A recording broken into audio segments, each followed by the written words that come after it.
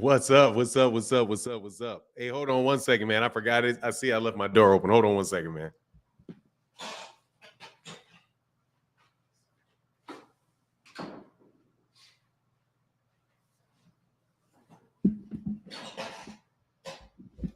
What's good with everybody this morning, man?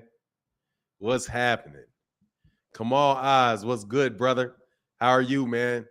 Dapper Douglas in the building. What's going on? Mr. Elam, Mike Rhyme, what's happening, man? Always good to see you.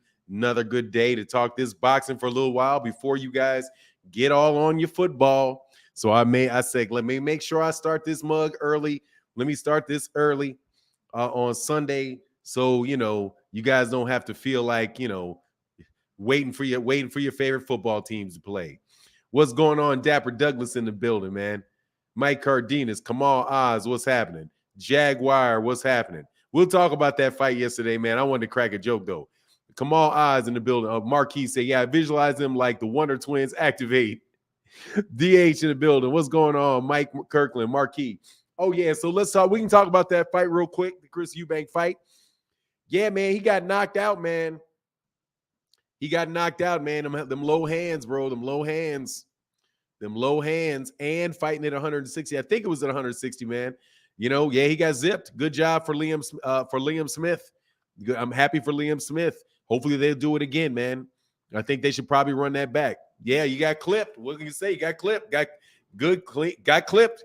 Got knocked. You got put up out of there, man. Ain't too much to say about it. Other than good fight, other than good fight from your boy. It was entertaining, man.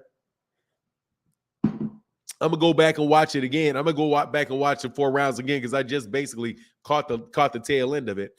Kamal says, smart man. My team plays tonight. 49ers about to beat that AAA, man. Look, dog. Next season,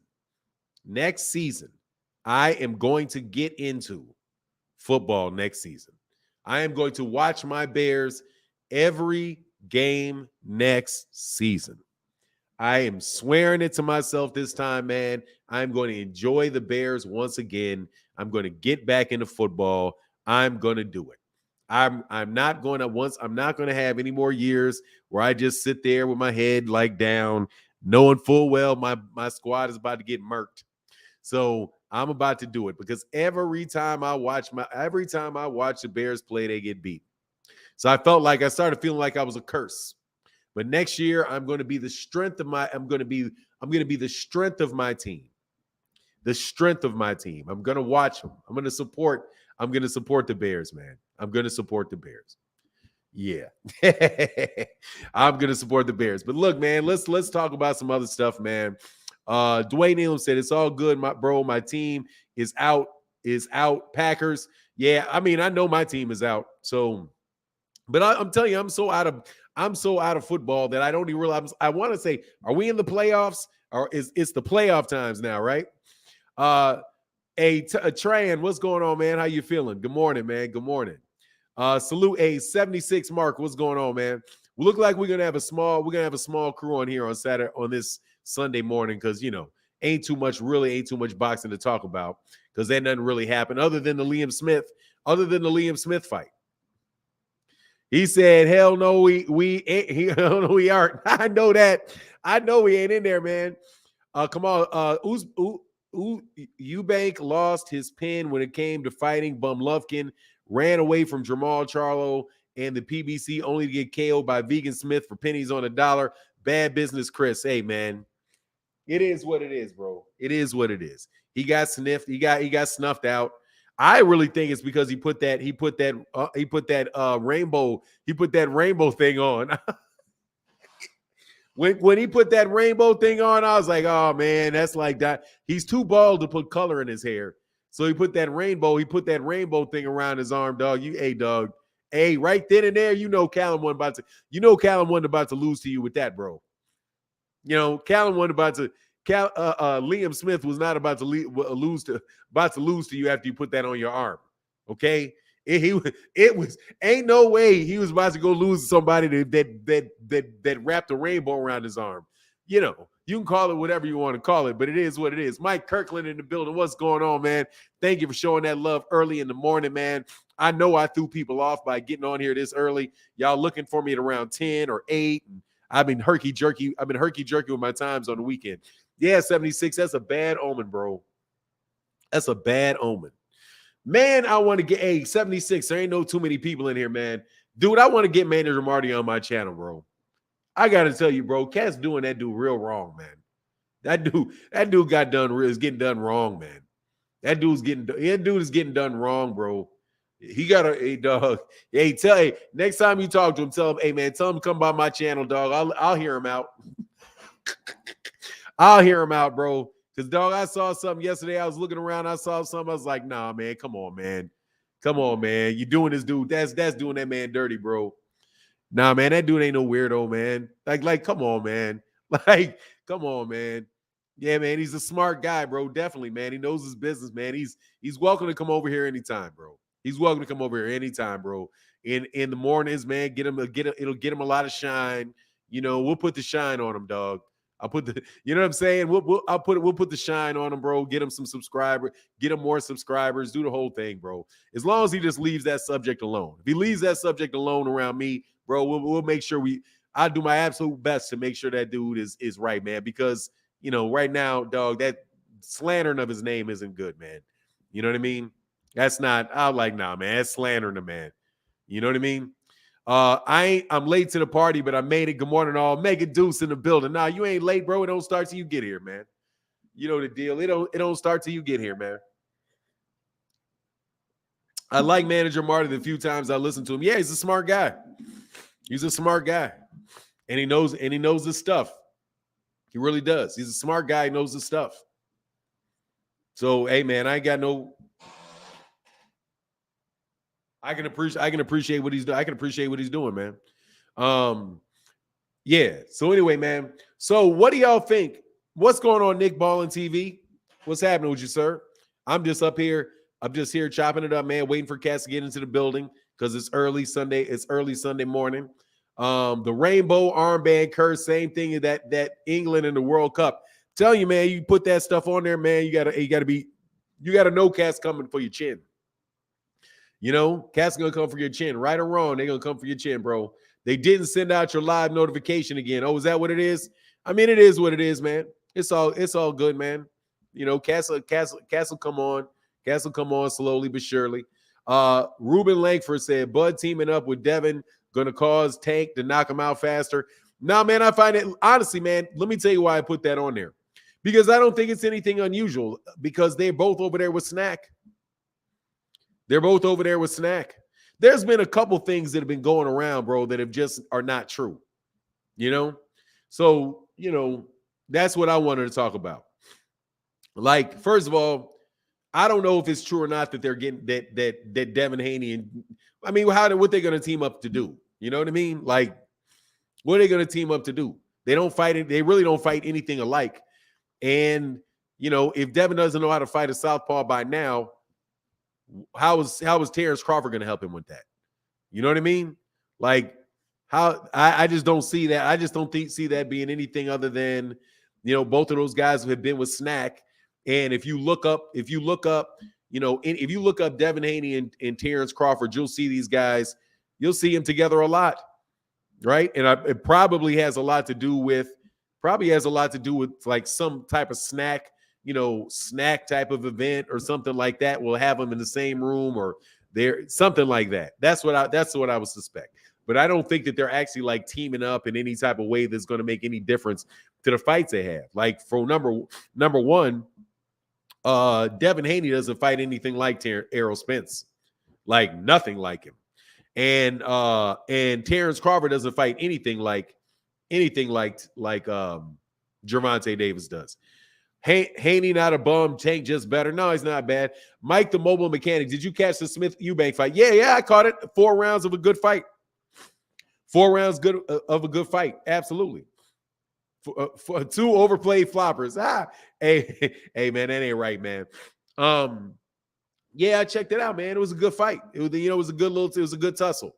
But as you know, I didn't spend a lot of time watching the prelims to it. But I think I I caught the knockout and I caught a little bit further into the fight. So I got to go back and watch the whole thing again. But that was good, man. You know what I mean? It was a good fight. And I'm happy for Liam Smith.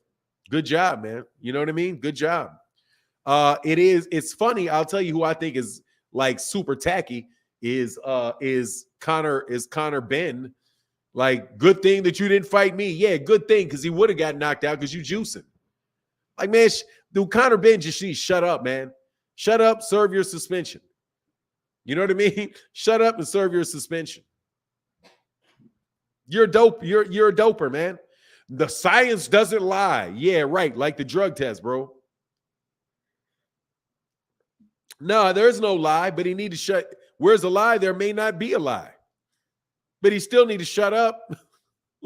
like there's something that you can even tell. You can tell the truth and still be full of it. Rise podcast in the middle in the building. What's going on, Rise? Rise and shine.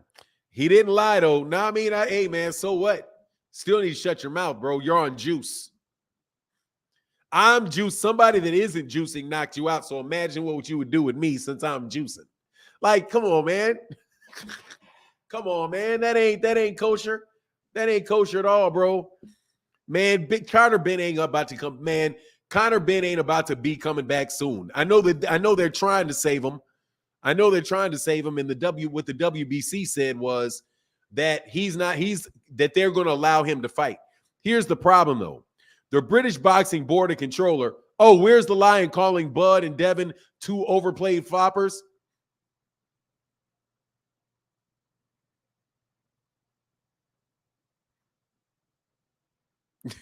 I mean, you know, I don't know how much Devin makes, so I can't speak on that.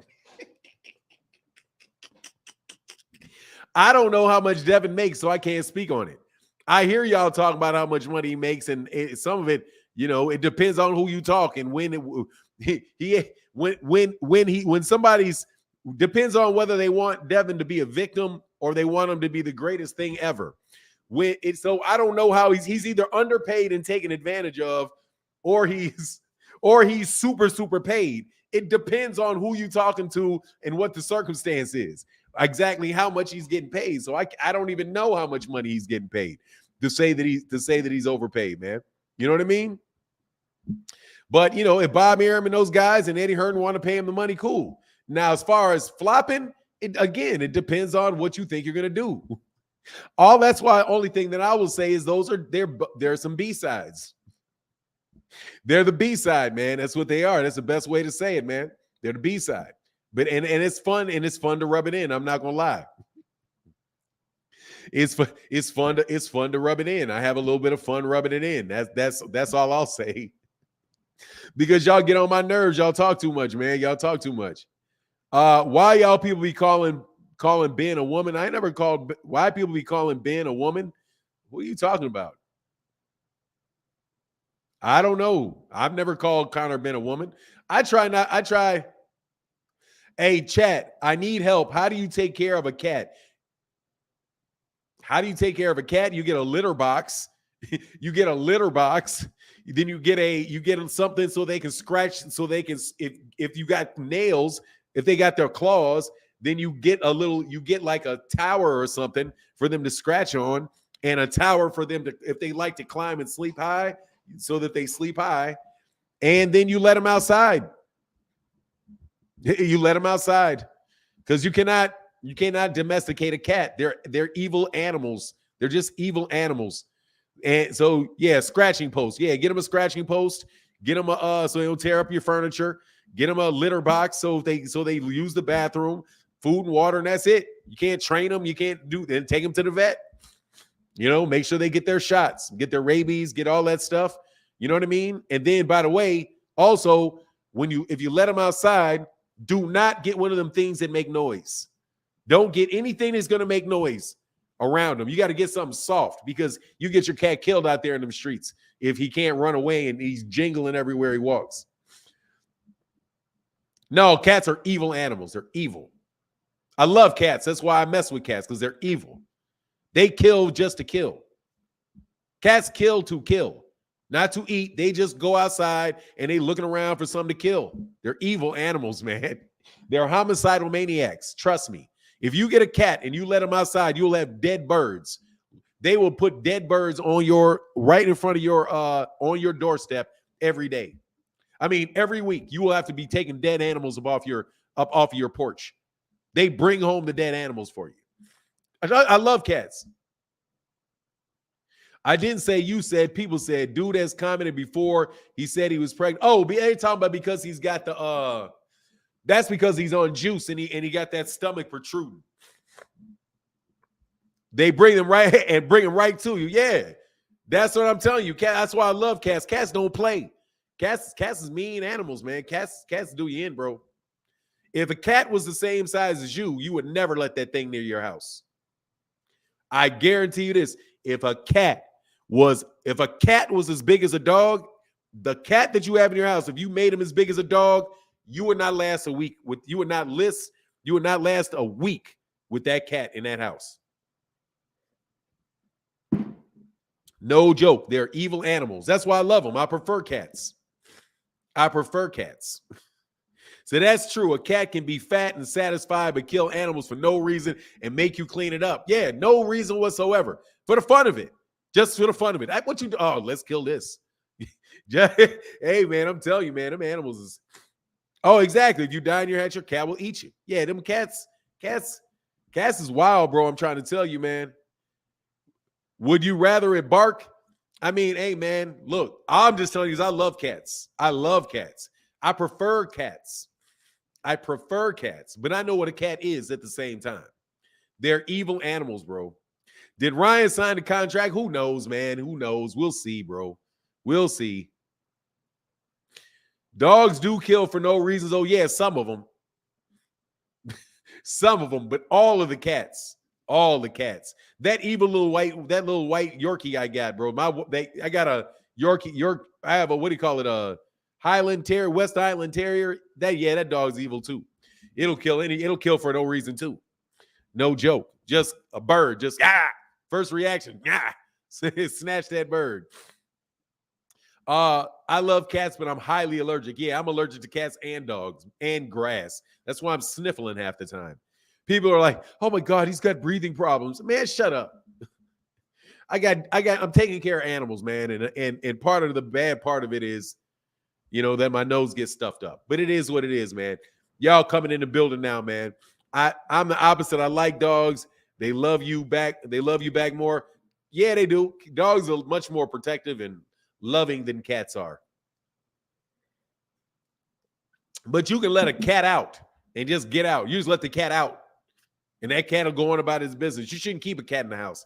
My personal opinion is you shouldn't keep cats in the house. You should not declaw them, and you should just let them get their shots and all of that stuff, and then let them out. And then they'll scratch at their door. They scratch at the door to get in and come eat at the end of the day. When they want out, let that cat out. You do not have to. You say you don't have to feed a cat. Just open the door. Just open the door and let that mug out, bro. You got that right, man. Anyway, man, let's get back to this boxing talk, man. We got 221 people in the building. I shouldn't keep this cat in my apartment then. Hey, it just depends on, did you get a feral cat? That cat fat's going to drive you nuts trying to get out. If it's a declawed cat, if the cat's got claws, you should let it out. If your apartment, though, he'll never get back up into your apartment. So you should probably keep it in your apartment because it won't be able to get in and get around your building. You can let those out if you have a door that lets right out into the woods or right out into a street. Navange will do wonders for your sinuses. Yeah, I appreciate it, bro. Yeah, it's a kitten. You got to keep a kitten inside. Yeah, you got to keep a kitten inside. What's going on, JR from 91 Junior from 919? What's going on, brother? Oh, but Turby said Baturbi is going to tear Yard up. Sad it had to be him. When is that fight, man? When is that fight? By the way, I have to tell you, after yesterday, for 9, it's straight follow me home from the train station, came right into my apartment. It's a stray kitten. Oh, you got to go take that. If it's a stray kitten, you got to go take that to the vet. Go to the vet. You got to take it to the vet. Take it to the vet. Make sure it gets all of its shots, all of that stuff. And then if you want to keep it, you can keep it. But if you're going to keep it in your apartment, just don't declaw it, because that's cruel. Because if it gets out, it's dead. If another cat will kill it. Anyway, let's get back to this boxing. Antonio team, salute Fanon. Good morning to you, sir. Ready for this boxing talk with my guy Fanon. Thank you, brother. What's good? What's good? What's good? Sundown Legend. What is this? What is that, Rise? What you talking about, Rise? Fanon, what it do, Joe? Another Chi-Town cat checking in on your podcast. Stony Island, South Shore. That's what's up. Appreciate your content. That's what's up, man. Thank you. Indica Sticks. Man, on the indigo. Gervonta Davis and Errol Spence in trouble as hey, look. Did you see that question mark right there? Silly Jill, you see that question right there? Let me tell you why I asked the question. Because there's a lot of people running around saying that Terence Crawford is teaching Devin Haney how to beat southpaws, implying that he's training him to beat Gervonta Davis. There you go. So B-sides unite to defeat Gervonta Tank Davis, because everything that anybody does is related somehow, some way to connecting Devin Haney to Gervonta Tank Davis. But nobody is talking about. Let me ask you a question. Have you heard anybody talking about a fight between Devin Haney and Vasily Lomachenko? Let me know. Hold on one second. I got to blow my nose.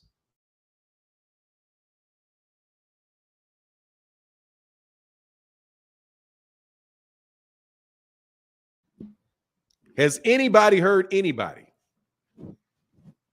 talking about Devin Haney versus Lomachenko? No.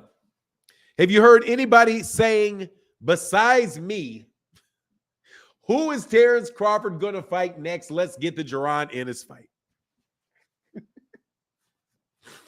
Jaron Ennis has an open calendar, and so does Terence Crawford. Since Jaron Ennis is not ready, but he says he's ready, can we get the Jaron Ennis Terence Crawford fight? Can we no longer talk about Terence Crawford fighting Errol Spence, because it's not going to happen?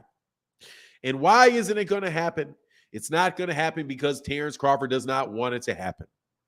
So I would like to know, of these two great fighters, who are they going to fight next? Or excuse me, one fight, I would like to talk about Devin Haney and Vasily Lomachenko and how you guys see that fight coming out. And are you going to buy the pay-per-view? Because I can guarantee you already that pay-per-view is going to do 300,000 pay-per-views. That fight right there is 300,000 pay-per-views. I guarantee you he will outsell Gervonta Davis in that pay-per-view. I guarantee you it. 100% guarantee you that if that fight is on pay-per-view, it will do more than 61,000 pay-per-view buys, and Devin Haney will be the pay-per-view star. Does anybody want to make a wager with me? Oops, sorry about that. Would anybody like to wager me? Would anybody like to bet that? Anybody want to bet me on that? Hey, come on. Who will take that bet? Devin Haney. Thank you, Marquis. I got Devin. I'm definitely buying and watching. But watch this. I guarantee you this. If Lomachenko and Devin Haney fight on pay-per-view, breaking news, Devin Haney outsold Gervonta Tank Davis on pay-per-view. I promise you that will happen. Promise you. It will happen from Rick Glazier. It will happen on YouTube channels. because he will do more than 61,000. And the question will be, how come they didn't do a $5 million gate? Well, he's an anomaly.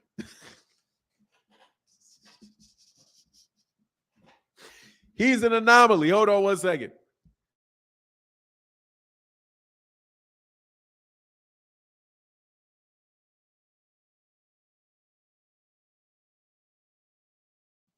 He's an anomaly. And Rod said, whole time it'll be a flop, bro. I don't think it does 300K. I say around maybe 80. Look, man, Sundown, do not get me wrong. I'm not talking about will actually look. I'm not talking about what will actually happen. Okay, I'm talking about what will happen in the Devin Haney universe. Because you got to understand, boxing. We have been introduced to a megaverse. We are in the multiverse. We're in the multiverse where we can exist in multiple universes and multiple realities at the same time. So there is the Devin Haney reality.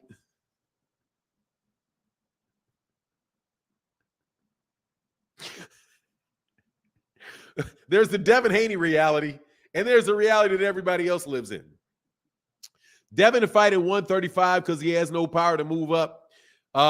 Brian, what's going on? King B, Fulcon said, Devin Aloma not doing 300K by. Let me tell you something. Brian, I promise you, it will be reported that Devin Haney outsold Gervonta Davis on pay-per-view.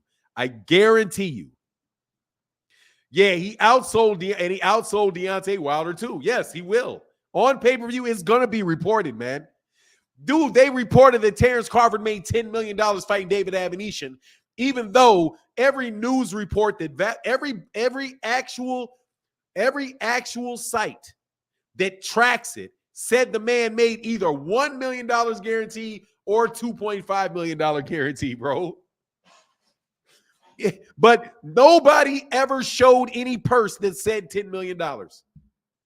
No purse. Nobody has ever come out with any figures that were released by the state of Nebraska that said that man got $10 million. Matter of fact, there's somebody that comes by this channel often that said that they saw wire transfers, that they actually saw the wire transfers for the fight, and it did not add up to $10 million. So, hey, but like I said, hey, Kamal says Z-Side Bud is not going to fight Ennis. He has Lionel Richie, Billy Bob, Sling Blade Thornton, and Ernie Hudson on the tap for 2023. Ernie Ghostbuster Hudson on tap, dude. You know who this next fight, bro. Hey, Touch and Trent said Devin couldn't sell a family reunion if he tried. Oh, I think he could fill up the family reunion, bro. I think he could do that. If they release those numbers, Bud would be on first 48. What is that? Be on first 48. What does that mean? I don't know what first 48 rise. All I know is that he outsold Gervonta Davis 2-1. 3-1. Oh, 2.5-1. 2.5-1. He sold twice as many pay-per-views that Terence Crawford against David Avanesyan did twice as many pay-per-views as Gervonta Davis's did. Twice as many.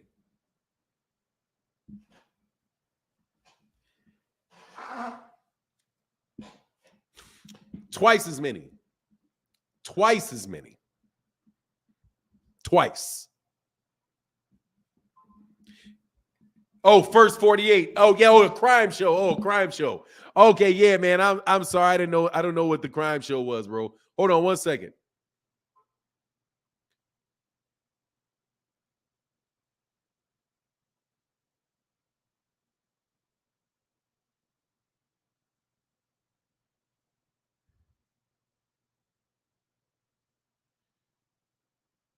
Okay.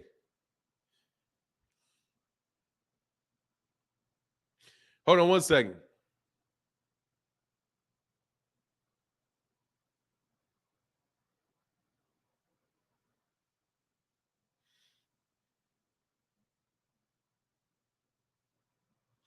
Yeeks. Yeeks. Oh, something is expensive, but I'm about to pay that money. All right, got to be stupid if you believe them numbers, bro. Let me tell you something, man. That's why I think we should definitely, dude. Man, there's a guy already got a debate series, bro. But I think that I'm gonna like dedicate a show on just one show a week to let these cats debate one another, man. Because I'm seriously, man, nobody ever comes near me with these debates. And I do think that it is a valuable thing, man. Because some of this stuff, man, is so silly in our very small, maybe, 30, 40,000. I mean, on the real, like what we got, like 200,000-300,000 people that are really, yeah. I don't get to check it out, but I heard. But like, there's like 300,000-400,000 people, man. And people, honestly, man, somebody needs their feet held to the fire, bro. You know what I'm saying? Like, some people need their feet held to the fire, man. Like, it's about, no joke, man, because you guys out here just lying, man. Y'all just, I mean, seriously, man, you got some people believing some stuff, bro, because you are Gandalf the Black. Oh, because I'm Gandalf the Black. Dog, I can't get a debate for nothing, bro. I can't get a debate for nothing. I'm not going to steal KO's. I'm not going to steal KO's model, though, bro. Because I'm telling you, some people came up stealing people's stuff. I ain't going to lie. Some cats came up stealing people's stuff, bro. If I ever gave you like a chronological order about how YouTube channels have grown, bro, you'll see some real dirty stuff going on, man. Some real dirty stuff going on. He said the verbal sorcerer. Hey, man, I'm just trying to tell you, dog, I'll get you. I'll get you. Nobody is paying for the fight these days, so numbers will be done for any fighter. Marquise Love, bro, people pay for the fights, man. Stop. If you keep repeating the same thing over and over again, then you're going to believe it. People will believe it. It's not true that people are not paying for fights. It's not true.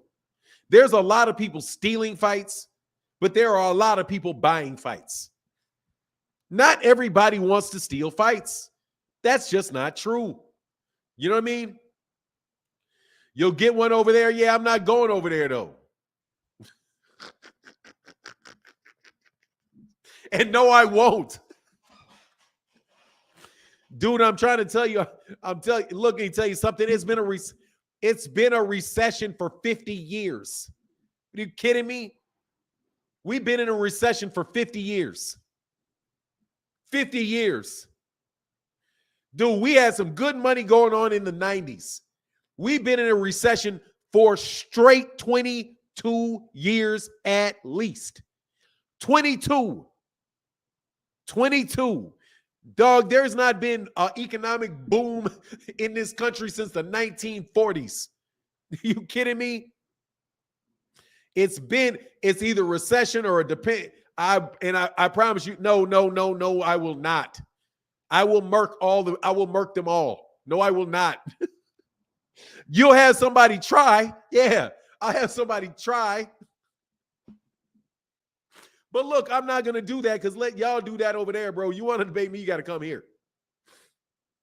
You got to come here, bro. Trust me. Everybody that does debate over there has been able to hit a link over here. The link's been here. You think people don't know that I'm here? You think people don't know I'm sitting right here? I'm sitting right here. I'm sitting right here with a link. They've come over here and they've got yicked. Trust me, bro, I will not get one, Tony T. Especially not with people that I agree with, because most of the people winning the debates are the ones that have the same opinion as me. But anyway, great work last night on Boots and the rankings. Hey, thank you, Trey Hampton, because, oh my God. Seriously, man, y'all stop lying. Much love, Trey Hampton. Let me tell you something, man. Let me tell you something. He said, "For nine, I hear that. Let them come here." Yeah, they come here, though. They have come here. Trust me, they have come here. The ones that think that the ones that get cocky, they've been here, man. They've been here. But I'm not, like I said, I'm not going to debate for just the fun of debating. I'll let other people debate, though. But like I said, I'm not going to steal that man's format. So it is what it is, man. I I would like to see these guys actually do it because if you debate people, if you're the type of guy to go around to other channels and debate other guys on their channels, then when somebody calls you out, then you need to debate the guy. You can't say you out there engaging in it, but then when somebody wants somebody that looks like they can handle you, starts calling you out, then you don't want to do it no more. You know what I'm saying? Others crying conspiracy about Boots. Let me tell you something, man. Marquis, they are selling that nonsense. Because I told you that Boots was going to leave the rankings. I told you that before the fight took place. And you know why he left the rankings? Because he's a champion in the IBF. Since he is a champion in the IBF, every other division, every other sanctioning body is going to remove him from the rankings. There's no conspiracy there. It's a basic rule in boxing. So even to act like for a second that you don't understand that, dog, you're just saying that to incite people. They're just saying it to incite people. That's like saying, well, why isn't Terence Crawford in the WBA rankings? Oh, they're prejudiced against Terence Crawford because Terence Crawford's not in the WBA rankings. That's silly. Because he's a champion with the WBO. Whether you like the title or not, Gervonta Davis is not in the rankings of any other sanctioning body because he is the WBA champion.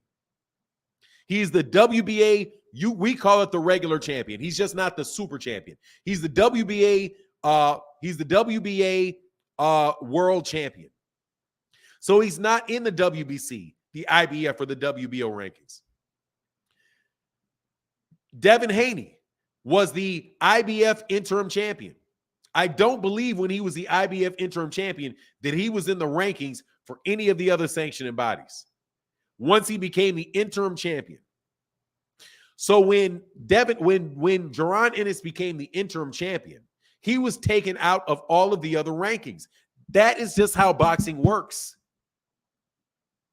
That's not some prejudice towards in favor of Virgil Ortiz and Keith Thurman. So why would you want to lead Jaron Ennis fans who do not necessarily know that to believe that he's being taken advantage of? I said the whole time, dude, you should probably not get that interim title because if you get that interim title, they're going to drop you from all the rankings. What do you mean they shouldn't do that? They have to do it. Roberto Lopez, they have to do it. They should do it and they have to do it. Let me tell you why they have to do it. Because they cannot order a fighter to defend their IBF championship against somebody else. If you do not have a WBC championship, but you're in the rankings of the WBC has the right to order you to fight somebody else in their ranking. Here's the problem. If you're a champion in another division, that would be in effect the WBC ordering Jaron Ennis to defend his IBF title against somebody in the WBC rankings. Right? You can't do that. Now, if you say get rid of the interim title, get rid of all the secondary titles, I can understand that. But at the same time, it doesn't change it. It doesn't change it. Jaron Ennis is a champion, is an IBF champion, interim champion. He has a belt. He has a belt called the IBF Interim Championship. That's what he is. So the WBC does not have the right to order him to defend that belt against somebody. Neither does the WBO, neither does the WBA. You just can't do it. I mean, look, man, are we paying attention to the rules of boxing or not? And how do you not know this? How do you not know this? I learned it. You know who told me, who said this? Jake Donovan. Jake Donovan put that on Twitter months ago. Well, he's going to fall out of the rankings. And I was like, oh, man, well, shoot, that sucks, but it's true. And what happens? He falls out of the rankings. Adam Quinones, what's going on, brother? How you feeling, man? A lot of people don't know that phenomenon. The people that are saying it know it, though. No, the people that are doing the videos and saying this, they know it, though.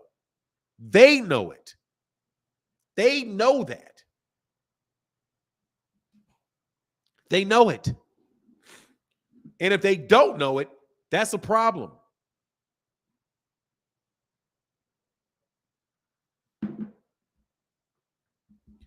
This is not the first time this has happened. This has happened for several years. We've been talking about this for 5 years. You know this. This is not something that is complicated or unknown. So why are you guys saying it? It's not fair. Like, again, man, it's all people are always trying to get people mad about something. Always trying to point out how boxing screwed up. But that's not, but if it's going to be screwed up, let it be screwed up that's actually something that's screwed up. You can say, okay, it's unfair that he's out of the rankings.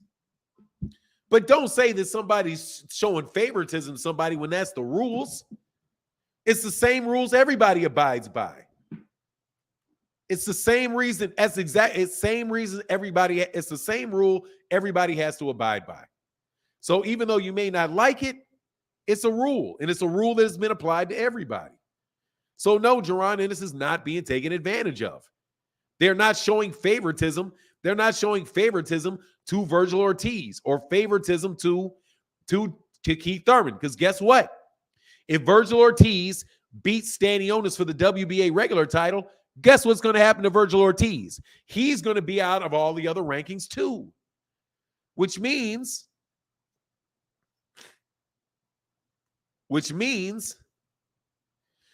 that Terence Crawford is going to have to fight him as a voluntary. He's going to have to fight him as a voluntary. But y'all don't want Terence Crawford to fight any of these guys as voluntaries. This is how bad it is with Terence Crawford. This is how bad it is.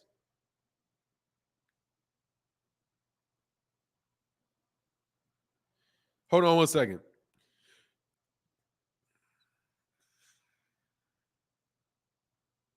Oh, man, much love in the Cash App to my guys yesterday that I caught a little bit late. Andre Robinson in that Cash App said, I like three. Oh, I got that.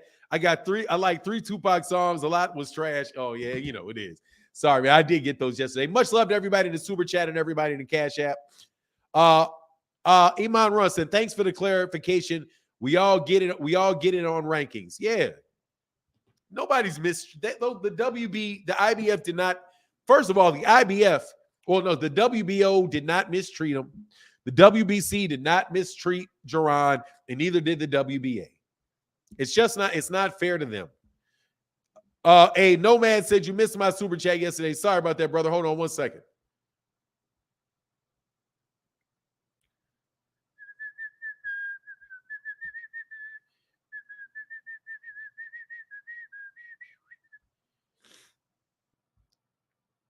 Nomads. I don't think I can pull it up, but I can definitely get it.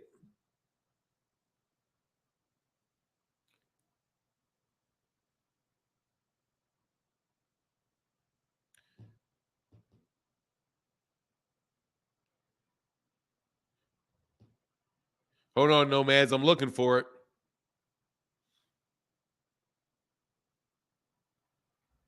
Nomads, it didn't go through, brother. I just went through. Oh, there it is. My bad. Good morning. Oh, my man. Much love in that super chat to Nomads 300. Said, good morning. The honesty of your channel is gold. Thank you, brother. With a big $2 holler to my guy, Nomads. Thank you, brother. Sorry about that. Yes, you did. And I'm sorry that I missed that yesterday. I am not going to listen to anything you have to say. The WBC did mistreat Devin, though. Yeah, they mistreated him, all right. By literally giving that man everything that man asked for, they mistreated him. Y'all are wild, bro. What do you think about the talks of having a fight between Tank and Gary Russell Jr.? I love it. How is Errol, Mr. J23, how is it that Errol has 60 to 120 days to fight Boots after Keith if he's not ranked? He's ranked by the IBF. He's ranked by the IBF. There you go. Errol has between 60 to 120 days to fight Boots. Boots is the IBF interim champion. Boots is not removed from the rankings of the IBF. Let's go to the scorecards. Hold on one second. I'm telling you, man, the dudes is like the king of misinformation, bro. Y'all like the kings of misinformation. Hold on, man. Let's go to Boxing Scene. Shout out to Boxing Scene. We're going to go to their official rankings. We'll see the last time it was updated, though.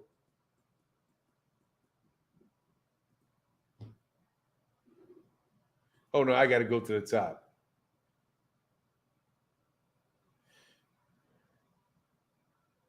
Oh, the IBF rankings have not been updated yet.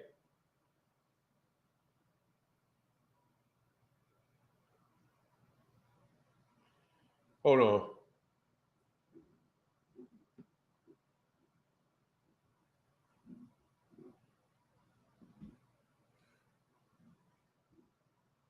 See, because Jaron Ennis is still listed in the WBA.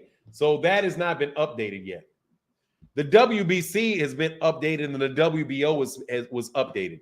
But they didn't update the WBA. He's going to leave the WBA rankings as well. He's no longer going to be number 2 in the WBA. And the IBF rankings have not been updated since they haven't been updated. The last time they were updated was January 6th. So they're not going to be updated for another couple of weeks. The WBC rankings were updated on the 10th. That's why he left the rankings. And the WBO rankings were updated on the 17th. That's why he was out of that. And the WBA was was last updated on the 1st. So he's going to leave the WBC rankings or the WBA rankings probably on the 1st of February. And he's going to leave the rankings for the WBA. He'll leave the rankings for the WBA and the excuse me.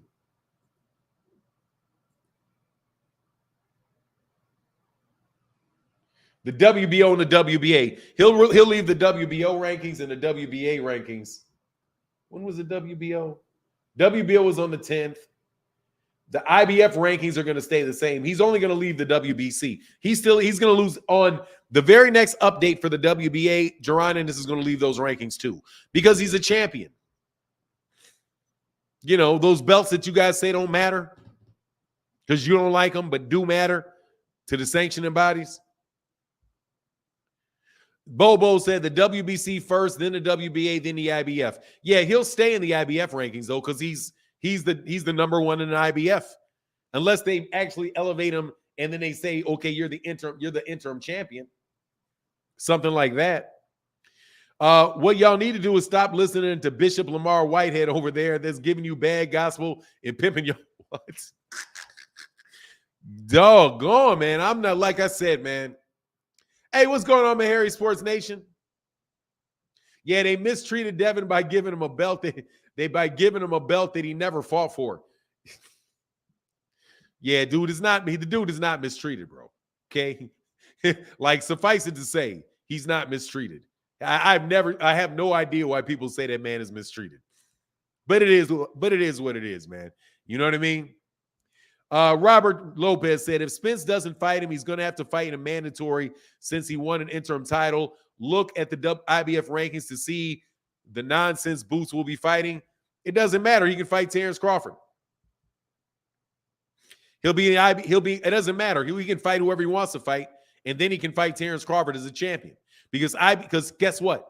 If Errol Spence Jr. moves up, if he moves up, or if he fights the next fight that's due for him, which is the WBA, not the IBF, then Terence Crawford needs to fight Jaron Ennis. Look at the crap Jaron Ennis. Look at the crap that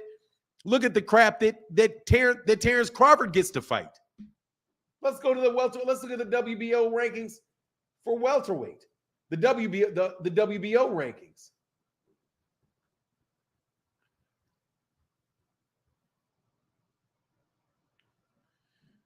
Keith Thurman is going to be fighting Errol, so he's out. You got Virgil Ortiz is fighting, so he's out. You have Alexis Rocha, Cody Crowley, Giovanni Santilli, Blair Cobbs.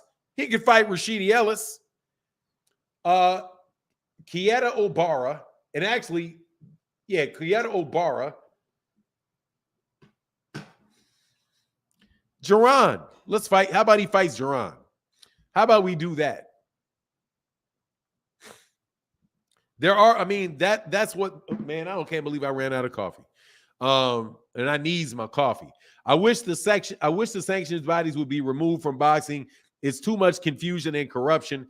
Yeah, man, but here's the thing, Mahari. If we're going to talk about corruption, at least let it be corruption. If it's a rule that is in there that makes sense, it's not corruption. That's not corruption. That's the rules. And how else can they operate?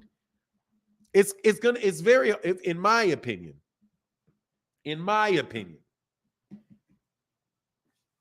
if I don't have any doubt that there's corruption in boxing, but there are people really that are like really pimping the idea that everything is corrupt, and not everything is corrupt. Okay.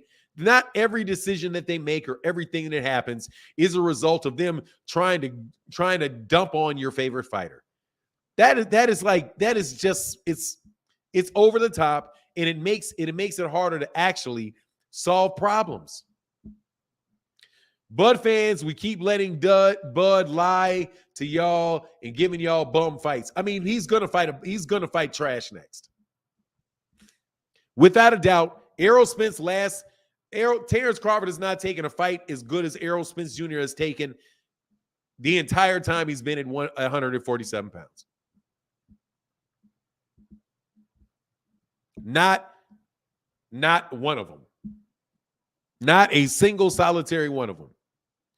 I don't know why some channels have been pushing that corruption narrative so that you can have an exciting headline.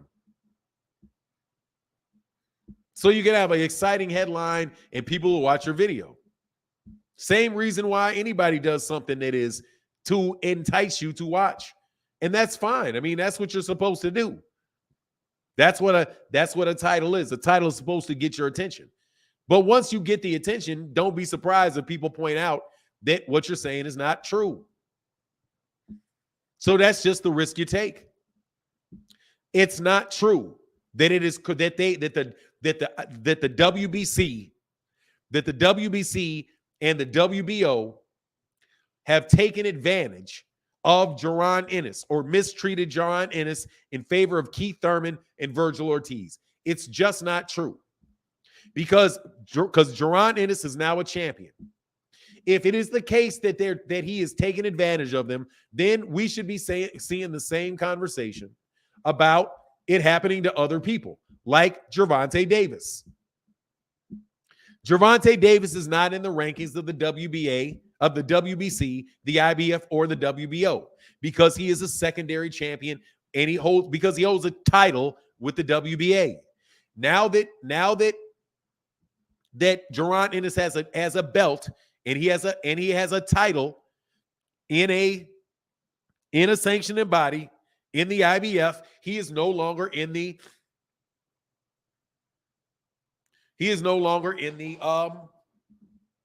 rankings. So again, we go back to what is good for the goose being good for the gander. What's good for the goose is good for the gander. Is Gervonta Davis being mistreated because he is not in the rankings for the WBC and the WBA and the IBF? I mean, and the WBO, the WBC, and the IBF. No. Stanionis is not in the rankings of any of those guys either. Is he? Stanionis is not ranked in the top 10 of the WBO. Stanionis is not in the IBF. And Stanionis is not in the WBC. Is he? Let's go up and see if it applies to anybody else. Erislandy Lara is the WBA regular champion. Is he in the rankings of anybody else? He's not in the WBC. He's not in the IBF. He's not in the WBO. Let's move on up to Dave Morrell. Somebody else that has Dave Morrell is probably even a better example. Has a secondary belt. Is he in the rankings of anybody else? Or let's say David Benavidez has a WBC title. Is he in the rankings for the WBA? No. Is David Benavidez in the rankings at 168 in the IBF? No. Is David Benavidez in the rankings for the WBO? Top 10? No. You also have John Ryder, who has a secondary belt for the WBO. Is he in the rankings of the IBF? No. Is he in the rankings of the WBA? No. Is he in the rankings for the WBC? No. So if they're taking advantage of Jaron Ennis, then they have to be taking advantage of David Morrell, David Benavidez, and John Ryder too. Right? Right? I'm telling you. I know what you're saying, Abel Mahari. I understand what you're saying. I'm just telling you. No. And this is something that if you just look it up, if all you got to do is just look it up. E Moneybag said, why are we still talking about this? How don't people understand this? People don't understand it because they keep being told otherwise. Because they're being told otherwise. That's why. Dang, I almost missed the stream. No notification. Hey, what's going on? Orlando Pearson in the building. What's going on? Yeah, man. You know what it is, man. It's funny. The notifications are real funny. DB said, Bud and Spence will never happen. We have a better chance of seeing Clubber Lang versus Thunderlips. I agree. So can we please get the Jaron Ennis versus Terence Crawford fight? Because Terence Crawford is not going to 154. He's not going. He said if he didn't get Errol Spence, he was moving up to fight Jaron Ennis. He was going to go fight Jermell Charlo. He's not going to fight Jermell Charlo. So can we just get a Jaron Ennis fight? Richard Dominguez said, somebody's trying to convince me Boots was being mistreated unfairly. If he's being treated unfairly, then so is everybody. So is David Benavidez, David Morrell, and John Ryder, who are all in the same situation. They are secondary champions in a division who are not in the rankings of any other division. He is not being treated unfairly unless you're saying that all of these other guys are being treated unfairly, including Gervonta Davis.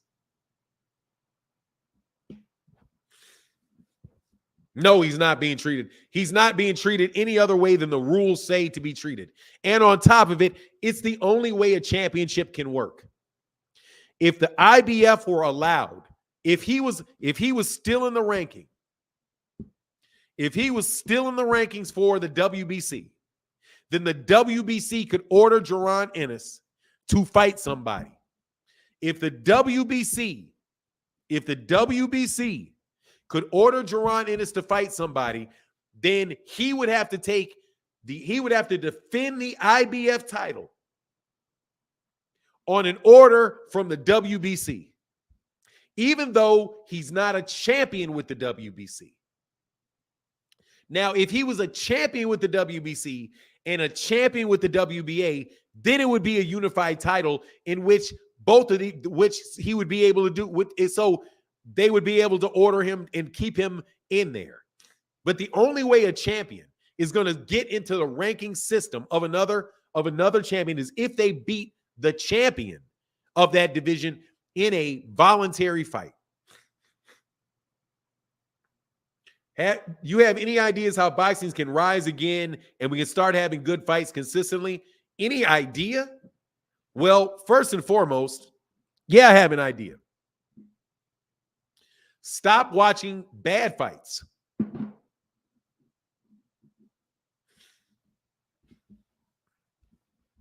Stop watching bad fights.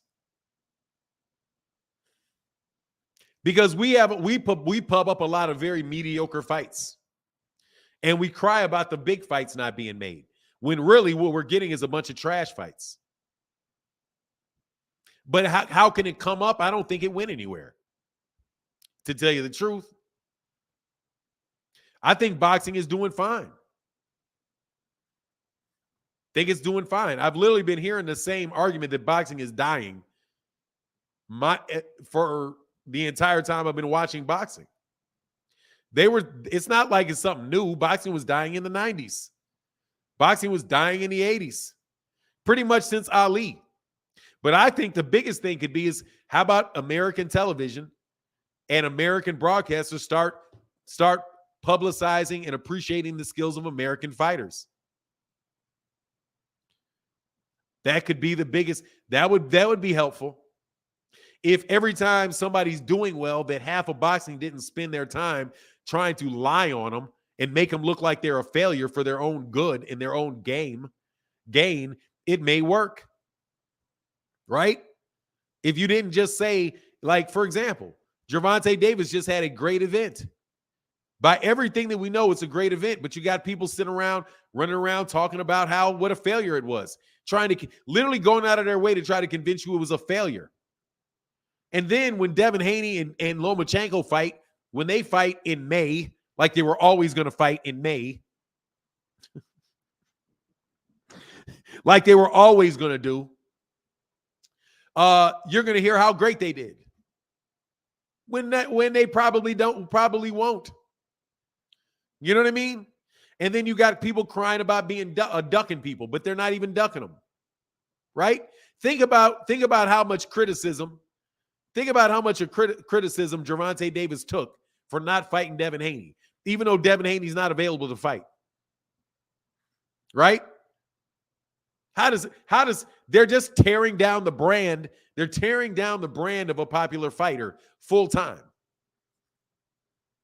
And wonder why, hey man, maybe that's why you didn't do great pay-per-views, because you spent all your time bad-mouthing them. And you're going to continue to bad-mouth them. He said, for non-American fighters, yeah. How about you grow American boxing? How about you focus on American boxing? The people that are buying the pay-per-views are American fighters. But all the time Anthony Joshua was coming up, they whole bunch of American channels, a bunch of American news were sitting there bragging about how great boxing is in the UK. Oh man, boxing in the Ukraine. Oh man, boxing everywhere but America. American fighters, it's falling apart. American, when you really mean black fighters. Because the dominant boxing athlete coming out of America is typically black fighters.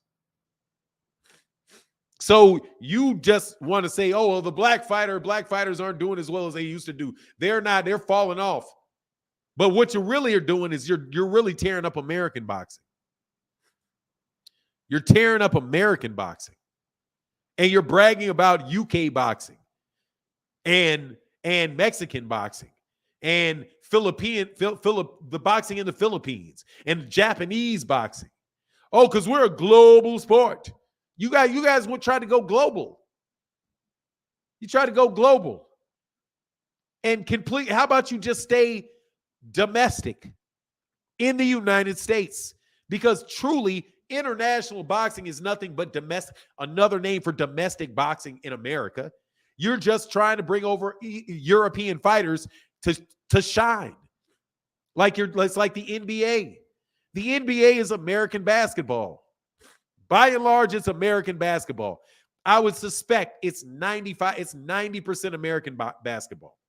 90%. But you try to go global.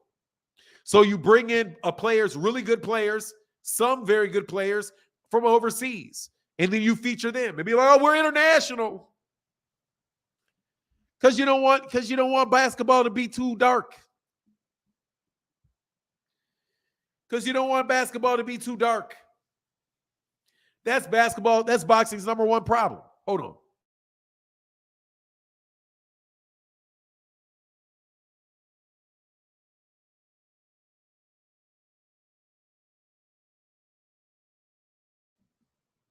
Marty said they even took away boxing games and turned it to the UFC. But guess what's going to happen with the UFC? UFC is going to get more darker, more blacker. The more athletes that they got, the more money goes over there, the more darker, the more blacker the UFC is going to get. Sorry to break it to you. Kids are going to start taking Hapkido classes. Going to go take jiu-jitsu classes. They're going to take jiu-jitsu classes and boxing classes, and they're going to wind up taking that over too. You know what I mean? No, that's the number one problem in American boxing. And that's why Paulie Malignaggi, even though Paulie Malignaggi, he knows his boxing, but what did he say? Oh, they're not, the Europeans are dominating. Even though the Ukraine literally got one champion. Ukraine got one.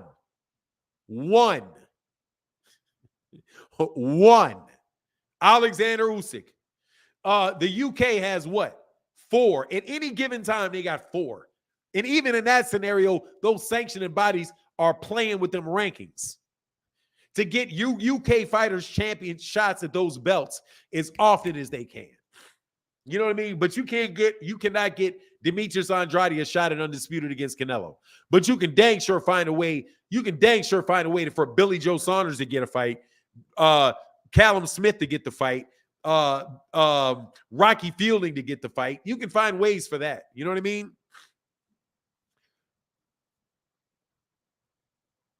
Boxing is a white man's sport. You dumb ass. Check your history out.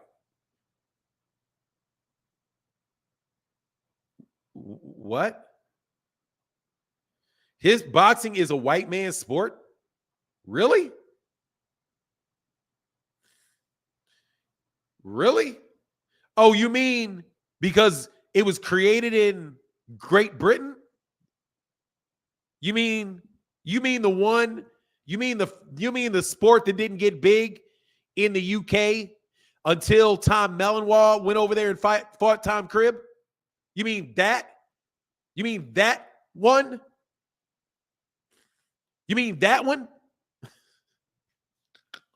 No, it is. It is a white man's sport. It is a sport that was created in Great Britain because they wanted to have duels, but they didn't want to have people die. So since the French were doing that stuff, you know how they used to do this? They used to come with they had the guns, and they used to say, I challenge you to a duel. So instead of people challenging each other to a duel where a rich guy dies and nobody makes any money and families are screwed over, they said, okay, let's have some poor people punch each other in the face and we will gamble on which one of our champion, because who's championing our causes? A fighter, a poor fighter. But let me also break this to you. It wasn't a white man's sport because the concept of white man did not originate in the UK. It originated in the United States after Bacon's Rebellion in 1690.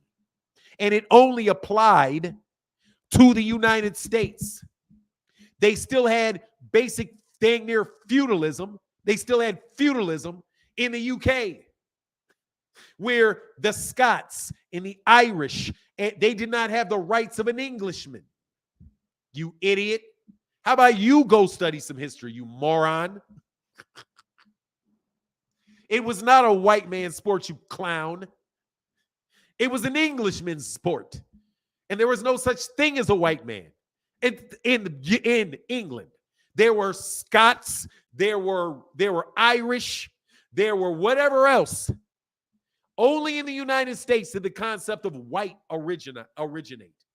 So no, if you would have asked In 1695, if you would have asked somebody that was a pugilist at that time, are you white? They would have looked at you and said, what do you mean by that? Are you calling me a coward? Or what do you mean by that? How about you go learn your history, idiot? But it did not get big until Tom Melanois jumped off the boat and fought Tom Cribb. Thank you very much. Do your history. Do your history. You moron. Like I said, they don't want no smoke around these parts, bro. Like I said, they don't want no smoke. H. Boston. H. Idiot.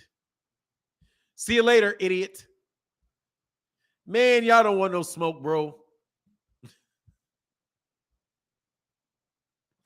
You don't want no smoke, you idiot. Facts, OG. The NBA is a team sport, though. Coaches, GMs, training staffs get credit for culture, but it's too much to admit the top 5 black fighters are black.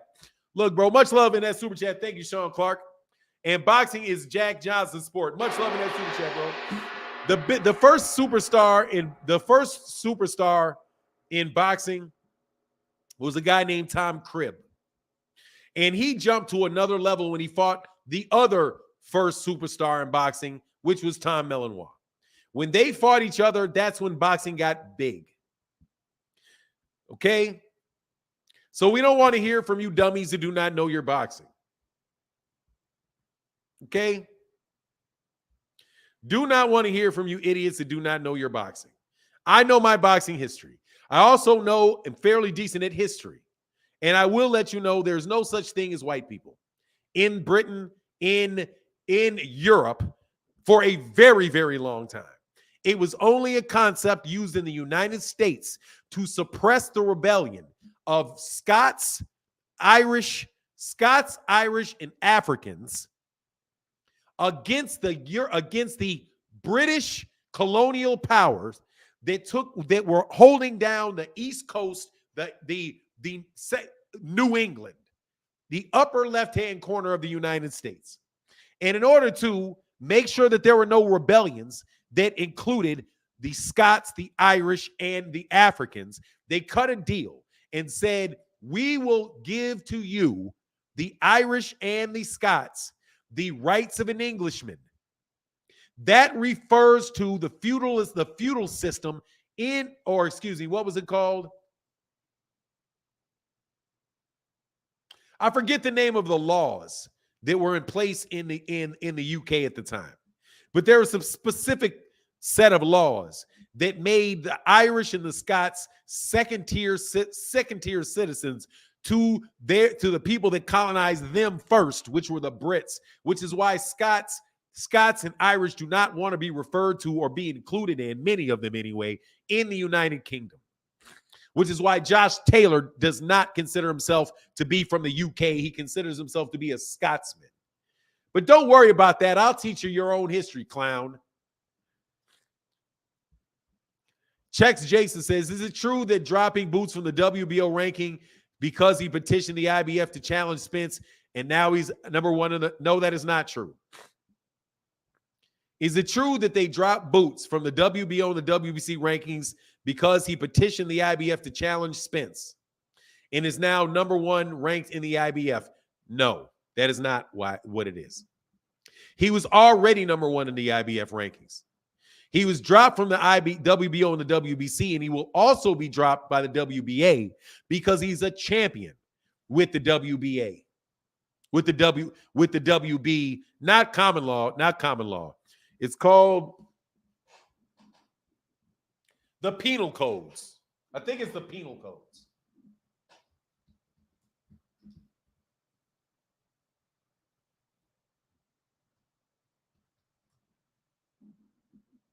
The penal law, not the penal codes. No, it's the penal laws.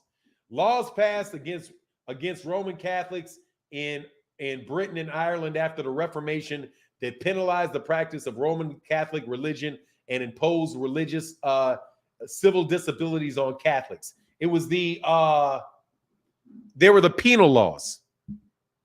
It was the penal laws. Because Irish were largely Catholic. And I think maybe the Scots were, because you have the Church of England. The Protestants are the Church of England, I do believe. I'll say, thanks, Fanon. Thanks, brother. I heard that yesterday, Fanon. Yeah, that's not true. They didn't drop him because he petitioned the IBF to challenge Spence. No. That is not true.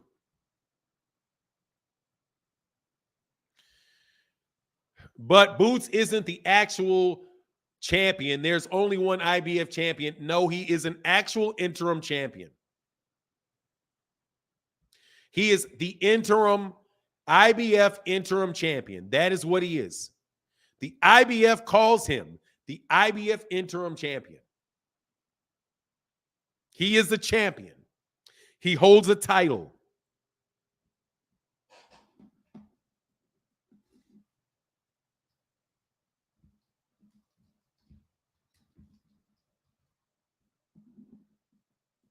Hold on a second. Watch.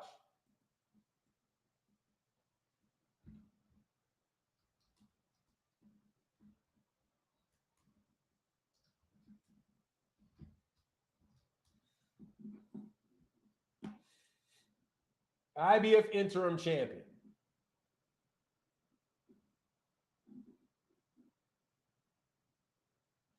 Yep. The IBF interim champion is Jaron Ennis. Current interim champions. Also, middleweight, Carlos Adames. So let's see. Carlos Adames is the WBC interim champion right now. If this is true, I think this is true. Let's see.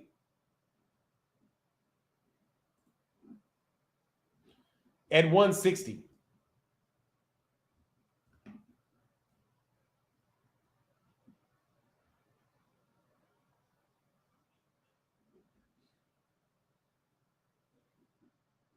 Hold on 1 second.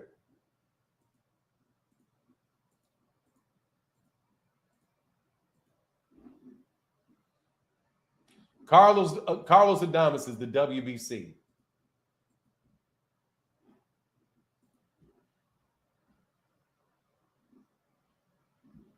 He's not in the IBF. He's not in the WBA. Yeah, it's right there. It's in middleweight. He's not.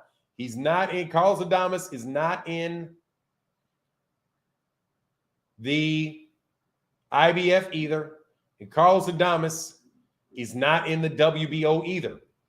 There are no interim champions listed in the rankings of other sanctioning bodies because it is a championship.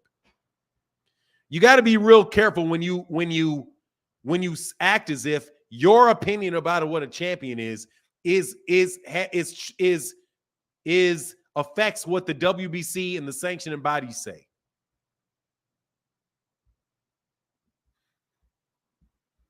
They say they're champions, so they're champions. You know what I mean? They say they're champions, so they're champions. Virgil turned down the opportunity, so nothing to clamor for. What do you mean? Virgil had a #1 WBO spot. Why didn't y'all put any pressure on him to fight Crawford? Boots was already in the IBF. Man, ain't nobody trying to see. I'm going to keep it real boxing. Why didn't anybody put any pressure for him to fight Crawford? Because everybody wanted to see Crawford fight Spence. Because everybody was trying to get Crawford to fight Spence. There you go. Did Ryan sign a contract yet? I have no idea, man. We'll see if they announce it, man. We'll see if they announce it, man. Hey, check Jason. Much love in that super chat, brother. Thank you for supporting the channel, bro. Is it possible for Al Heyman to tell the sanctioning bodies my fighters want to fight for the belts anymore? Won't fight? I guess it's possible. Why would he do that?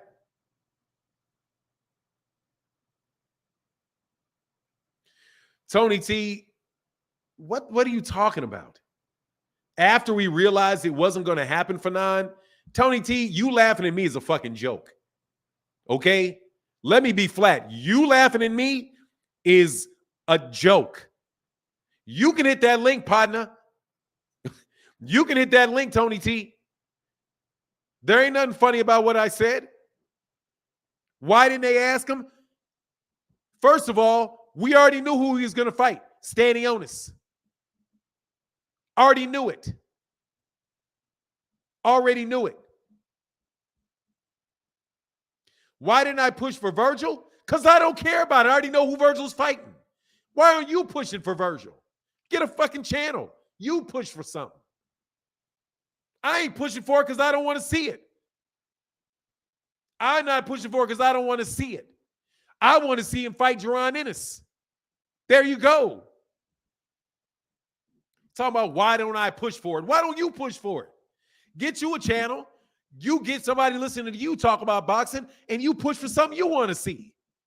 Why am I pushing for Terence Crawford to fight Virgil when I want Terence Crawford to fight Jaron? That's why. Kind of what's going on with Timothy? Seriously. Why are you trying to protect Bud? Why are you trying to protect Bud? Well, why don't you pressure somebody from to fight Virgil Ortiz? Virgil Ortiz already petitioned to fight Stanionis, and he did it, I do believe, before Errol Spence Jr., before Terence Crawford pulled out of that fight. Let's do the research.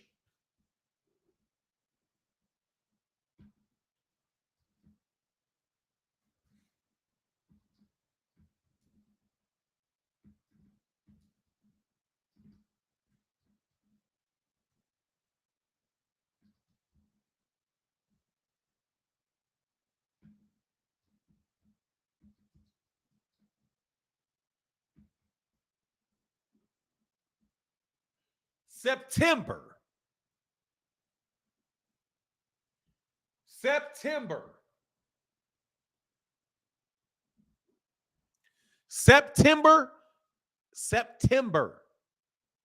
Of 2022, Tony. September 15th, Virgil Ortiz petitions the WBA to have mandatory status enforced against Amantas Stanionis. He did that in September of last year. The petition was granted. We have known that Virgil Ortiz was going to be fighting Stanionis since probably October of last year. But let's check it. Mister, you think it's funny?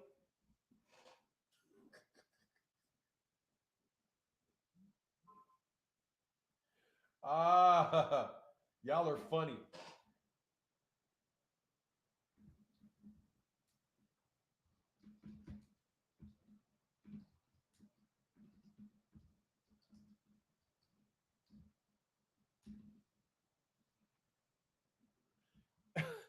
November 18th. Boy, Tony T, you suck at this, dog. You suck at this. November 18th. WBA orders Amantas Stanionis, Virgil Ortiz secondary title fight. So, since we knew since November 18th, which was before Terence Crawford said he was going to be fighting what's-his-face, I don't even remember his name, we already knew he was fighting the man of Stanionis. So are you asking me, why am I not asking for the WBA to the WBA to stop their order so that Stanionis can leave there, can go and fight for the WBO? Where you at, Tony?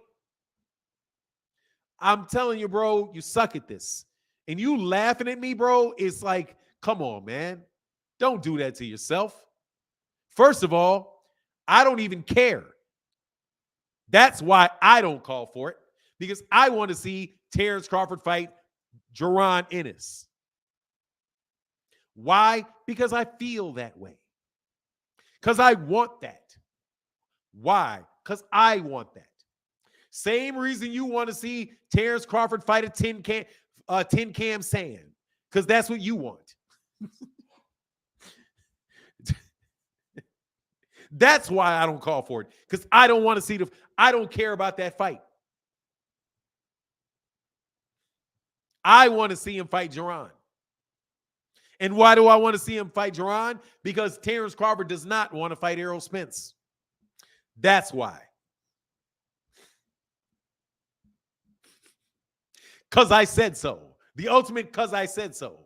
But also, why bother? Since he already has a fight coming up against Amanda Stanionis, which got delayed because I don't believe they're going to be fighting until like May.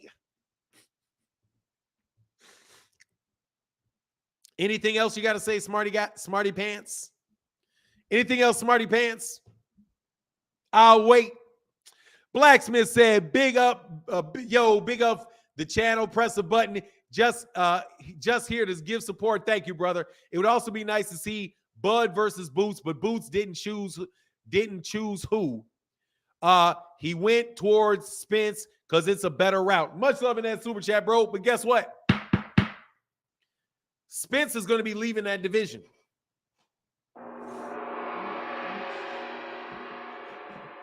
Spence is going to leave the division. Blacksmith Ross.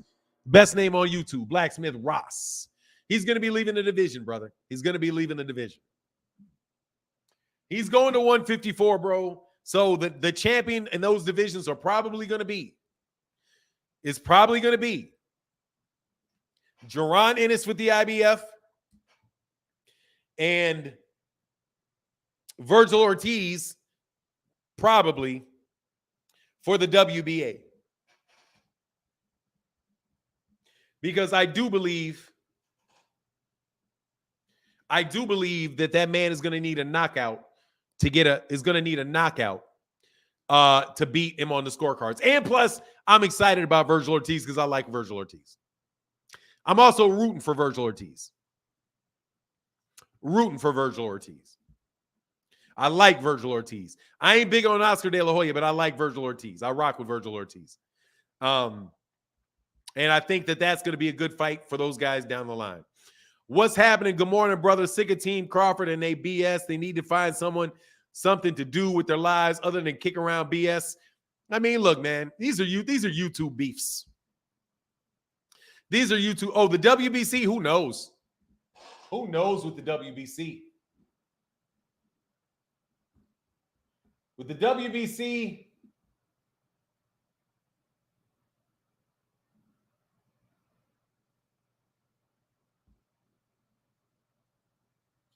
Virgil's going to be gone. Ennis is going to be gone. Thurman's going to be gone. Oh, the WBC. Thurman's going to be gone. Virgil's going to be gone. Ugas is still top 3. Cody Crowley, Amos. I don't know, man. I don't know what's going to go on with the WBC if Errol leaves.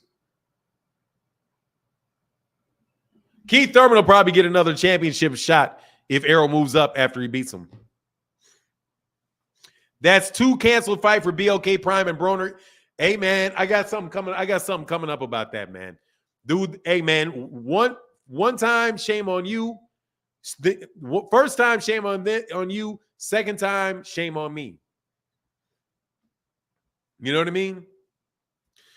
TD, there are no rematches. Hey, where'd you go, Tony T? Where'd you go, man? Why ain't you forcing that one? Because I want to see Jaron Ennis fight. I want Terence Crawford and Virgil and Jaron Ennis to fight. Because I think it will be a good fight, and I don't know who wins. Let's make it happen, bro. Let's make it happen. What's going on, Zenith 360 in the building? What's going on, man? And Zenith 360 you ain't out here inciting any riots today. Thank you, brother. I see you. You out here united, inciting no riots. TD, there's no comparison. It's very simple. Terrence Twitter fingers ducked, lost the title leverage he had with those 5K pay-per-view buys and bad faith negotiations. The bad faith negotiations is worth it anyway. Oh, man, one of the best. Freddie Manuel Jimenez in the building said, what's going on? What's going on with you, brother? He said, hey, Fanon, coming in late, working overnights. I take the time at least to watch your videos. Here's some love to the channel. And Martin, I'd like to see Bud and Boots go at it. Yes, sir. Absolutely all day, brother. Thank you, Freddie. What's going on with you, brother? Hope you're doing well, man. Hope you're staying blessed out there, man. And thank you hugely for the support, bro. Fanon, what happened with Hank Lundy? Hank Lundy got his license suspended in California because he already had another fight scheduled and he backed out of it. So either his manager or the promoter filed a complaint with the state commission and they suspended his license. So now he's not licensed in California. And if he's not licensed in California, then there's going to be a problem with him. There may be a problem with him fighting. There may be a problem with him fighting in Atlanta. But basically, man, these guys are announcing fights without finishing the deal. That's what's happening. What they're doing is they're announcing fights before they actually get the fight. Everything that they need to get done. BLK Prime is announcing fights without the fights being done. Is what it looks like. So if it winds up that he doesn't fight, because I don't know for sure that he's not going to. If it winds up that he doesn't fight, that fight doesn't get made, dude, are you going to be buying plane tickets to that fight, knowing that the next time it may get announced that they may say that guy, like, God dog, man, that's a lot of times, bro. Kamal said, I'll be rooting for standing onus against Ortiz. Feel bad for him losing a payday due to duck for his BS. Yeah, I can understand that. No joke. Yeah, he's missing out on a lot of money because of that. Yeah, that hit him. That definitely hit him. That definitely hit him. And it does tell you what those guys at Golden Boy are up to, though. It does tell you what those guys at Golden Boy are up to. Hey, again, man, much love to everybody. Thank y'all for supporting the channel and the super chat, brother. That yellow is huge, bro. Thank you for your support, man. And thank you for continuing to support the channel every day. We out here grinding for you. You know, talking it up, man. The best channel to watch first thing in the morning. Hey, Gullah Roots in the building. What's going on, man? Does that mean you're from Gullah Roots? Does that mean you're from what? Is that South Carolina or North Carolina? Let's talk about duck again. It never gets old. I don't want it. It gets old for me because Jeff Campbell is gonna come up in here, man. Dog, Jeff Campbell's my guy, but God, dog, like. God, dog, Jeff, golly, bro, please, Lord.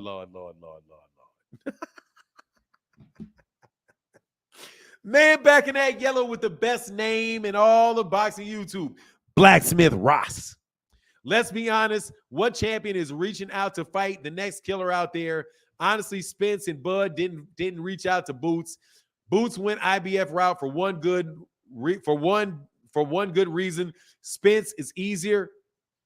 He was in everybody's ranking system, man. He was in everybody's ranking system, and he went every route. Blacksmith Ross, he went every route. He was in everybody's sanctioning body, bro. Everybody's. The first one to offer him a title fight was the IBF. He did not go that route. He didn't go that route. He literally is in the top. He was in the rankings of every major body. The first person to give him a shot at a title, at a belt, was the IBF. That's it. Boots went the IBF route because he said he feels that Spence would fight him. Dude, that's not even accurate. The man literally was ranked in every sanctioning body, every single solitary one. If the WBO would have offered him a fight, a shot, ordered a fight for him, he would have taken it. Let's roast some duck. I'm hungry. Hey, come on, man. I can't roast them no more, man. Seriously, man. Seriously, man. I can't pick on a dead duck. That dude is fried. He been fried. I'm really trying to hold my energy till he announces his next fight. I'm just waiting for the next fight he announces. And waiting on, see, I'm telling you, I got all this. Gullah all through the coast, Florida, Georgia, Carolinas. Oh, Gullah Geechees all through the coast, Georgia, Florida, Georgia, the Carolinas. Yeah, but I thought they were specific to like that one little, I thought that they were specific to that one little spot off South Carolina. That's what I thought. The Gullah Geechees in his mug. Yes, sir. My father's people are I'm pretty sure. I didn't ask them, but I'm pretty sure that they're good, that they're Geechees. Geechee Dan Buford. Y'all remember Geechee Dan Buford? Yeah, Geechee. He should have petitioned the WBA so he can see, look, man, here's the thing. How about this? How about we try this? How about y'all not be, how about he is available to fight Terence Crawford as long as Terence Crawford fights him as a voluntary? Why does Bud have to? Why? This is how you know that somebody over there in Bud's camp is shaky, because he's not going to fight anybody unless it's mandated. Yo, become my mandatory. We got to be Bud. You have to. Why does that even important? Why can't Bud petition the WBO to allow him to fight Boots? Why can't he take that fight as a voluntary fight? Why does everything with Bud got to be a mandatory? Hey, Blacksmith Ross, I see it differently. Spence ducked to me, especially Spence versus Thurman is all I want. Let's go. Finally, Spence and Thurman is all I want. Let's go. Man, you know full well, Blacksmith Ross, that man did not duck. You know full well that man did not duck. God dog. Why y'all want to put it on that man's name, man? I don't know why y'all want to do it, bro. I don't know why y'all want to do it, man. I can't stand Bud for life, for the life of me. Just retire. Look, dude, he is in that Canelo Alvarez. He is in that Canelo. If he don't fight one of these dudes next, bro, I've already, I mean, you know, come on. If Errol Spence does not come back down to, if he does not fight Errol Spence Jr. next, if he does not fight him next, he said they mostly started in South Carolina and migrated up and down South Carolina, Georgia, and Florida coast. So yes, the whole South Carolina East Coast is the Gullah Nation. Thank you, brother. Appreciate you, bro. Yeah, I'm pretty sure that my father's people are Gullah, but that's because they're off on them islands by their family's off one of them little islands out off the hold on, man. Where's Hampton? They may be Virginia though.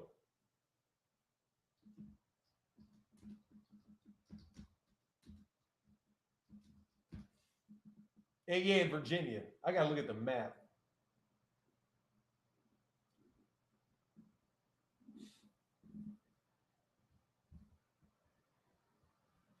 Hold on one second.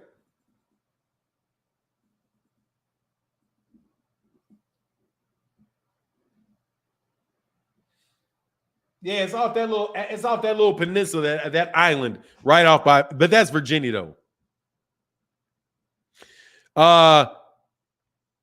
Hey man, the B-sides did unite. I ain't lying. B-sides unite, bro.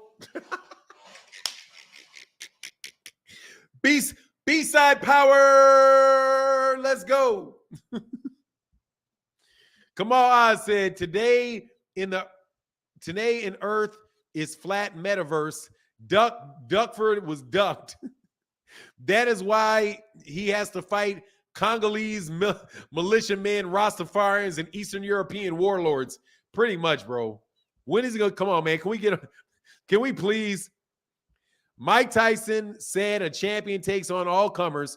Well, Spence and Boots has to fight Boots. If Spence is gonna fight Bud at 147, it's fair that both fighters should fight Boots. Look, dude. I already know who Errol's fighting next, Blacksmith Ross. He's fighting Keith Thurman. I already know who he's fighting after that if he stays in 147. He's got to fight the winner of Virgil Ortiz versus Stanionis. His fight card is full.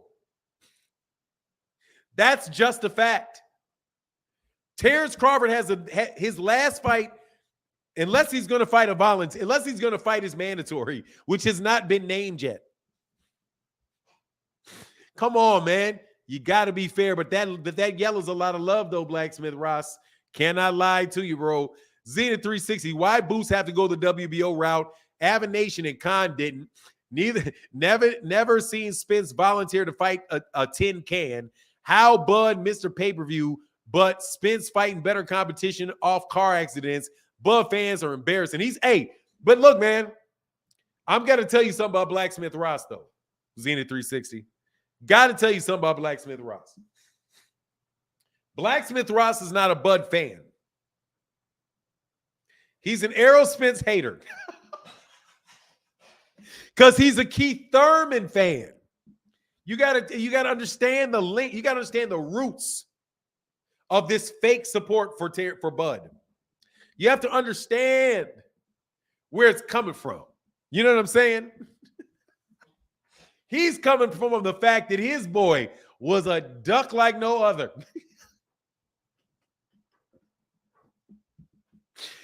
Keith Thurman was the biggest duck there was in the division until his title was taken away by Bud Crawford. Bud Crawford has surpassed Keith Thurman as the biggest duck of this century, dang near. Fahim said, I F's with Keith. Man, F Bud. Hey, I'm just trying to tell you. That's where this stuff comes from, because Bud don't got no fans, man. Man, you got to understand, Bud ain't got no fans, man. You see.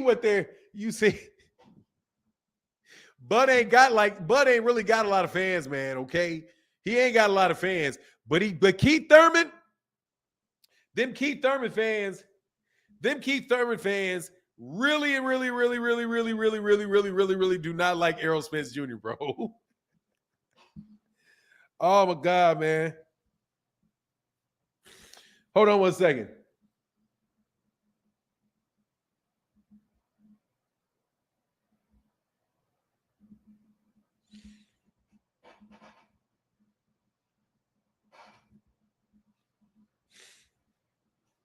All right, man. Y'all know that, though. That's why I mess with Blacksmith Ross, bro. But that yellow, thank you for that support, bro. Thank you for that support, man. But y'all know, bro. Y'all know the deal, man. Come on, man. Y'all know the deal. Come on, man. Y'all know the deal. Y'all know the deal. Y'all know the deal. All right. Let's not act like y'all don't know the deal. Errol Spence Jr. has garnered a lot of angry he got all the ex-Sean Porter fans hating on him. He got all the ex-Keith Thurman fans hating on him. He got all the ex-Kell Brook fans hating on him because he's literally took all them scalps. So you got all them sitting around. They don't like Bud, okay? They ain't no fan of Bud, believe it. Because when I asked you, did you buy the fight? No, I ain't buy that fight. Hey, man, yesterday, man, that was the funniest thing in the live yesterday was when I asked some dudes, I was like, did y'all buy the fight? Because I was trying to big up Terence Crawford. And they were like, nah, I didn't buy that fight.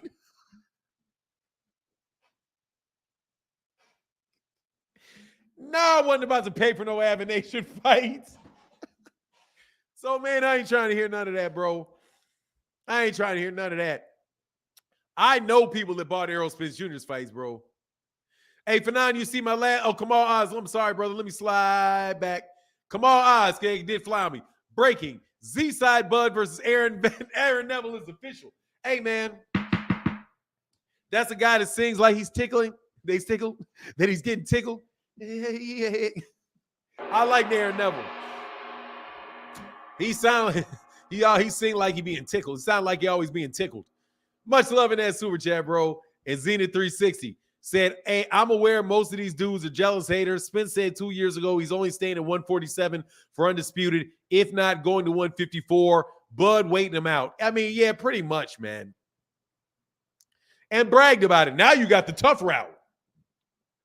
Now you got the hard route. He didn't want to lose, man.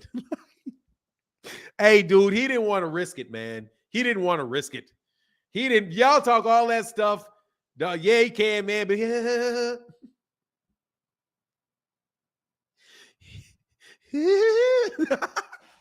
hey, man. Hey, yeah. We left him in the dust. Exactly, Joshua. We left him in the dust. Now he's got to take the hard route. Come on, man. Y'all know y'all don't want it. Just say it, man. Just say it, bro.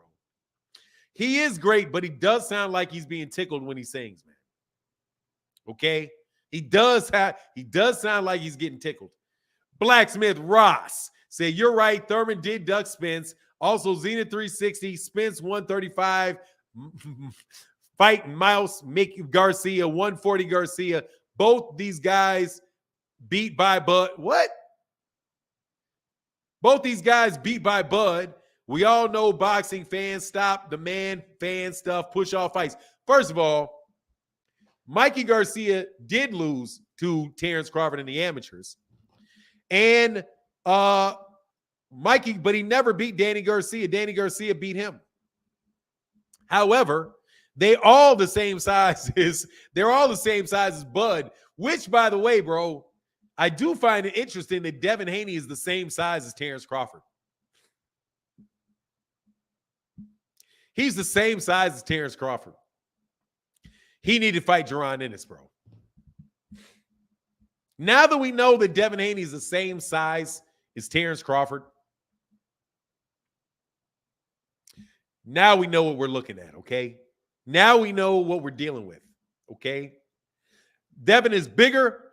I don't know if he was bigger. I saw the pictures. I wouldn't say he was bigger. I wouldn't say that he's bigger. He looks about the same size.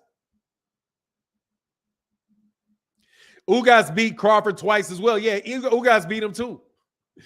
So it's like, come on, man. Well, Chad is back to Crawford ducking. It's nice talking about other stuff for a minute, but all things, good things come to end. Robert Lopez. All you have to do, Mr. Lopez, if you would like to change the subject, is put @Fanon and ask me a question about something you would like to talk about.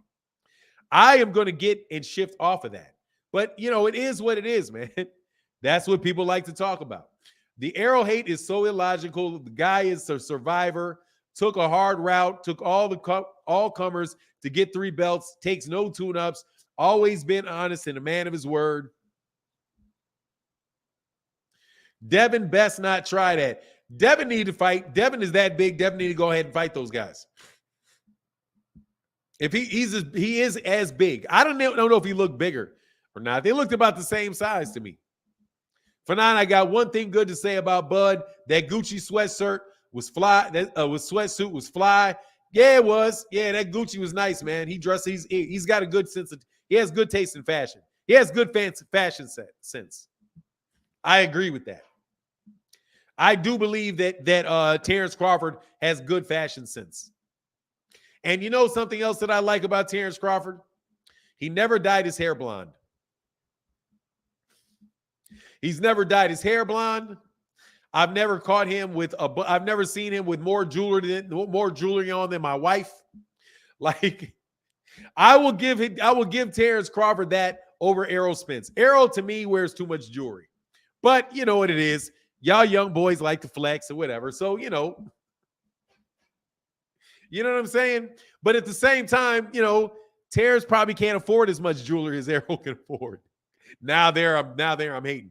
All Blacksmith Ross in the building said, all I'm saying is we should push for all fights, not that Spence hate. If we ask for Spence or Bud to fight Boots, it's not hate. That's fanboy scared talk to me. Be a Spence fan. Are we boxing fans? Look, to me, I'm going to call for a fight that I think can take place. Before I start taking, I'm not going to be like, yeah, Errol, fight Errol, I want Errol fight Boots. Errol fight Boots next. Errol fight Boots next. You know why? Because he's got to fight Keith Thurman next. And after that, he's got to fight a mandatory with Stanionis and Virgil Ortiz winner. So if I do call for it, I'm calling for something I know that's not going to happen. And guess what that does? It makes me a hypocrite. Because I always get on Devin Haney fans for always calling for fights you know damn well ain't about to happen. So what do you keep saying somebody's ducking for if you know the fight's not going to happen next and they know it's not going to happen next?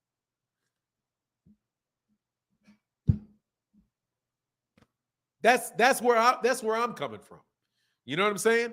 That's where I'm coming from. I'm not going to ask for take, for example, Deontay Wilder. I'm not going to be like Alexander Usyk. You got to fight Deontay Wilder next. You got to fight Deontay Wilder next. Because the fact of the matter is, I know that he's trying to fight Tyson Fury for undisputed. So, you know, there are when we know things are going to happen, bro. There's no need to do that. The only guy between Errol and Terence, I know what Errol's next 2 fights are. I know what his next 2 or 3 fights are. Either 2 fights or 3 fights in a row. It's either Errol Spence Jr., it's either Keith Thurman, then Terence Crawford, or it is Errol Spence Jr. and Amanda Stanionis versus the Amanda Stanionis Virgil Ortiz winner. I know those are his next 2 fights, Blacksmith. I know it. So why would I ask for him to fight Jaron? Terence Crawford doesn't have a next fight. And Jaron doesn't have a next fight. They can fight next. Jaron Ennis said he would go to BLK Prime to fight him. And that's the truth. That ain't no lie, partner. Dog, you ain't dog. I can't believe y'all out here calling me a liar by saying me telling you exactly what Jaron Ennis said.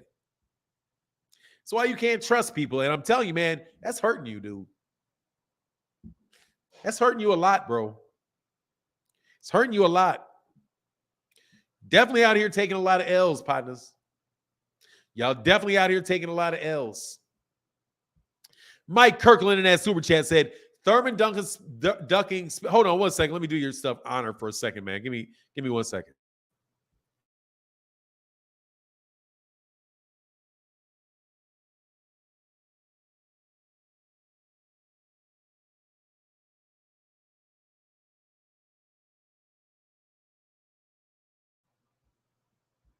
All right, sorry about that. I blow my nose. Keith Thurman ducked Spence early on is a positive now, in my opinion. He gets to take a beating and get paid on the way out. Hey, much love in that super chat. I'm not sleeping on Keith Thurman. Man, y'all thinking Keith Thurman is some soft touch, bro, is mind-boggling to me.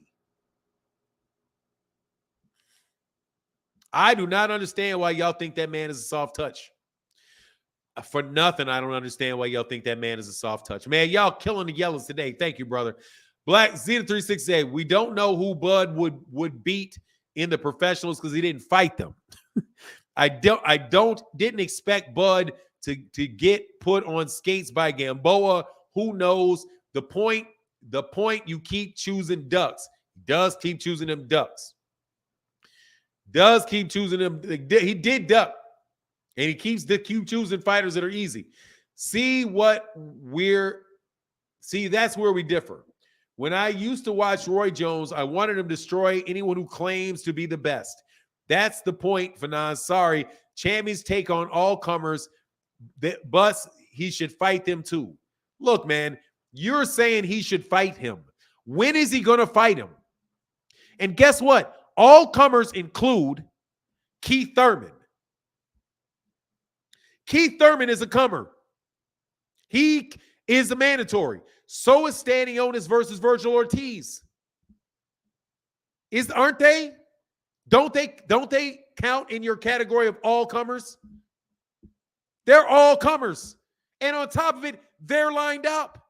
So you're telling me that he should not fight all comers, that he should leave those guys alone and fight that guy. That is not fighting all comers. That ain't a difference. I'm the one saying he needs to fight all comers. You're the one saying that he shouldn't. Think about what you're saying. You're saying, I want him to fight Jaron Ennis because if he's a champion, he'll take on all comers. But in order for him to fight Jaron Ennis, he can't fight Keith Thurman and he can't fight the winner of Virgil Ortiz, Stanionis. They're already in line. Jaron Ennis is the third guy in line. So isn't Keith Thurman also a champion? I'm telling Keith Thurman to fight one of the guys. There are four guys. Keith Thurman, Amanda Stanionis, Virgil Ortiz, and Jaron Ennis. Those four guys. Errol Spence Jr., God dog, is taking care of three of them. He's going to fight Keith Thurman and the winner of Virgil Ortiz and Keith Thurman. God dog, does Bud got to do anything? Jeez, he already beat the WBA champion. He already beat the IBF champion. He already beat the WBC champion. He beat all of those guys. And now he's got to beat Keith Thurman, and he's got to beat the winner of Virgil Ortiz and Stanionis, and Bud ain't done nothing. Bud beat one guy 5 years ago. When are you going to put something on Bud? When are you going to put something on Bud? What does Bud have to do? Nothing, according to y'all. Bud does not have to do anything. He has not fought another champion since he beat Jeff Horn in like 2018. It's 2023. He has not fought anybody, any risk or any real fight since Jeff Horn. How many more comers does Errol got to fight? He beat again, let me repeat all the guys he had to beat. He beat the IBF champion in Kell Brook. He beat the IBF champion in Kell Brook. He beat the WBC champion in Keith Thurman. He beat the WBA super champion in Yordanis Ugas.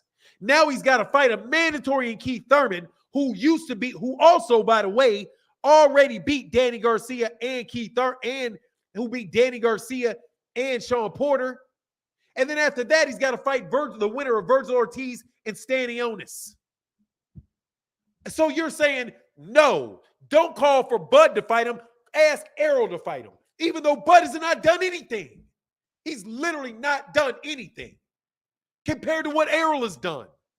I want Bud. Bud is a champion too. Let Bud fight some damn body. Let him fight somebody. He's sitting there talking about what he did in 140. Oh, well, I'm in the Hall of Fame because what I did in 140. Dude, you're at 147, been in 147 for 4 years. And the best fight you had was a washed-up Sean Porter. Come on, man. Y'all ain't being fair, bro. Haney ducking Booth. Nah, but he is ducking Shakur. He is ducking Shakur. He is ducking Shakur. I stand by that. He's ducking Shakur. I just wish Shakur would say it. But Shakur ain't going to say it. Shakur probably wait. Hey, go ahead and wait. I'll get the tank fight. Hey, Zenith36 said, they always trying to make it seem like somebody being unfair. Spence did all the heavy lifting. He has one goal at 147 and Bud ducked. So Spence should go to 154 and Bud should finally fight somebody. Bro, Bud's got to fight somebody. God, dog.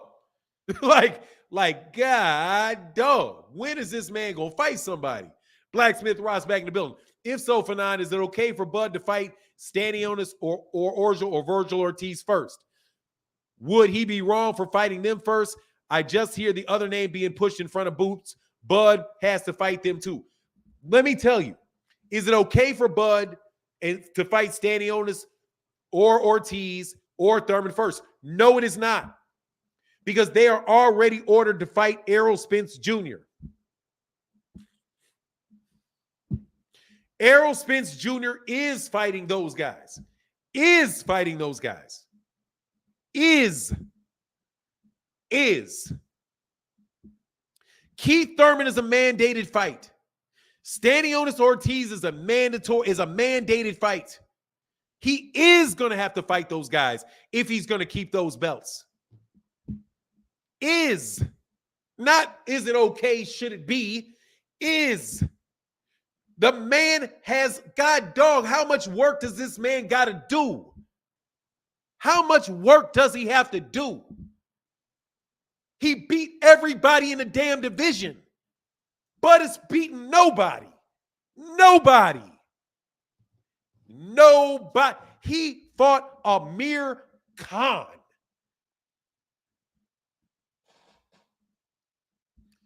The man fought Amir Khan. That right there should say everything. He fought Amir Khan.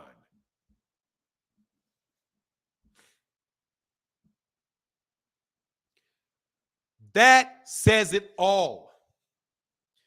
Amir Khan, David Avanesyan, and Jose Benavidez. Those three. Kell Brook, shot as it can be. Shot as he could be. Egis Kalvanakis.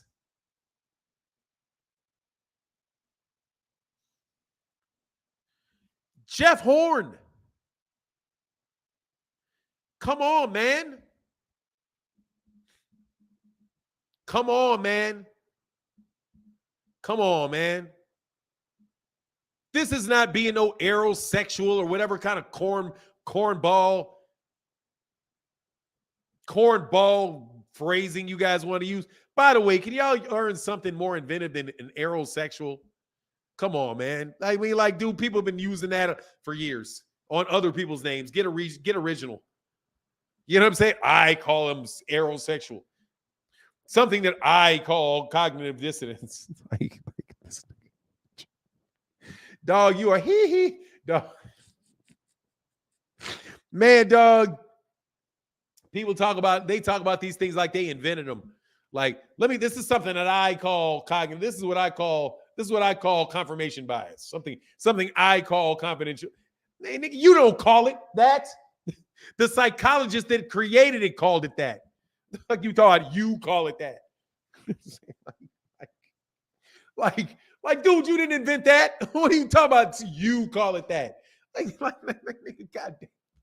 Man, I'm telling you, I'll be roasting these dudes. Anyway, man. Look, man, you got to come on, Blacksmith Ross. Hold the man's feet to the fire, bro. Zenith 360 said, dude lack common sense. Virgil is fighting Stanionis. Spence is fighting Thurman. How can Bud B get them first? He cannot. Boots is the only one available thanks to Bud ducking. Is this the Twilight Zone? It is the zone where you're trying to put everything on Errol Spence.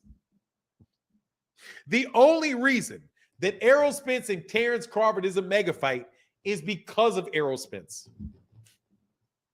It's only reason. Errol had to whoop everybody and their mama to get a shot and to even get a shot to try to get ripped off by Terence Crawford. My goodness, good golly wally, good graciousness. Good golly wally, good graciousness. Man, y'all are bad. Man, y'all are bad, bro. I still like aerosexual. Yeah, but it's kind of corny, man. Like, everybody, come on, man. Come on, man. Jeffy Marshall said he paid like $7 million to fight Amir Khan. No. You know who did that? Bob Arum did it. Bob Arum did it. Blacksmith Ross again said, Fanon, you just proved. Oh, no, I did not. No, before you go any further, No, I did not approve your point. I guarantee you I did not approve it. I have not even, I'm looking at the ceiling. I stopped reading. I'm going to read the rest. But I stopped reading your thing when you said I proved your point. No, I did not. Look, I don't disagree. Bud should reach out, not fight just mandatories. It's not Bud's fault that Spence has those names to fight. So that is not, none of that is my point. Hey, Manager Marty, brother, here's a link, bro. I'm going to interview Manager Marty. I want to know your credentials in boxing, brother. I'm not going to talk about any of that other stuff, but if you want to jump on, brother, you're free to jump on. Fanon, you just proved my point. Mandatory. I don't disagree. Bud should reach out, not just fight mandatories.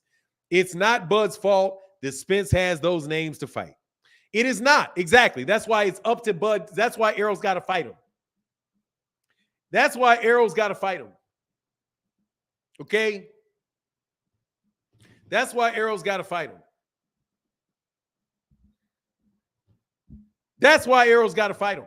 So since Errol's got to fight them, then Bud can go fight Jaron Ennis, who's last in line. Last in line. As of right now, Errol literally has to fight all of those guys. All of them. Every single solitary guy. Every single solitary one of those guys are in line to fight Errol Spence. None of them are in line. None of them are in line to fight Terence Crawford. So all I'm saying is, can Terence Crawford please fight one of them? Just one. Just one of the major four. Errol Spence Jr. literally will have fought every top guy and beaten every top guy in that division with the exception of Terence Crawford. That's it. Errol will literally clear out the entire division. Any and everybody in the division. Any and everybody in the division. And Bud you guys will say, though, that's because he was ducking Errol. That's because he was ducking Terence. Oh, the reason why, we've been waiting on Errol to get done beating everybody else for 5 years. Man, y'all are some terrible. Oh, yeah, man, y'all should definitely go check dude out, bro. Yeah, he's in the chat, so I put a link. He can jump on. I'm telling you, I got subscribers that like him a lot. So this is at the request of subscribers, okay? So you know people that put orange and yellows and greens and reds in my chat? Bit my tongue. Orange and yellows and reds in the chat. You know, man, you got to come on, bro. Hey, John Boy says, hey, morning all. Shout out to everyone. My guy, Blacksmith Ross, it's Sunday, God's day. God bless everybody. Yes, sir, bro. Hold on, let me get the next one. Zenith 360 in the building. That says money. That does not say Manager Marty, partner. You're not getting on. Okay? Money. You're not getting on there, brother. Sorry. You might as well group hall. We're not trying to pay attention to you today, bro. Okay? We're not trying to pay attention to you. Zenith 360 said, Spence, thank you for leaving. Spence has fought the whole division, now can't even move up because Blacksmith needs him to protect Bud. It is Bud's fault. He didn't fight names because he could have signed with the PBC instead of the narco terrorist. Dang, it's rough. But look, bro, and Blacksmith Ross in the building said, how is Bud's last in line or for Ortiz and Standing Onus? Because his mandatory was ordered last. That's why he's last in line. Because the WBC had already ordered the fight ordered a Keith Thurman Errol Spence Jr. fight before Terence Crawford, before Jaron Ennis became the interim titleist. And Virgil Ortiz was ordered to fight Yordenis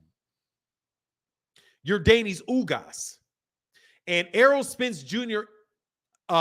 Inherited that mandatory from Yordenis Ugas.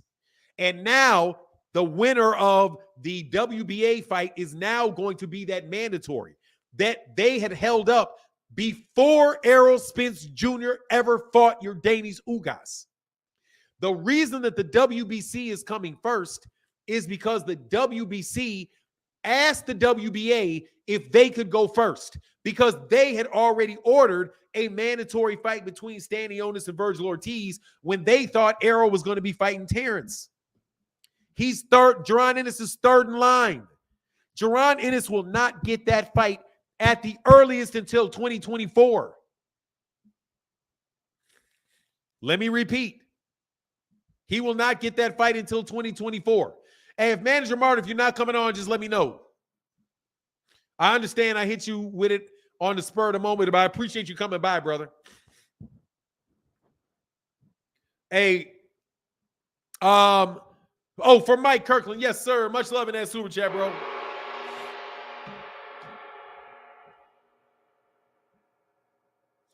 And wet nurses. Yeah, y'all bugging, man. Y'all bugging something serious, man, on that. Zenith 360, they're not boxing fans. They're Bud's wet nurse. Hey, man, look. Now, Zenith 360 a little bit, you know, go a little hard-headed, bro. Little itty-bitty bit of hard, what do you call it? Hard-headed, dog. That's okay. It's okay. Blacksmith Ross said, Zenith 360 said, if Spence beating Mikey and Danny is everyone in the division, let's say, be a boxing fan, bro. Not a Spence fan, not a good look. Ask for all fights. I'm not asking for every fight until it's time to ask for the fight, bro. I'm not asking Devin Haney to fight Jaron Ennis. I'm not seriously asking him to do that because I already know he's got a fight coming up, man. And that don't sound shaky because Danny Garcia, nobody's pointing to Danny Garcia and Mikey Garcia as beating everybody in the division. When I say that he beat everybody in the division, I'm talking about everybody with the belts. I'm talking about everybody with the belts. I'm going to ask for people that are in position to fight each other to fight each other. Terence Crawford can fight Jaron Ennis. I am calling for that fight. Matter of fact, here, Blacksmith Ross, I will do what you want me to do. Errol, fight Jaron Ennis as soon as his mandatory comes up. Unless, that is, you decide to leave the weight class because you've been there too long and you can't make weight, which is only reasonable because everybody else did too. Blacksmith is the dude, man. John Boyd said, Big Bro Mike Kirkland and Blacksmith Ross, because later on, John Boyd said, I miss you, Blacksmith Ross. That's where I am with it, bro. That's where I am with it. Richard Dominguez said, what's my thoughts on Monster versus Cool Boy Chef? Oh, I'm looking forward to it. It's going to be very early in the morning, and it's going to screw up my sleep patterns for a couple of days. But I think it's going to be a very good fight, and I would take Cool Boy Steph to win, provided you don't have any funny business over there in Japan, because you're always taking a risk going to somebody else's fight. PBC, pound for pound, Golden said, the PBC was broke and had no budget, yet they were negotiating for 6 months and sent Bud revised contracts while targeting a fight in 2022. Yeah, don't make too much sense to people, man. Don't make too much sense, okay? Don't make too much sense. Now, this is going back to the same thing that I've been talking about for a while, okay? The same people that told you that Errol Spence and Terence Crawford was done for September, and then the same people told you that that fight was done for October. And then the same people told you that fight was done for November. When Terence Crawford pulls out the fight, they then tell you that they never intended to fight that year because they didn't have the money and they were going out of business. Right? Please explain to me how that works. You've got big-time sources in the PBC that are telling you that the fight is done in September, which is ridiculous. Blacksmith Ross ain't talking crazy. Danny and Mikey didn't have a belt. He didn't have to fight them for excuse me. He did have to fight Danny because Danny's was ordered by the WBC. He did have to fight Danny. Yes, he did. Danny Garcia Keith Thurman was ordered to fight Sean Porter, and he was ordered to fight Danny Garcia. So when Sean Porter fought Errol Spence, right? He fought Errol. I don't even think that's true, though, because I think Danny then turned around and fought after that. So that's not true. However, you expected him to fight him after he came off of a car accident? Sean Porter turned down a fight with Errol because Errol was trying to fight the WBC champion. Isn't that true? And let's look to see the date of Terence Crawford.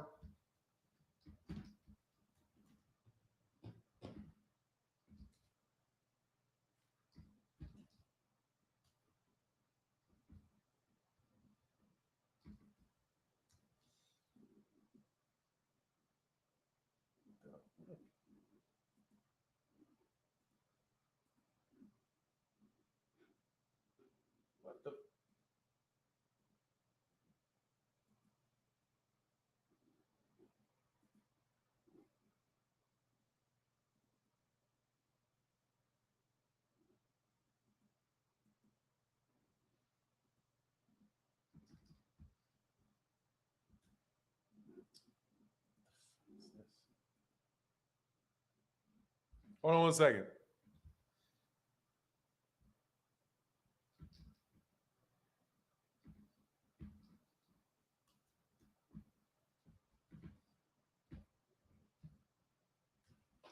All right, so why is this doing this?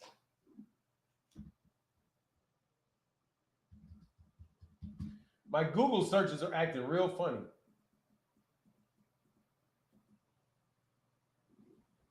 All right, so he fought him in 12 of 2019. What was Sean Porter doing? That was the same month as that. When was Danny Garcia? 2018.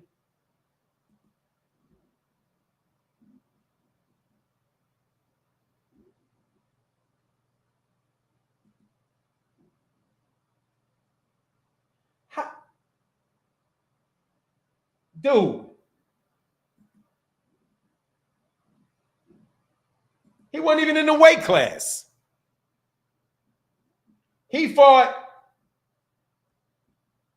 Hold on a second.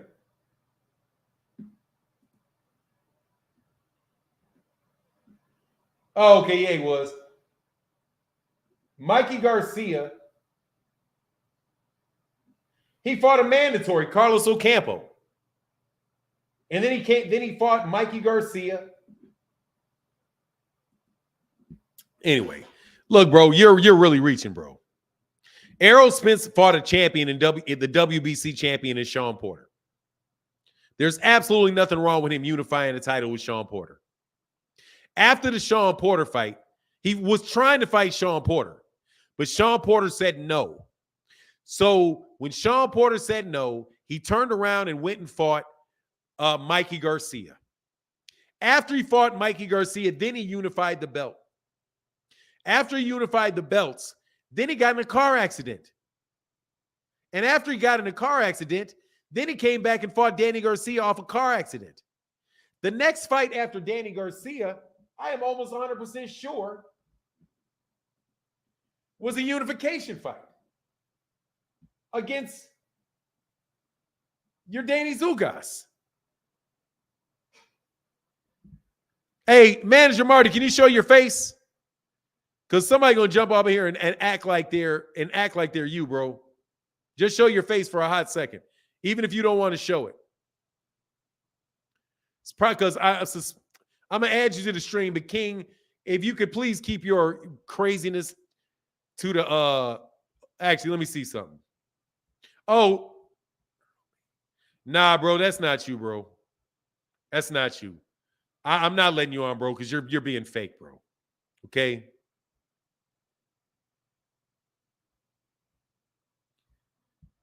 Hold on one second. God, I hope that you're not. I certainly hope you're not this fake. I'm definitely. You there? Yeah, I'm here for 9. That's you. Okay, it's you. My video, my camera's not allowing me to. My camera's not allowing. See how I'm. Don't worry. That's fine. I heard your voice. Hey, listen, man. You know me. I'll show my face, brother. I wouldn't do that, man. No. I got you. But look, the reason that I said that was because there's this guy, King. Like every time I put somebody on, this dude will take their name or something and jump on and call me a racist or something like that. Oh, so, yeah. No, you're good. You're good as you are, brother. I don't know why you see why I keep pressing my camera. This is with the camera on. When I click it off, it does this. I don't know why damn it. I don't know why my camera's doing this. Hey, don't worry about it. Is it showing on your end? Can I leave and come right back? Let me see. Yeah, absolutely. I'll wait on you, brother. Yeah, for sure. Because I respect your channel, brother. I want to make sure I show my face to your people, man. Yeah, I'm holding on. Yeah, I'll wait for you, brother. I'll be right back. Man. I'll be right back. Come on right back. Fix your camera and come back. You got it, buddy. All right, man. Yeah, that's what's up. Yeah, I'll wait for you, brother. No worries about that, man. Hey, my man. So, yeah, dude, come on, man. Be fair about it, brother. Zenith 360 in the building said, yes, Spence beating champions Porter, Brooks, Ugas, and Danny knocked out Khan and Ocampo, who went the distance with Vendora, is fighting the whole division. Protecting Bud from untested contenders is not. I mean, that's kind of like where I am, bro, but y'all know where I am on that. Much love in that super chat. John Boy said, I miss the old days where Zenith and Blacksmith took over the super chats. I save a ton of drug money. Man, they supporting, they supporting big time in the chat, arguing with each other, man. It's all good, man. It's for the blessing of the channel, brother. Zenith 360 back in that super chat said, this dude said collecting each belt one by one is not fighting the whole division, and Spence only voluntary wasn't a unification. It was a man more accomplished than anyone on Bud's resume. I mean, God, other than Carlos Ocampo, he hasn't taken a soft touch since Carlos Ocampo. Subjugated Truth, what's going on, brother? How you feeling, man? He said, good morning, brother. I've been fighting these viruses lately. Is Bud really going to fight a real fighter this year? No. No, probably not. Big time, probably not. Because nobody wants him. None of his fans want him to fight him. because if he fights him and he loses, you know what I'm saying? Hey, can you resend me the link? Yeah, it's right here. There's a link right there. And Blacksmith Ross in the building. He said, I'm ending with this. Bud couldn't fight for the belts because the PBC had the belts locked down. So giving Spence credit is useless. Bud fought who he did because he has to wait on Spence. I'm done. So he can go ahead and fight Jaron Ennis. I'm glad you say that. Cash App, brother. Yes, sir. Much love in that super chat, brother. Yes, sir, brother. T. Wells in the building said, I'm back in Denver. Salute and salute for the condolences. Yes, sir, T. Wells. Much love in that super chat, brother. Hold on 1 second.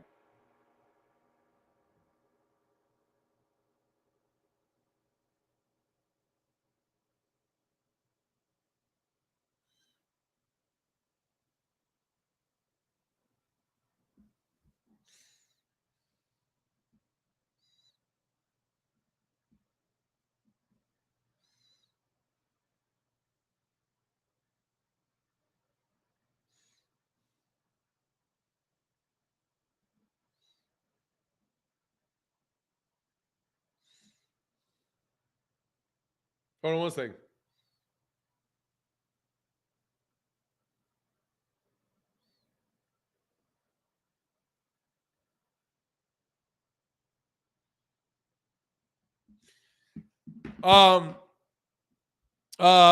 T Wells, that's what's up. Blacksmith Ross said, got my pineapple ush on deck. Shout out to manager Marty. He's got his face on there though, so just leave your face on there, brother. That'd be good. Okay. Yeah, just you leave your face like that. That's fine, man. I Next time we can get. I keep trying to turn this. I don't know what's going on with this thing here, man. It's going on and off. Just leave it. Whatever you got right there, leave it right there. Okay, you got it. Yeah, just leave it right there, brother. So look, man, I don't want to talk about any particular people or anything like that. No problem. Don't want to do that, man. But I definitely want to, because a lot of cats in my channel and my chat got a lot of respect for you. They speak highly, they speak very, very highly of you as far as your knowledge about boxing and what you do. And so, since they're out here and a lot of other cats may not know who you are, want to give you an opportunity, to explain what you are, what you stand for, all that good stuff, man. And when you on, all of that, if that works for you. Yes, sir. Absolutely, man. But before I start, I always like to preface every comment and introduction by saluting the host. So thank you for having me on your platform, brother. I really appreciate it. Salute to you, Fanon. I respect your opinions, your content. I saw several of your videos before in the past. So I definitely want to salute you and acknowledge you for having me on, brother. I appreciate you, man. Thank you. Yes, sir. Salute to everybody in the chat. I can't see any chats, but I know people are in the chat.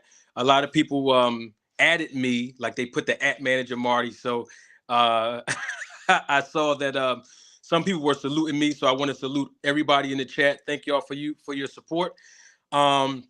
Most of you may not know, some of you may know, I am a professional boxing manager. I am licensed in multiple states here in the country, because you have to be licensed in each particular state that you're going to conduct business in, or if you have a contractual agreement with a fighter that is licensed in that particular state.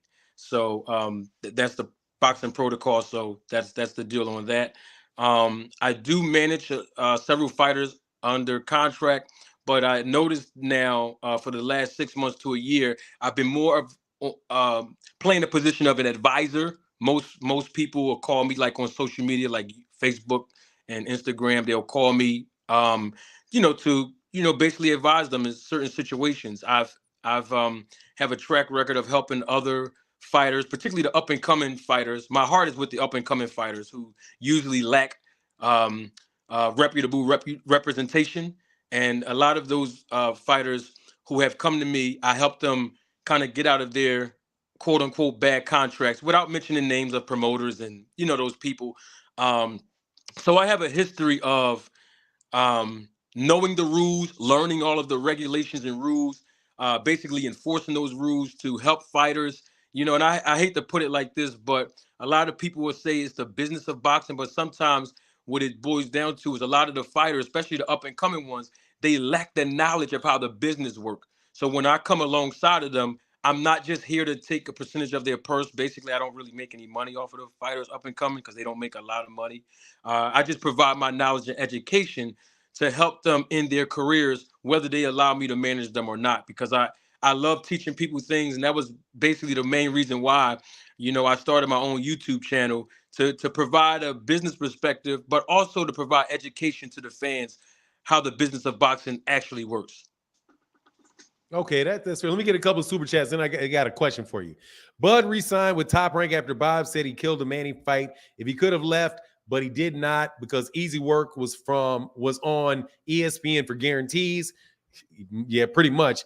Terrell Barnes said, "Peace, Fanon. Why has the WBO removed Boots from their top 15 rankings? If you know, they removed him because he is a champion he's a champion now in the IBF, the WBO interim champion. When you are a champion in one of the divisions, one of the sanctioning bodies, they remove you from the rankings of the others because they do not have the ability to order you to fight someone because if you did, that would de facto make them be able to control the belt of another sanctioning body. If you go to if you want to check this, go to the rankings, and you will notice that David Morrell, especially 168, David Morrell and David Benavidez, and also I do believe, can't remember who the name of the other guy is. He is not in any of the rankings for any of the other sanctioning bodies. Similarly, Gervonta Davis holds a secondary belt with the WBA. He is not in the rankings of any of those other sanctioning bodies. Jake Donovan was on Twitter at least a month before that fight saying that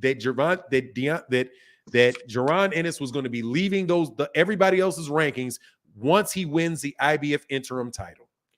That's it. Now, do you have anything on that, Marty? No, you know what, Fanan, you're absolutely correct.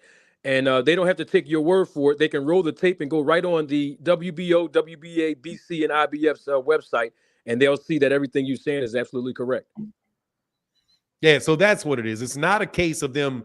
It's not a case of what people have been asking me about for the last couple of days, which is that, they're being unfair to Bud, or unfair to Jaron, because that's a rule. That's a rule that everybody that has been applied to everybody. Mm-hmm. You know what I mean?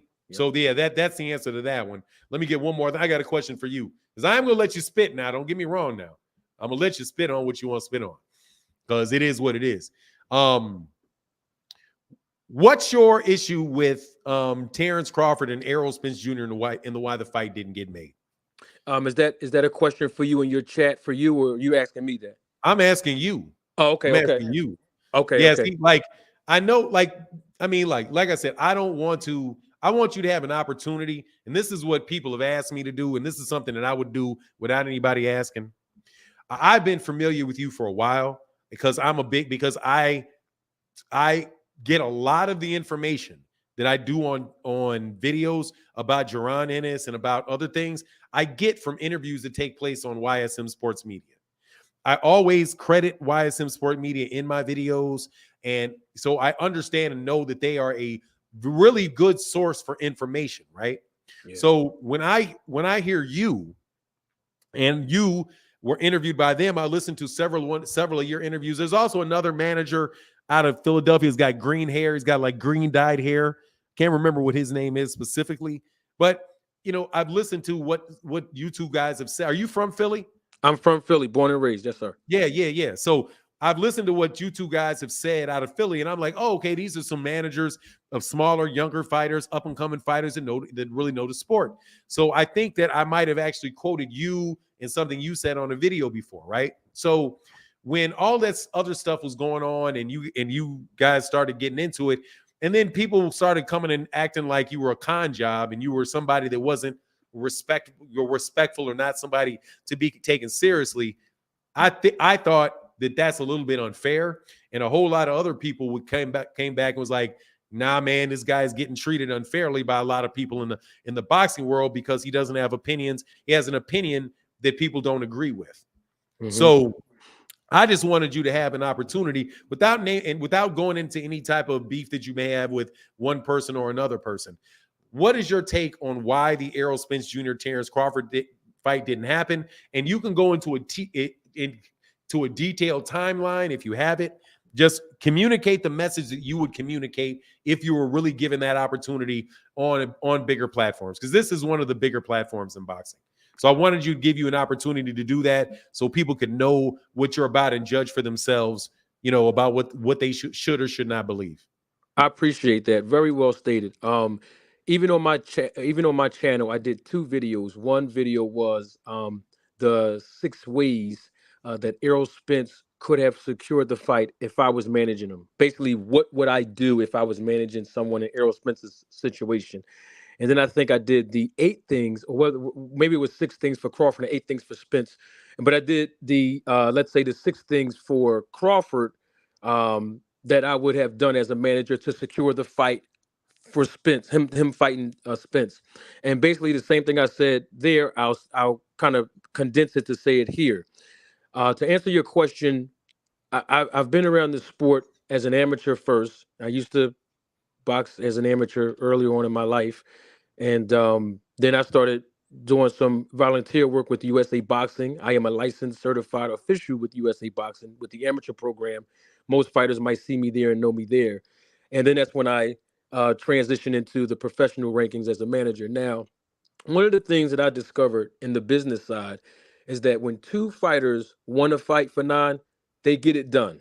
And I could give you examples of, let's say, as somebody like a Devin Haney, who knew that he would have to do a co-promotion with Top Rank, who knew he had to sign a multiple fight deal with Bob Airman Top Rank, who knew he had to go to another guy's hometown, Cambosa's hometown in Australia, twice, back to back. And he said, you know what? I know that the pay might not translate into where I wanted to be if we were on American soil, but I know that I'm confident in my ability to get the job done and defeat Cambosos. And that's exactly what he did based on his confidence level. When I see fighters in the business who say they want to fight, most of the time, I'm not going to say all the time, most of the time, those guys fight for nine. And when I looked at Terence Crawford behavior pattern. So I'm not just going by just one thing that he said and just jumping off the gun and criticizing the guy. Absolutely not. I looked at his behavior pattern long term, and it has been consistent with the fact that he just don't want to fight the guy. I mean, I'll give you an example since you mentioned timeline. When Crawford went on social media, because I don't think he came to the fight in April when Spence fought Ugas. I don't think he was physically there. He went on social media and he made a reference to making the fight happen. Al Heyman, PBC, Steven Espinosa, I'm including all of them in one bunch for the scope of my illustration. But they sent Crawford a term sheet or draft of the contract literally within 30 days, which fell into the month of May. Crawford agreed to most of those terms. So basically what they did next was the right thing to do. They sent him an actual contract in August. There were some things in the contract that Crawford wasn't agreeing upon. One of those things was the guarantee. When they went back to acquiesce to the terms of Terence Crawford, they said, you know what? We're going to see if this guy really wants to fight. They acquiesced it to Crawford by making all of the necessary adjustments and modifications of the original contract they sent in August. And at that point, they still wanted the fight to happen at the end of the year. Because remember, both of those guys had mandatory challenges within 9 months. So they sent Crawford the contract on October 6th. According to Dan Raphael, I published this part of what Dan Raphael said in the interview on my channel on October 6th. Now, at that point, they already knew that the fight could not happen in November or December. They knew that already. That was early on 2023 on October 6th. 2022. 2022, yes, sir. October 6th, 2022. They knew at that point that they was going to move forward with the fight if Crawford agreed to all those terms in the earlier part of 2023. Now, what they did not know, and Steven Espinosa did a wonderful job explaining this, what they did not know was that Terence Crawford was in negotiations with BLK Prime through the duration of him negotiating with Showtime. He never gave them the transparency.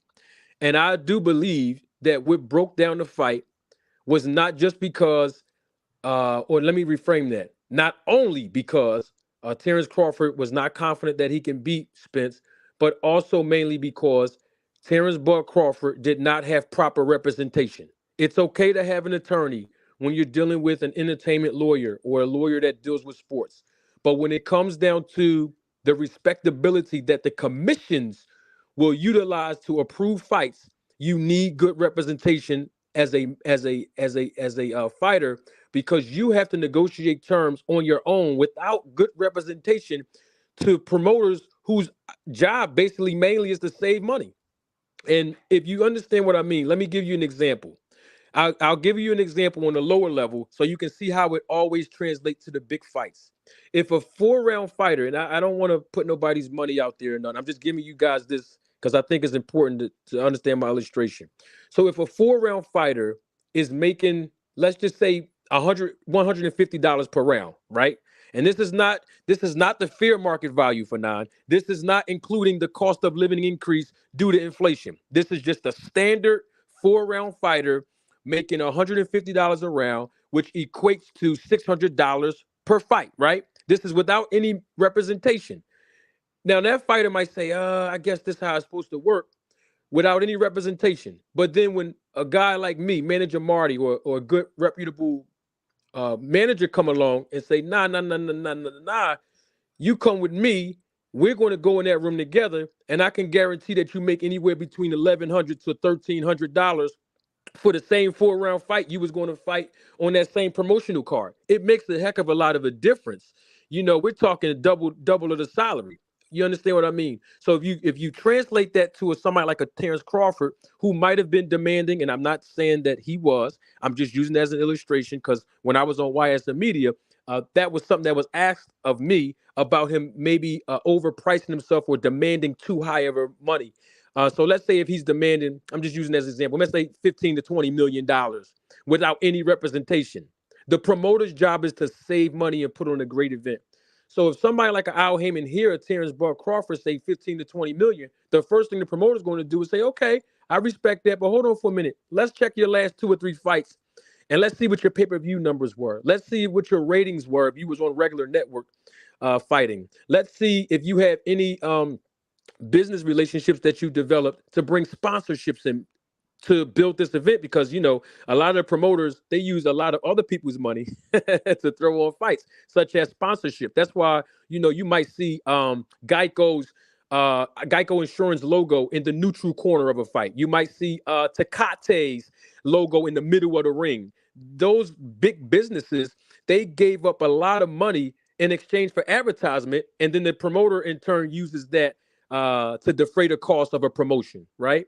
And then, of course, the promoter is getting money from the network. So let's say Al Heyman got a check from Steven Espinosa, right? Then he got to deal with the ancillary rights for the other countries that's going to watch the fight. Watch this. This is another way the promoters make money. They have to invoke what's called a licensing fee for the closed circuit. You know how you go to in Philly, we got Buffalo Wild Wings, Dave and Buster's. I don't know where you're from, Fanon, but they have like those kind of lounges. My dad and my I got a lot of family in Philadelphia, man. I know all of those. I know everything. Okay. All the people talk about. Yeah, I'm good. So like Buffalo Wild Wings, Miller's Ale Steakhouse, those type of venues who is going to air the fight. That's not. It might be free for the patrons going in there, buying liquor, eating food, playing pool if they got a pool table, but it's not free for the owners. They have to pay the promoter closed circuit fees.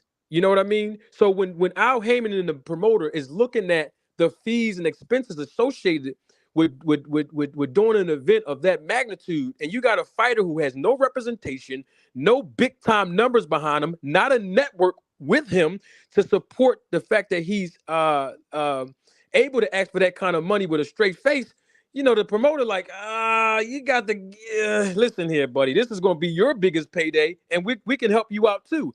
And I don't think because Crawford understood some of the things I just mentioned, not understanding the business side, I think that more so hurt his leverage. And that's why it was easy for him to go and pull David Evanesian off of a card that David Evanesian was scheduled to fight on November the 19th anyway. They just, they put it, BLK Prime, they sent Neil Marsh a check, as they should have, to get the fighter. That was an easier opponent for Crawford. Who's Neil Marsh? I'm sorry. Neil Marsh is the manager of David Evanesian. And so, hey, BLK Prime did the right thing. They said, well, look, we're going to pay you this amount of money. I'm not saying it's 10 million, but let's just say it was 10 million, whatever. But they're going to pay Crawford a certain amount of money with less risk. But they still got to go through the manager. So they had to cut him a check, apparently, to get him off of that card, because Neil Marsh had to work hard to go and convince the British Boxing Control Board to basically scrap that whole card, where he was the headliner, to allow him to fight Terence Crawford here in America. Quick question. Yeah. There are rumors out there now that Hank Lundy, who's from Philly, yes, is not going to be able to fight Adrian Broner because he was pulling out of a fight that was in California? Well, I'm glad you brought that up because I kind of reported a little bit of that earlier on my channel. That's correct. So same. Thank you for bringing it up. So that's the same thing that happened in a sense, where Hank Lundy was scheduled to fight on February the 4th in California. But of course, to make it a little bit easier for Broner, BLK Prime, whether it be Zab Judah, whether it be Desmond, whoever it is, there's executives over there. I know Christy Martin. She's a good woman. I don't know her personally, but I've met her a few times. When I say I know her, I mean that I know that she's going to be co-promoting this Adrian Broner card in Atlanta. Well, they obviously pulled Hank Lundy off of his fight that he had for the February the 4th card. But the thing about it is that now he's under suspension because there's some kind of medical issue. Usually when a commissioner or a commission suspend a fighter, is not the commissioner or the director of the commission, him or herself. It's usually the ringside physician that they hire. And so the physician may have saw something in Hank Lundy. Maybe he had a cut. Maybe he had in his last fight. Whatever the case was, he was not cleared to compete. And so at this point, everybody's sitting there with their fingers crossed to make sure that his suspension will be lifted by the time he fights Adrian Broner, if he ever even get the opportunity. But right now, from Hank Lundy, I spoke to him last night, and from other sources here in Philly, and my source over at BLK Prime, won't mention his name, right now that fight's suspended. And the reason I want to say this too, because I think this is important. The reason why I say a source at BLK Prime, I don't work with BLK Prime as an employee or anything like that, but because I'm a manager, I reached out to BLK Prime and I almost secured the deal with two of my fighters that I manage to be on the undercard of the Terence Crawford David Evanesian fight. Most people don't know that, so I'm just letting that out the back. Hold on. Come on, Fanon. Give me a break. Go ahead, Fanon. Talk to me, brother. Nah, I'm not going to talk. I'm going to leave that alone. No, talk to me. No, I'm going to leave that alone. Hey, let me ask, I do got something to ask you. Like I said, go ahead. Said, brother. Go ahead. First of all, I want to get out of the idea that you're some clown. I appreciate that. I've been in business like when you say the business of boxing, I don't see it that way. I just see business as business, right? Business is just business. You don't get a master's in business. You don't get a master's in boxing business. Business is business. Dollars and cents, profit and loss, expenditures. That's what right. you've allowed me to do. And this is why I'm saying I can vouch. This is why I can vouch and say, no, dude, this dude is nobody's clown. You laid out for me. I didn't take the notes, right? Okay. But I always, and anybody that listens to my channel will tell you this, I always say that one thing that I do not know about boxing, that Rachel Donaire does know, is I know that there are certain items, right, that come along. You have revenue and you have expenses, right? Yeah. I can tell you that there's something called revenue, and I know, for example, that I'm not asking that question because anybody and everybody knows what question I'm not about to ask. I'm just telling you why I can vouch that you are somebody that knows what they're talking about. Because when I say revenue, I know that there's a pay-per-view revenue. I know that there's the gate. What you did, though, was you gave me explicit examples of other line items related to revenue that only somebody that actually negotiates fights on a regular basis would know. Like you say, there's the sponsorships from the local companies. And those local companies will put an ad in the neutral corner. They will put them in the center of the ring. Yes. So not only did you know what line items are there, you also know specifically where they would use those line items at. Yes. You then also very, very effectively explain the difference, the role that the manager would play relative to what the promoter would play, and why somebody like I would continually say that there's a Muhammad Ali act there, and you need to have a firewall between the manager Absolutely. and the promoter. Yep. So you saying that you are a certified and licensed manager, you have clearly demonstrated to me that you are that. And that is not, because that's almost like sitting down and going to a doctor and they don't know what to call your artery. They know you got a heart, but they don't know what the different parts of the heart are, right? Or it's very, very clear that you have a subject matter expertise in the management of a boxer and that you dealt with. And then now you're also doing something that other people do not do. You are literally naming sources. You are saying this is the name of the manager for David Avenetian. This is the promoter that will be promoting the fight between Hank Lundy and this person. Yes. You also said that I spoke to Hank Lundy, and what they're hoping is, because more than likely it's something related to his health, whether he had a cut or he had this or he had that, and they are waiting to figure out whether or not it is going to take place or not, but currently it is suspended. Yep. Yes, sir. Am I correctly restating what you said? Everything you said is absolutely correct, Fanon. Yes, sir. That is how you use sources.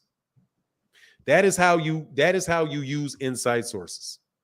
If you are not able to do that, there is nothing that I can do to validate what you're saying.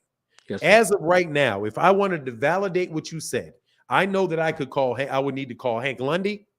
I would need to call Christy Martin, and I would be able to call whoever the name of the manager is, whose name I already forgot. But I can look up. Say again? Neil Marsh. Neil Marsh. Yep. Nobody's going to debate you. And guess what? I can give you all three of their contact information without no problem, Fanon. You wanted to do that. That is something that you are just a subject matter expert on boxing, and it is very, very, very, very, very obvious. Yep. And can I say something too, Fanon? Because a lot of people, say whatever you want to say, bro. Okay. So you know how let me give you an example. I tried to break this down. I will not say the fighter's name that I used to manage, but I try to educate him on this part, right? So let's say if a fighter, and this is relative to somebody like a Terence Crawford in his position. Let's say a fighter, up and coming fighter, or let's say somebody in a Terence Crawford position who's used to fighting a certain level of opposition, right? So a lot of people will not understand that if a boxer is used to fighting that low level competition, right? And usually you're supposed to, like as a manager, my job is to make sure my up and coming prospect fights that lower, level opposition to build his confidence while he's learning on the job or while she's learning on the job, right? But when you're at a certain level, you can't even expect that, because I try to educate a fighter that I used to manage, and I try to tell him this. If we fight at, I'm using venue, 2300 Arena in Philadelphia. That's one of our little local venues for our shows here, right? I could manage a fighter to make, let's say, $1,200 in a 4 to 6 round fight against an Uber driver. No disrespect to Uber, but I think you understand my point. A lower level opposition. Maybe I got you. Right? He might take the fight and say, all right, cool. But if I get a phone call from the owners of, let's say, Live Casino through a promoter who want to put my same fighter, on their card, they're not going to pay him peanuts, because you know why? Because at the casino, you have to fight more of a better opposition than you did at 2300 Arena to justify making the money that you make. In other words, is the casinos want you to be in a competitive fight so that their patrons can stay there, drink, gamble, relax, and enjoy entertainment. If all the A side is going in there just knocking out all the B side and all of the fights end within 1 or 2 rounds, guess what? The entertainment value is over. No more drinking, no more gambling, right? So the casinos recognize, like, hey, listen, promoter, if I'm paying you X amount of dollars for these 6 fights, please do me a favor and make sure they're in there. Not with a Terence Crawford against Errol Spence type deal, because it is a small casino, but let them be in there with a maybe B or C level fighter to make it more entertaining, where the fans don't know who's going to win or lose. so that they can stay long, they can gamble more, they can drink more and eat and have good entertainment value. And that's what I try to explain to people. To whom much is given, much is required. So in Terence Crawford case, if Terence Crawford want to make, let's just say 15 million to fight Errol Spence, he gotta increase his opposition level to prove that, hey, Showtime's going to want to justify paying you all his money to fight. Look, I got to say this is important. You see that Tank Davis card when he fought Hector Garcia, right? Now, a lot of people will look at that card and say, "Oh man, that was a corny card. The matchmaker did a bad job." I heard Sean Porter say that was a bad look for Boots. That was a bad look for Ellis. Let me explain something to you. That was a great card, and the man who put that card on is the guy who promoted. I'll give you his information too. His name is Tom Brown. I met him several times. He's a good guy. You might have seen him around. He's the white guy with the birthmark. TGB, right? Promotions, right? He match made that card. Yeah, like a birthmark on his face. Yes, he does. He's a good man.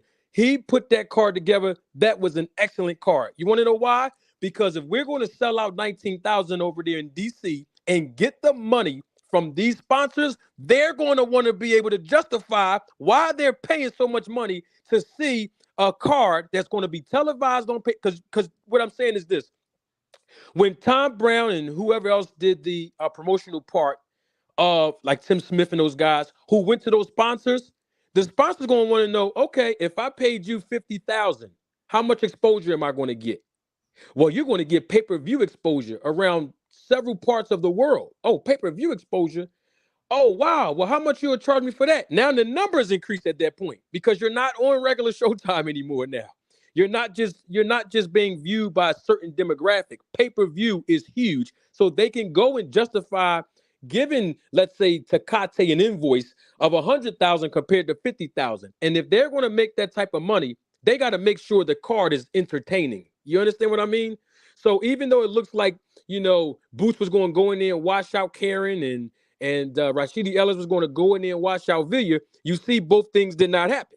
You know what I mean? So that is when you know that it's a good card and the promoters made sure that those sponsors got their money's worth, because the sponsors, when they give up money, they get complimentary seats there to see the fights. They don't want to see no first round, second round knockouts when they just paid 50 to 100,000.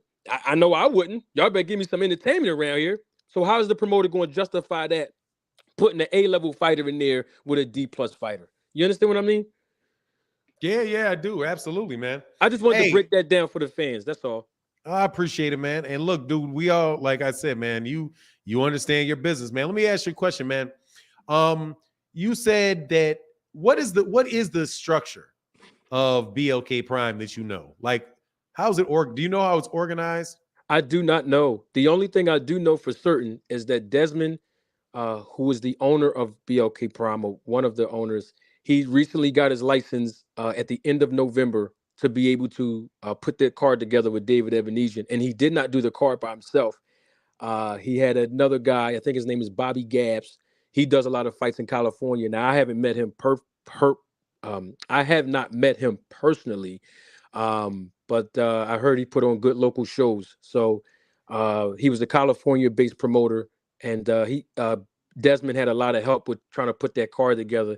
And no disrespect to them, but the card didn't do a lot because of the undercard. See, when you put on the undercard, it has to be the appetizer. You know what I mean? Like you go to a restaurant, you got the bread, the water, the appetizer. That's how the undercard is. The undercard, like them 4-6 round fights, they got the bread and water. And then them 8 to 10 round fights, that's like the appetizer, right? And then the main event is the 4-course meal, that whole entree, right? So that's how the structure of the business is when you're promoting a fight. I don't know BLK Prime structure. I just know that there's a person that is an executive there who I was corresponding with to get 2 of my fighters some of that good money they was offering that had nothing to do with the other guy. I'm not going to mention his name on your channel, but it had nothing to do with him.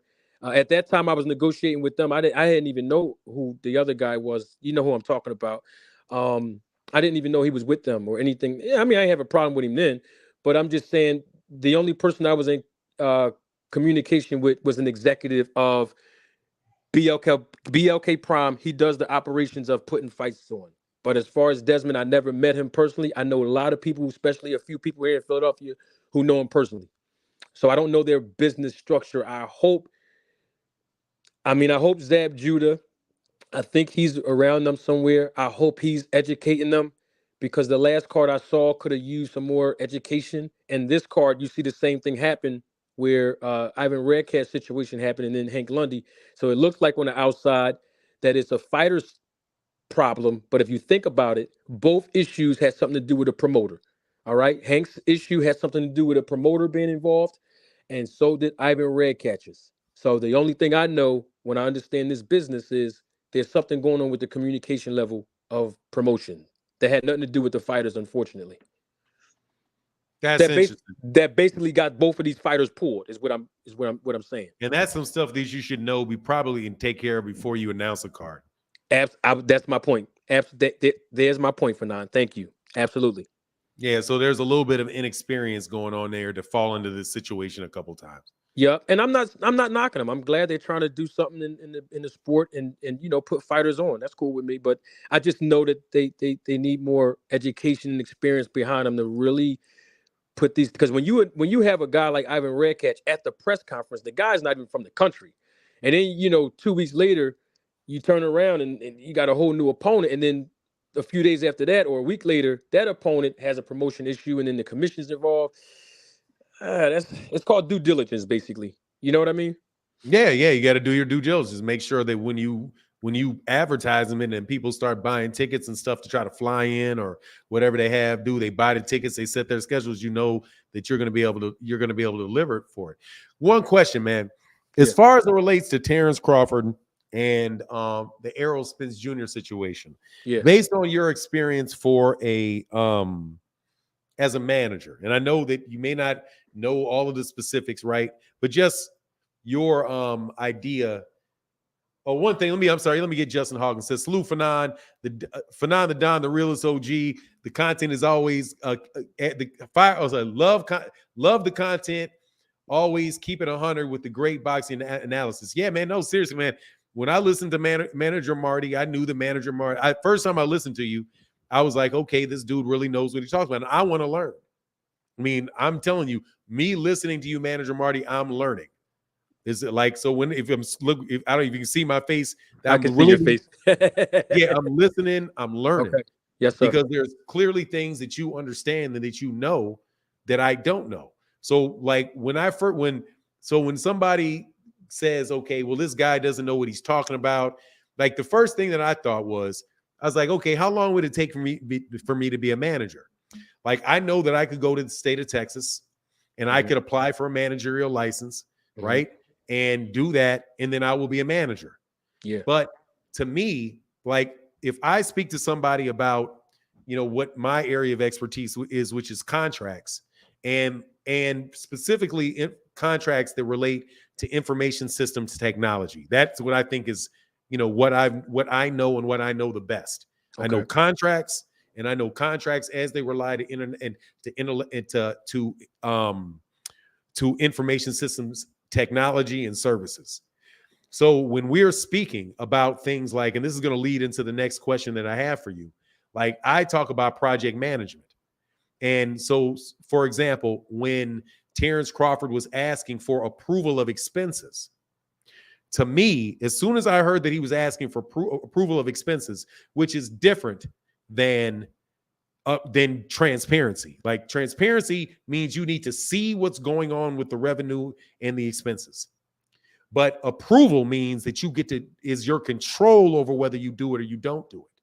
So I understood that right off the bat, that is an issue. That is going to be a big issue. Seeing it is not as much of an issue, because if you say I wrote a contract with you, right? And you say, my fighter wants to get paid out of the net revenue for the fight, right? Yes, sir. That means that you and I know right away that you're going to have access to what the expenses and the costs are. That's correct. Because there's no other way that you can do it, because you're going to need to be able to validate that, correct? That's correct. Yeah, so there's not an issue with transparency, even aside from the issue where they say you have the Ali Act, right? Yes, Now, sir. the Ali Act may apply to you dealing with your manager, and your Yep. manager saying this is the net, but you need to be able to see that, right? Yep. Yes, sir. But it's not going to really relate to a deal with a network. That's But correct. but the question that I have for you though is BLK Terence Crawford agreed to fight Errol. They said he agreed. I never knew he never agreed because he didn't sign it, because you don't sign it until it's done. But aside from that, he had the fight with David Abination, and BLK Prime were doing what they're doing. And some people would lead you to believe that fight got done within like a week, right? It was just lightning fast. To me, it seems like that they had to have been having some type of talks and some kind of conversations earlier in the process with Terence Crawford while he was still negotiating with Errol. So I'd like to after I get these super chats that were just left, I want to get your thoughts on that, okay? I will do. Okay. Because on the real, without going into any beefy this, that, or other stuff, I want people to understand the message that you're trying to get across. Yes, sir. Because if people understand the message that you get across, and they get and they understand your standing, and by standing, like I've heard you meant credentials. Yes, sir. I mean, I'm using the word standing as in you are somebody that you are able to speak on the subject, right?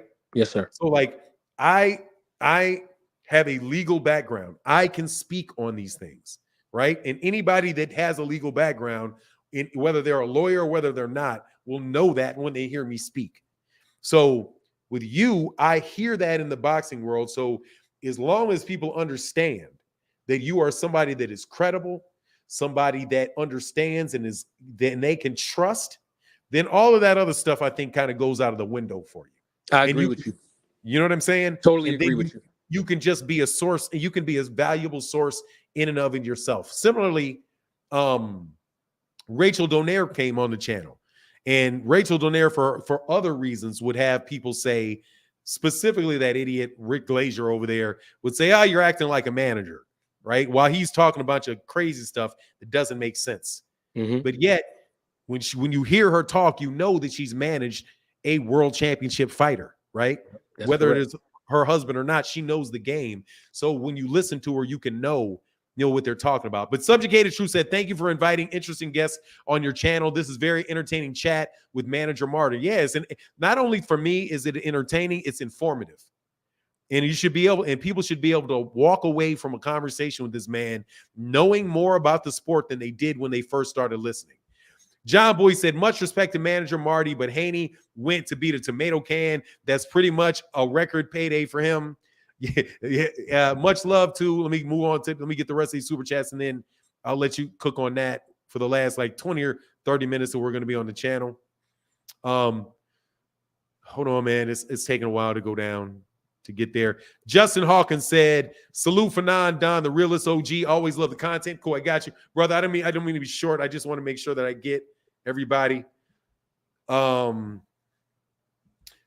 Boy said, "Bud, he knew this was coming. Ussy." Oh gosh. As duck with exclamation marks. Yes, sir, bro. Now, let me tell you about John Boy, dog. John Boy got more money than you can shake a stick at. So Wow. he understands. Yeah, dog, dude got more dough than you can shake a stick at. And it's an interesting you get on this channel, you get a lot of really educated, very well educated, serious boxing fans that support the channel. So I definitely want to get them a chance to look at you. Go ahead and explain that, man. And I'm gonna hear you, but I'm gonna turn my camera off for a second. Okay. I just have to walk over there and back. But if you can hook on that for a minute and let these cats know, I'd appreciate it. All right, no problem for now. Thank you so much. All right, Yes, sir. so let me piggyback off of what Fanon's preference was before he asked the question about the length of time it took to get David Evanesian's agreement or for approval to fight Terence Crawford. Now on my channel, I posted the interview that Neil Marsh did. And Neil Marsh himself said it took within 48 hours for them to ink the deal. what he basically was saying is it didn't take 48 hours for them to just have a conversation about it, because these are Neil Marsh's words, ladies and gentlemen, not mine. But Neil Marsh said that a few years back, Top Rank sent him a memo through email requesting for the services of his client, David Evanesian, to fight Terence Crawford. So that's what made it so easier for Terence Crawford to basically tap Desmond and those guys over there at BLK Prime on the shoulder and say, hey, I got an opponent that's easy for me. He's an opponent that we was trying to fight when I was with Top Rank. The guy over there, David Evanesian. So it didn't take 48 hours, for them to just say, let's fight him and let's just do it. They were already in communication. Excuse me, guys and ladies. They were already in communication while Terence Crawford was in negotiations with Al Heyman and Espinoza. He just didn't tell them that. When I say he, I mean Crawford. He did not tell them that. They had no idea. They were completely blindsided. Okay. So I agree with Fanon. That's correct. Terence Crawford was already in negotiations secretly with BLK Prime. And what took 48 hours, what Neil Marsh was saying, was not that they just talked out of nowhere and it just took them 48 hours to sign, but they were already in negotiations. Because you got to remember, it didn't take 48 hours for Neil Marsh as the manager to go over there and convince the boxing control board over there in the UK to basically get David Evanesian off that card. It took them time to be able to do that, because remember, they have to go to all those people that were willing to compete on the undercard and explain to them how their payday will be lost. Okay, it takes a lot more than 48 hours to do that. All right, and it takes more than 48 hours for a commissioner to approve an entire card. The reason I keep saying commissioner or the director of the commission, Fanon, because a lot of fans don't understand that part of the process. So let's use this as an example. Let's say I'm a promoter and I want to have an event with 6 fights on there. Well, can I do something? Can I ask you a quick question right now? Of course. Yeah. Okay. I'm going to tell y'all something right now. I'm going to make a stone cold admission. I would never debate him. About boxing and this, I would never debate him. I'm going to tell you flat out, I would never do it because I don't know as much as him. I mean it. Now, I would beat him in a debate because I would get tricky. You know what I'm saying? Yeah. And I would deal. Now I'm just lying. It's all good. I would deal in generalities, but this is the type of guy, dude, that you do not debate. This is the type of guy you sit down and you learn from. I mean this. I would sit down and I would learn from him. And if there are some facts that I don't understand, then, or some facts that he doesn't have, you don't debate this guy. I mean it. You don't debate him. You sit down and you ask him and you say, hey, okay, man, why do you think this? What's your rationale behind this? Because unless you are really a boxing manager, like you really are, like I can argue maybe about a contract, right? Mm-hmm. And whether you should do or you do this, but you act like you know so much. Highlights. Let me tell you something, dummy. Let me tell you something. The reason why I don't lose debates is because I don't debate people that I don't disagree with. This man's not giving me anything to disagree with, because all he's doing is basing his opinion on solid facts. There's nothing to debate. May I say something for sure. All right, so the guy has highlights. I just want to put this out there because I think this is equally as important. He just got blocked. So okay. Well, you're talking to a dead man. But all right, ahead. so I won't go there. I won't go there with him. No, right, go. Cool. You can go there. We like this. I was just going to say, even if Fanon, you debate somebody that you disagree with and you wipe them off of the planet with the tricks that you use, with the facts that you use, the receipts, right? and that person lose. The fact that you were able to be a man of integrity and humble yourself and say, I'm limited in my education and expertise in this particular area, that actually show what kind of man that you are. And I put you on a high ranking, I wouldn't say a pedestal, but you are ranked high in my mind because you was able to humble yourself and say, you know what? Instead of me sitting up here acting like I know all of this stuff and I have connections here and there, and no, I really don't, and I'm learning something. And so, like you said, you would still, debate me and use tricks. I wouldn't debate anybody with me unless they asked me to.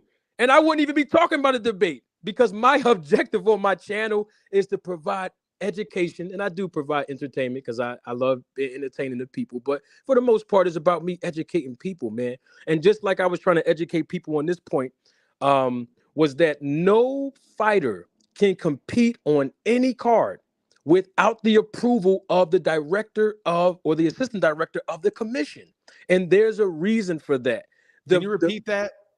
No fight or fighter can go on or compete in any event without the approval of the commissioner or the director or assistant director of the commissioner. The main reason why commission or what commission? The state. I'm sorry, the state commission. So that let's use Terence Crawford. Very, very easy example. Let's say the Nebraska Athletic Commission, right?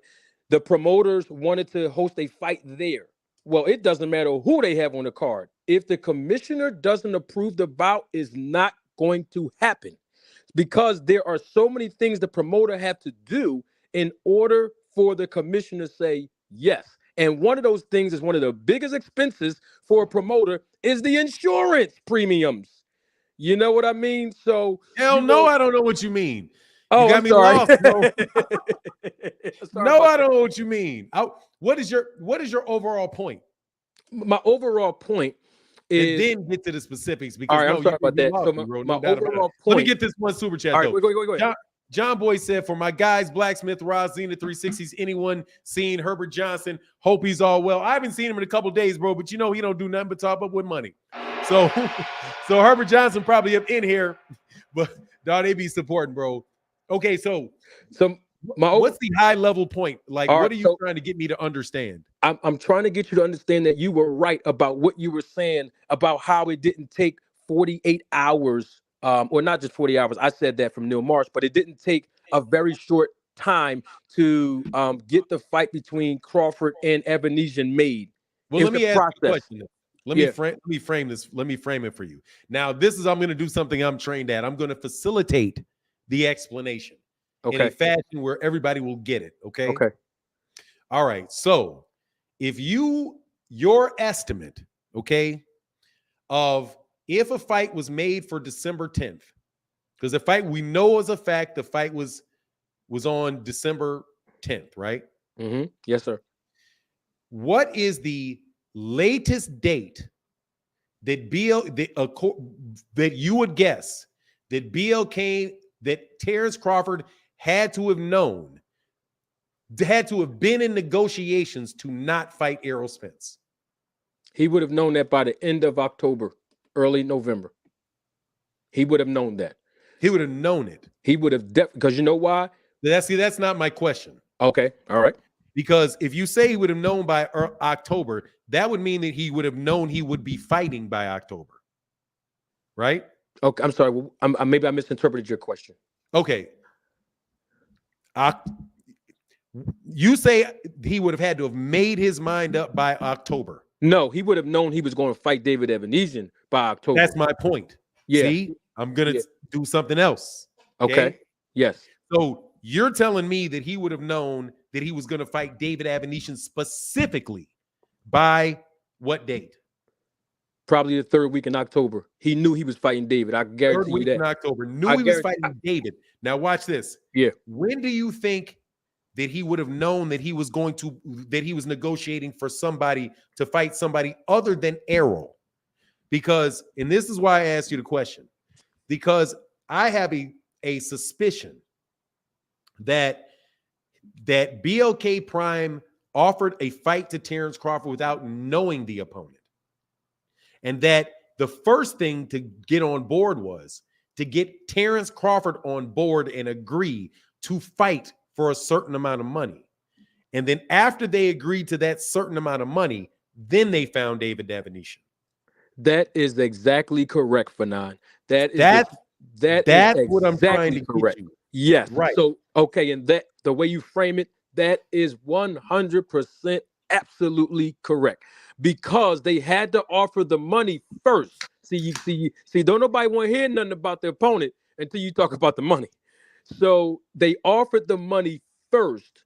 And I believe that was somewhere between August and September. August and September, Bud Crawford knew, dang, I got a decision I need to make. If I'm going to go over here for this amount or stick with this. Because when they offered him the money, remember, he was already offered the contract in August.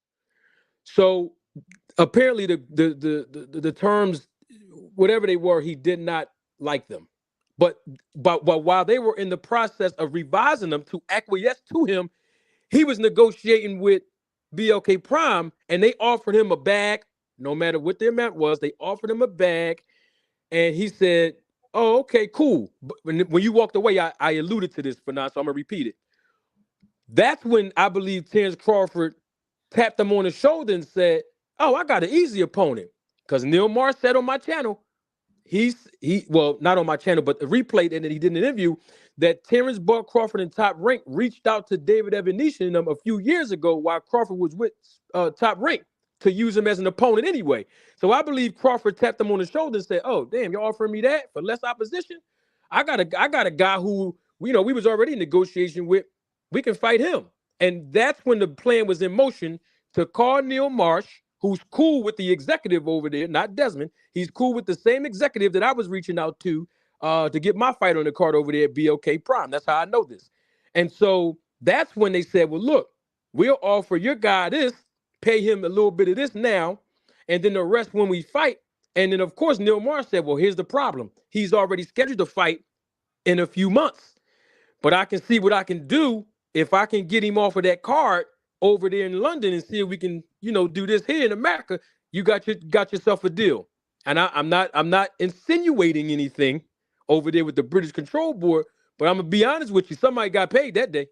I'm just gonna tell you the business right there. So somebody over there got paid because they let that man kill that whole card.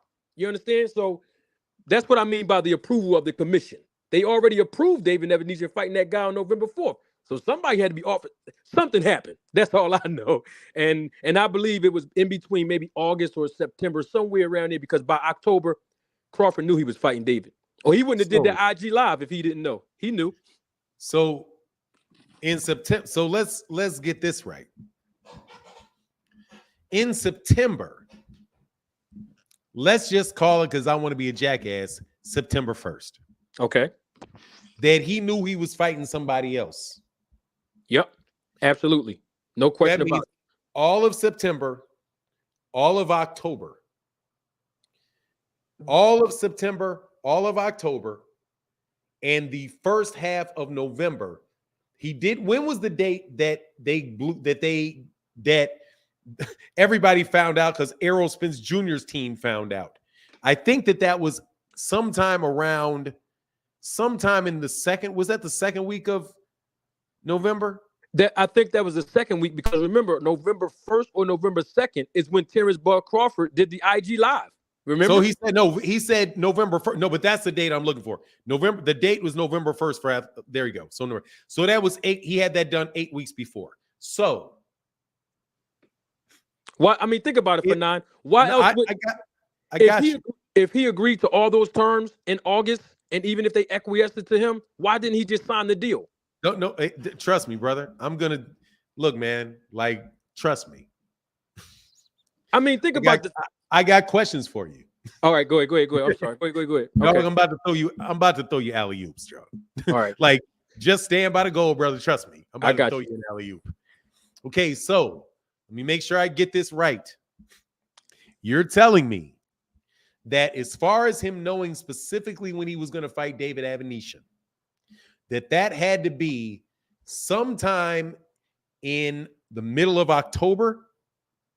The commissioner for the Nebraska Athletic Commission had to approve the fight. He's not going to do that. But not only that, Mm-hmm.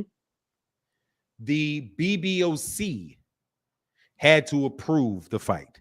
David Avenishin was already. I just want to state this in a way that I understand it because I'm gonna steal your content, just so you know. That's okay. I'm cool. So now I'm not gonna steal it. I just want to make sure that I understand this. Okay. So in order for Terence Crawford to have had a fight with David Avenishin, since David Avenishin was already scheduled to fight somebody else, they had to have got approval by the Nevada State Athletic Commission, but more importantly, to get David Avenishin. And before they actually went to the Nevada State Athletic Commission, Nebraska. Thank you. Yeah. Before they went to Nebraska, the first thing they had to do was get the British Boxing Board of Control to approve them killing a card that they had already sanctioned. Absolutely. No question about it. They had to have said, but before that took place, they had to have agreed to Terence Crawford to fight David Avenishin. Absolutely. That's correct. But before that, they had to agree to get Terence Crawford to fight with them. That's correct. That is absolutely correct. As we work backwards, come on now. You start with what was the date that Terence Crawford knew that he was going to fight somebody on BLK Prime? We are looking somewhere in early September. Yep. End of August, early September. So he knew that. Let's put it September 1st. That's fine. Right? Because yep. So why? So if somebody were to have said in October that they had agreed to all terms and they were waiting on Errol Spence Jr. to sign the contract because Terence Crawford had signed the contract to fight Errol Spence Jr., and they said that in October. If they worked with BLK Prime and Terence Crawford, they would have had to know they were lying. Absolutely. And here's my evidence to prove that what you're saying and what I am saying is correct. Because when I hear people say sign the contract for nine, let me tell you the real contract that goes in effect. We call it in boxing a bout agreement. And that agreement must be signed by both parties before the commissioner can approve it. So it doesn't matter, Fanon, if you was fighting Fanon, right? And you told me, Manager Marty, you got a guy named Joe Blow. Hold on, no. Pause. Okay. Dog, trust me on this one. That means he had to have a bout agreement. Yes. Before the commission allowed him to drop out of the fight with David Avenishin to drop out of his fight. No. Listen to what I'm saying. Okay. I'm going to use this example. You're a fighter. You don't have a manager. I am a manager. I have a fighter you want to fight. For nine, you say, I want to fight your guy, Manager Marty. I say, cool. Let me talk to Big Dog. Big Dog's the name of a promoter. Let's see if we can get the licensed promoter, Big Dog, to fight in Philly because he's a Pennsylvania licensed promoter. Big Dog says, okay, I'll agree to the terms. Boom, boom, boom, bye. I'll put it together. Before you and my fighter can literally, listen to the words literally agree to any terms to really fight on the actual day, you both will have to sign a bout agreement so that the commissioner can approve it. You understand? So that bout agreement had to be signed by Avenishin Crawford way before Crawford did that Instagram live deal. They already signed it because the British Boxing Control Board already released him, or Crawford wouldn't have never said it. Oh, I'm gonna be fighting on BLK Prime. How would Crawford know? That's what I asked. That's what I said. How would he have known he's fighting on BLK Prime on November 1st if he didn't know who his opponent was going to be and if that bout wasn't approved by the Nebraska Athletic Commission? So this was a thing that was going on months prior. You know, like you basically making me walk back. You basically doing it for the fans' sake to understand that this was a process, ladies and gentlemen. This wasn't no just 48 hours and we just got it done. Oh, no, the commissioner is two commissions involved. One over in UK and one over in America. You know what I mean? So Crawford knew when Crawford, and I'm not saying he did, I'm not accusing him, but let me tell you what some fighters do. Even on a lower level, this is what they do for Nine. When they don't want to fight the guy, this is what they do. I'm manager Marty. Here go the contract. Here go the terms. This is the money you asked me to get you. This is the place we're going to do it at. Boom, boom, boom, bow. This is the corner you're going to walk. This is the corner you're going to be in, red or blue. This is the entrance. You're going to walk out first or second. All of that stuff matters to these boxers, right, for Nine? If I do all of those things that you requested, right, and then I say, all right, for Nine, I got it. Now let me let the promoter know this. We are going to agree so that he can go tell the commissioner to approve the fight. And then I come back to you for Nine and say, for Nine, we got it done. They about to send us over a bulk agreement so you can sign it. And then you turn around and say, I don't really agree with the fact that, whoa, bruh, we about to get this thing approved. We about to get this bout agreement signed. What's the problem? That's how I know Terence Crawford, when Al Heyman and them guys sent him that contract in August, he knew he wasn't going to sign it. He knew he wasn't going to sign it. Right. They sent him a contract in August. Hold on. He knew he wasn't going to sign it in August. He knew he wasn't going to sign it. See, dude, I'm telling you, I ain't that, Listen, I'm trying to get to the nuts and bolts of this bitch. So you're trying to tell me, hold on, man. You trying to tell me in August, Terence Crawford had to have known. That's what I've been trying to get to. That Terence Crawford had to have known he wasn't fighting Errol Spence Jr. in August. By the end of August, early September, the man knew. So that tells me he knew everybody that reported September, not September, because that was done earlier than that. November 19th. But October 19th and November 19th, when those dates were released by Mike Coppinger and other people that were getting that information from Terence Crawford's camp, the person that told them at the very least knew it wasn't true. They knew it was not true. Absolutely. But that's why if you go on my channel, I did a little thing about Mike Coppinger, and I told him, you're going to need a pair of these. That's my new little slogan with my gloves. And what I was doing was saying, Mike Coppinger, you never verified if the information is true or not, bro. You're just coming out listening to somebody's camp, Let me help you, brother. Let me help you, brother. Let me help you. See, what Mike Coppinger did was this. Mike Coppinger said, this is what I'm being told. Okay. Right? Okay. From inside sources tell me that this deal is done. There's only some non-material terms that need to be agreed to. Yep, that's what he said. So Mike Coppinger did not lie.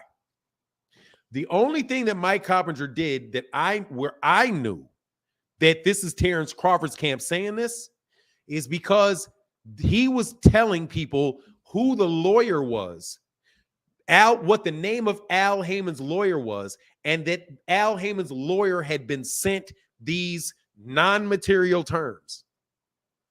So if somebody knew that it had been sent, then it didn't say that it was received. He knew who had sent it. He got that information from Terence Crawford's camp. Right. And the same people that you wanted to debate released the same information. Literally the same. Listen. So they knew in September 1st that what they said was not true all the way through November, which lines completely up when with everybody saying that was okay, Terence Crawford. So basically they started saying that Terence Crawford had accepted all the terms. We're just waiting on transparency in these non-material terms. But they didn't start doing that until they already knew they were fighting David Avanesyan. Right, because look at the timeline. They already knew that they didn't agree to the quote-unquote non-materialistic items in August because they were sent a contract in August, and he didn't sign it. You know what non-material means? Yes, but go ahead. I want you to break it down. You're the contract guy. Yeah, it means that it's not important. Nope. Those are they're just things that don't matter. But they're just from my perspective, itemized. Marty. Hey, is your name isn't Marty though, is it? Well, my nickname, everybody calls me Marty. What's your full name? But no, what's your full first name? Martel. Okay, because my name is Martin. Okay. So every time I hear Marty, I think because I hated when people call me Marty. Like, man, my name is not Marty, but my name is Martin. Got you. Okay. And Martin. I mean, it's basically based off the same thing. But anyway, so that is the for me, That's the message. Yep. The message is the timeline that you can break down. That's correct. And you say, look, man, here's a timeline. The timeline based on how long it takes certain people to do things, right? Yeah, how absolutely. long does it take you to get a fight done? Well, you would only know that if you know all of the pieces necessary to make a fight. Let me read these super chats, okay, and then we're gonna keep cooking. But that's what I will see. The debate is not important. No, it's not important at all. At all. What is important is that people understand that you know what the timeline has to be. That's correct. And what I continually tell people is, and this is what I'm telling you, Marty, I tell people in a minute, this is my trick. I can beat you in a debate without having any proof. Because all I need to know are what the established facts are and two things that cannot be true at the same time. Mm-hmm. So what you're doing is you're saying that Terence Crawford had to know about David Avanesyan at the latest, let's say at the latest September 7th. And the reason he had to have known it was because he had to get 2 commissions to sign off on it. That's correct. Right? 2 commissions to sign off of it. And how do you know he had to do that? Because we know that David Avanesyan was fighting on another card. Also, you had to have agreed to some money. You had to get Terence Crawford signed up first, right? Yep. You had to get Terence Crawford to agree that he would be fighting on BLK Prime for a certain amount of money. And then after that, you have to find the opponent. Yep. So then they start working on what is an acceptable opponent. And so he says, here's the acceptable opponent. I got one. I would take David Avanesyan. So they say, okay, well, let's see if we can go get David Avanesyan. So they go to get David Avanesyan. They talk to David Avanesyan's manager, and then they come up with the money for David Avanesyan. Mm-hmm. Because then only after they get that money for David Avanesyan does David Avanesyan's manager then go to the British Boxing Board of Control and then get David Avanesyan out of his card, which is not going to happen in a week. That's correct. It's not going to happen in 2 weeks. And why is that? Because you got to get on their calendar, right? You have to have the conversation, and then they've got to go to everybody on that card and all of the different promoters on that card to make sure that ain't anybody getting sued. Yep. Guess what, Fanon? Yes, sir. Real quick. This is the biggest part of it besides the commissioner. Guess who else got to get paid?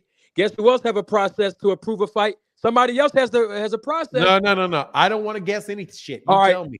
I'm going to tell you. The WBO, the sanctioning body, who's going to be right there with the supervisor handing the belt to the winner, right? Hold on. Oops. We got to add in the WBO. Yes, sir, my brother. Add them in there, brother. Add them in there. And they expect fees to be paid.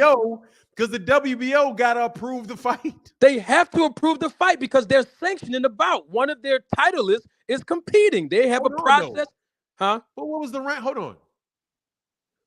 That opens up another thing.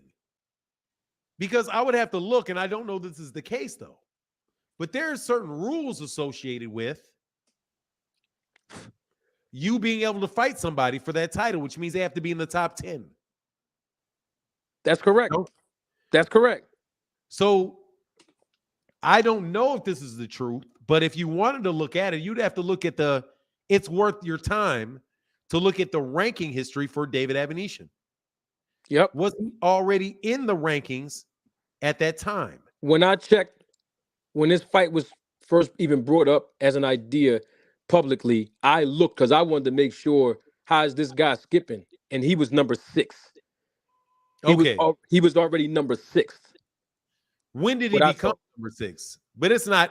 We've already. That part. I don't. Yeah, I'm not. Yeah, I think you over. Yeah. I'm not sure about that part. When was he number? No. But I'm literally telling you, if you really want to understand it, it may be an answer that he was already there. Yeah.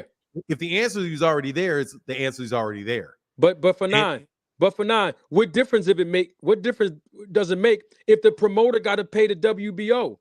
The promoter has to pay the WBO before they even step in the ring. That's a part of the process of getting the fight approved. You understand? The promoter has to pay has to pay the WBO certain expenses before they can even, man, look, they supervisor ain't flying out to Nebraska without no money now. Those expenses had to be paid for prior to them even sanctioning a bout. This is why I know that it took months for this to happen. It's not just, oh, I didn't agree to all the terms, or I did agree to all the terms, and they was dragging their feet. No, the truth of the matter is, I believe it wasn't Errol Spence and them dragging their feet. It was Crawford and whoever else was helping him dragging their feet because they had to know, oh my gosh, it's going to take us, watch this, time to get David Evanesian off that cart. It has to. We have to get time to approve it by the Nebraska Athletic Commission. We have to get time to get the sanctioning body of the WBO to approve it. There's a process in this whole thing. You got two commissions and a sanctioning body all getting paid from this. They're gonna make sure this thing happen if if you got the money to make this thing happen. And it takes a process. So that's how I know it took months for Crawford to know. And it had to be before October, because on October 6th, Al Heyman and them sent him a revised contract with all the terms that he agreed to, that he wanted, that he didn't like in August. That's why Spence said, we gave you everything you asked for. You wanted transparency? That was in the contract. He's talking about the revised version of the October 6th contract that Crawford still never signed. And Crawford didn't sign it on October 6th because he knew before October 6th for 9 that he wasn't going to fight Spence. It's very clear to me. And listen, you don't have to take my word for it, for 9. No, bro. Look, I can send you a video where Crawford was at a fight over there. I think Maurice. And he said it's going to happen down the road. Yep, it's going to happen down the road. He said, "Yep." But later on that day, he said never, and he said never. Yeah, that's right. Bro, come on now, brother. Up. Okay, look, good. Marty, I've got videos up. I know. The entire, we talk about this every day. We got. Oh, I didn't know that. I didn't know that you did. No worries, bro. Because you out there actually. Yeah, bro. Look, let me tell you something, man. I'll explain to you. Let me read these super chats and I'll. Okay, got you. Okay, and I'll enlighten you. Okay. Because you are, when I listen to you, you're like, I'm just new on this YouTube thing. Yeah, you're new on the YouTube thing. But I'll give you the background for the YouTube thing. Okay. Okay. And actually explain to you in real time kind of what you're up against. Okay. Mr. Marty, I'm going to answer this question if you don't mind. Mr. Marty, when have you seen a B-side dictate logistics of a fight? Well, I'll let you answer that. Go ahead and answer that, brother. Never. The B-side is the opponent. There you go. John Boy said, I owe Slick Skip an apology. Sorry I didn't respond to you in the chat yesterday. I was working and had AirPods on. My apology. My apologies. And then, man, this has been so fun. Hey, man, no joke. Marty, your friends call you Marty?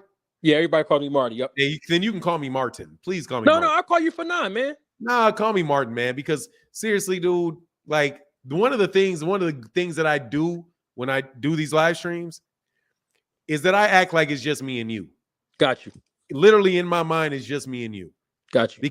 Because it makes it so much more like, like it's just like it makes it more real to me. You know what I mean? Yeah. So for me, bro, like I listened to what you had to say, bro, and I really felt for you because, and let me read the super chats and I'm going to tell you why, like what I really felt, bro. Okay. Knight Rider said, Fanon, you and Marty are killing them like lawyers. You guys are unmasking these people. And then let me get this. Thanks you, brother. I appreciate that support, man, in that super chat, brother. And I'm telling y'all need somebody put my manager Marty's deal in the chat, bro. Clint Eastwood said the show today is fire. Yeah, man, because Marty is, man, dude. Look, bro. Look, man. T Orlando in the building said Bud ain't B-side. Bud Hall of Fame. Bud needs Buzz. Spence needs Bud. Boss. Now let me tell you, this is a perfect segue. Awesome. You see this guy right here? Yes, sir. Bring it in. Bring it in. Orlando Pearson is a federal. He's a federal litigator. Okay. Now, I'm an attorney. He's an attorney, but he's a litigator. I do contracts. He's in the court, right? Okay. So when he and I were having a discussion about Terence Crawford and Terence Crawford suing Bob Arum, I said something. And I'm telling you, this is why this dude can troll forever. He ain't even got his support, man. I love this dude. Because this is somebody where it's like you got to respect him. Because I said that Terence Crawford had sued Bob Arum, but it got moved to federal court because Bob Arum claimed diversity of that there was lack of diversity. Bob Arum claimed that there was lack of diversity, and I was arguing because I said lack of diversity. And what this is, the difference between federal court and state, there's generally speaking, this is why you wind up with the feds and not in state. If you have an issue of interstate commerce or interstate activity, right? Yeah. You have one state versus another state. Then it goes to the feds because you don't know which law applies, whether it is Nebraska or California. So since a guy from Nebraska is suing a guy from California, it goes federal because there's diversity of citizenship and it's over a certain dollar amount, like $3,500 or whatever it is. I don't know what it is.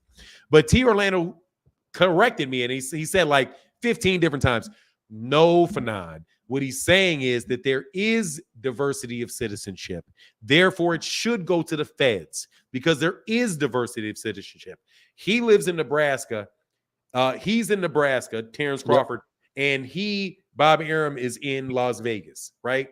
So it is instead of doing with a generality, it's somebody that is very, very specific in the requirements of and why you would decide to go into the federal court versus the state court. So me talking to you, I feel like the same way. Like you are really understand like into at a granular level what the individual things that you need to do to take in order to make a fight are. Yep. So to explain to you the YouTube thing, there's a bunch of YouTube channels that are jack of all trades and master of not a fucking thing. Okay. And I mean, like, truly mean that. I run against that all the time because when anybody starts talking about business or they start talking about the law, I can listen to them and I will immediately know that they don't know what they're talking about. Mm-hmm. So if you take, for example, like why Terence Crawford is the B-side, people will say, well, how much money does he make in his fights? Oh, Bob Arum pays him, what is it? $4 million, $5 million, right? Mm-hmm. Al Heyman doesn't care about that because Al Heyman and them are talking about how much money do you earn in a fight. That's correct. Because how much I pay you is cost. How much your pay-per-view numbers are and all of those different specific things that you laid out, that's how you earn the revenue. That's correct. Right? Yes, sir. So that is kind of what you're running in. I think that's what you're running into. Okay. Because you're almost overqualified to have discussions with people. It's not a matter of you not knowing what you're talking about. It's that you know what you're talking about so much that it's going to be very difficult for somebody that doesn't to have a conversation with you at all. I see. I was thinking it was something. I thought it was because I was too passionate about how I try to educate people, man. Nah, brother. If you were easy money, let me tell you, if you were easy money, they would jump on your channel in a second just to body you. Wow. Is it like that? I mean, it's like that. It's just YouTube, man. Yeah, dude. Nobody's going to, I'm telling you right now, ain't nobody. And I don't care. It's no disrespect to any particular person. You are overqualified to debate YouTube channels. There, in the famous words of John Henry Clark, you should only debate your equals. Everyone else you teach. Got you. So basically, let me ask you this, Fanon. Yeah. Now remember, I didn't ask anybody to debate me or come on my channel or anything.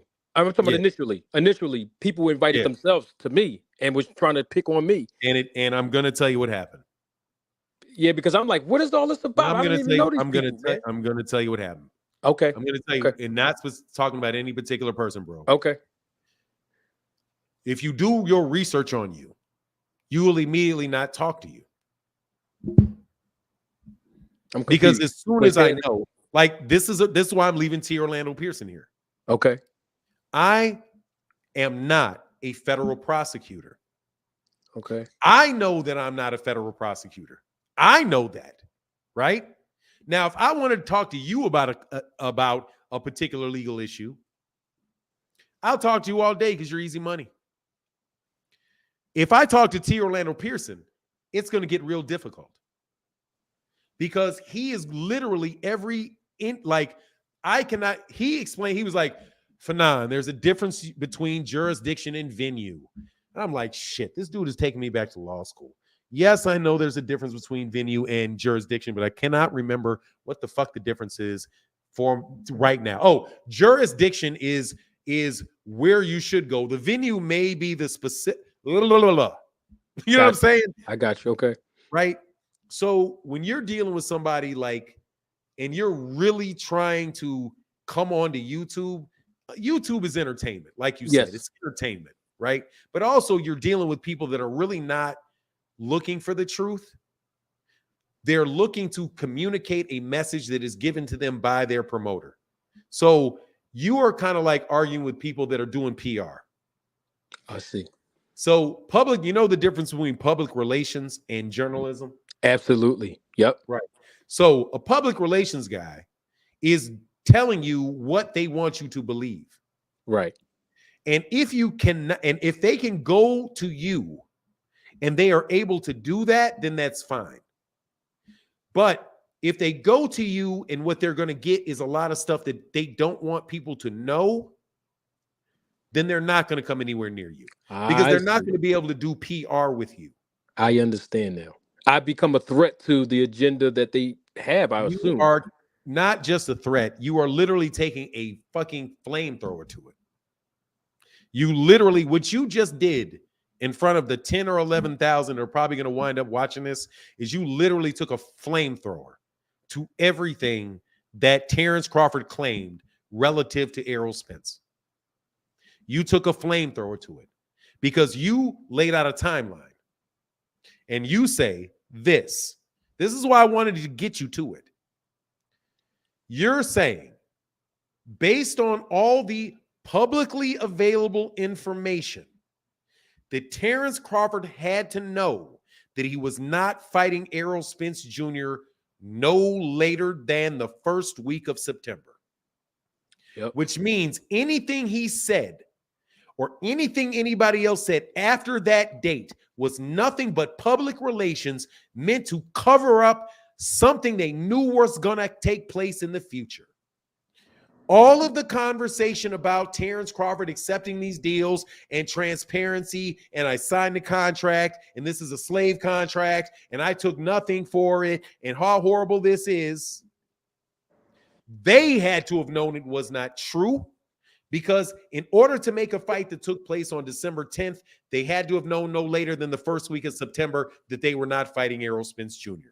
And you know that because of how a fight is organized, not just a Terence Crawford fight or an Errol Spence Jr. fight, but any and every fight that there is in boxing, based on your experience as a professional boxing manager who has negotiated many fights. Is that true? That's absolutely true. And there's one more thing that I have to include. Yes, sir. Terence Bud Crawford said he wanted to fight Charlo. Remember, he didn't say he wanted to fight Charlo in November. He said that sometime early before October 6th. And this is how I know it, because my first video on my channel, ladies and gentlemen, y'all can go back and check. My first video on my channel is dated, I believe, either October 5th or October 7th. And I was talking about how Terence Bud Crawford went to Bill Bellamy's podcast, and he said that he wanted to fight Charlo. If the contract was a slave contract and all these bad things he said about Al Heyman, why, which is the reason why he wasn't fighting Spence, why would you want to fight Charlo when you got to deal with the same representation, bruh? Before October, he said that. You see my point? Yeah, that's icing on the cake. That's just icing on the cake. You got to go through Al Heyman to fight Charlo. So what difference do it make? That's how I knew before October that something wasn't right. I didn't know about David Ebenezer and all that yet until they publicized it, but I knew before October 5th something was not right. And if you look at what I was doing after my first video, it kept saying Crawford this, Crawford that. So people took that as I'm just working for Al Heyman. I'm a clown. This is what people were saying in there. comments. You're working for PBC. You're a clown. You're not qualified. You don't know what you're talking about. You're just a Crawford hater. And I'm trying to educate them on without giving them too much because I was kind of new on YouTube. But now when that whole thing about David Ebenezer fight and they pulled him off the card, I knew something wasn't right. Seriously. No disrespect to Neil Marsh as a manager. He did what he did to put his fighter in position. But I'm just saying how I just knew it wasn't right according to timeline. Absolutely. I got you. Oh, by the way, to the dude that said I'm reading the chat, I just disappeared. I didn't disappear. I can listen to this man. I'm listening to him. Trust me. I just already know kind of where he's going, bro, because you just filled in a lot of holes. You filled a lot of holes in for me, man. Now, I got to tell y'all, man, if y'all have not subscribed to Manager Marty, subscribe to Manager Marty, brother. He's putting in a lot of good work. He clearly knows what he's doing. We don't need, so we can kill all this, even the necessity to have debates, period. Because there's really no debate to be had. Just really not one to be had. Yeah, but like I said, man, I wanted to let you know that there are a lot of people, brother, that know that if they listen to what you have to say, even if they disagree with it, you're not a clown. You're not a troll. You're not a weirdo. You're not any of these things that people will do to you because your channel may not be. Honestly, brother, you said it absolutely beautiful when I listened to your live stream. Bro, you 5'7", brother. I'm 6'2". Dude, from the earth. As far as things go, brother, you just as big as you ever gonna get. You know what I mean? Yeah. You know what you're doing. You know what you're talking about, brother. Don't let anybody discourage you or think that if somebody bad-mouthing you or dismissing you, that makes you any less of a person. And that there are people out there listening to you and people that are listening to you for what you have to say, aside from any type of circus show. Because a lot of the debates are circus shows. Yeah. But some people will try to do is they'll try to get you into a circus show. Now, for me, this is what I've seen. People will try to drag you into a circus show. There's something real funny when somebody won't let you in the circus show. Wow. Very well stated. You know what I'm saying? Very well stated. Look, brother, you making your mark, man. You keep doing what you're doing. I would suggest, brother, if you do and I would tell you, like I tell other cats, bro, I'm not going to tell you what to do, what not to do. I just know, brother, that I appreciate talking to you. I've learned from you. You are clearly somebody that knows what they're talking about. You're clearly somebody that should be taken seriously, whether I agree with you or I don't agree with you about an in particular issue. You are somebody that is serious. Ain't nothing that I've seen that is weird about you or any of that other stuff, man. So to the extent that you ever want to get you ever want to get a message out or you want to, share your thoughts, even if I disagree with you, you are more than welcome on this channel, brother. And you are more than welcome to my 100,000+ subscribers, because my 130,000 followers and subscribers. And I tell you, I'm not qualified. I am not qualified to debate you about the inner workings of boxing, because I am just a boxing fan. And I tell people all the time, brother, I'm a boxing fan. You, from what I can see, are a boxing business expert. You are not just a boxing fan. You are an expert on the business of boxing, very, very, very clearly. And to have people that are not experts tell people that you don't know what you're talking about is more self-hate than siding with one black man versus another black man. Very well taken. Very well taken. I received that. Yes, sir. Yeah, man. Don't call me sir, man. You're making me feel old. How old are you, brother? I'll be 39, God willing, in 6 months. So yeah. I act like I'm 50 though for 9. I act like I'm 50, man. No, brother. Let me tell you what you act. First of all, eyes can see your hairline and the color of your beard, and no, you ain't 50 years old. No, I said I act like I'm 50 though, man. No, you a grown man. You 39 years old, brother. You nowhere near where you're gonna be, man. Yeah. For real, bro. You're gonna get one of these big fighters. Yeah. You're gonna get and you're gonna manage one of these big fighters, one of these kids that really know what they're talking. That's another reason I want to get you on. I wanted to do this because, dude, you're a managing man. Al Heyman at a certain point in time had to have his first shot to get a major, to allow a big fighter to sign with him and do his thing, bro. This is your profession. Yes, sir. So eventually there's going to be somebody that can listen to this knowledge that you have, that you can bestow on one of these young up and coming fighters, and you can lead these dudes to be able to get where they need to get, man. And you shouldn't have, and you should not have, when you are all you're really doing is telling the truth as you see it with verifiable facts that everybody can see. You don't deserve to be ridiculed in front of massive amounts of people, man. Yeah. Right? You don't deserve that. We don't deserve that, man. And because you know what you're talking about. And me and you could be dead wrong about everything we just said, but it really can't be because it's so fast-paced. You know what I'm saying? Mm-hmm. Indeed. So that's where I am with you, man. I appreciate you for 9, man. I thank you. And guess what? I learned a lot today as well.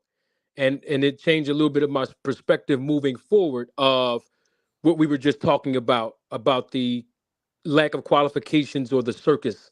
And I am not about a circus. My whole objective is to educate people. And let me tell you, one of the things that I do when I'm at these amateur boxing shows, because I judge a lot of the amateur shows, the ones that I know is going to the Olympics and they need representation, they don't have to choose me.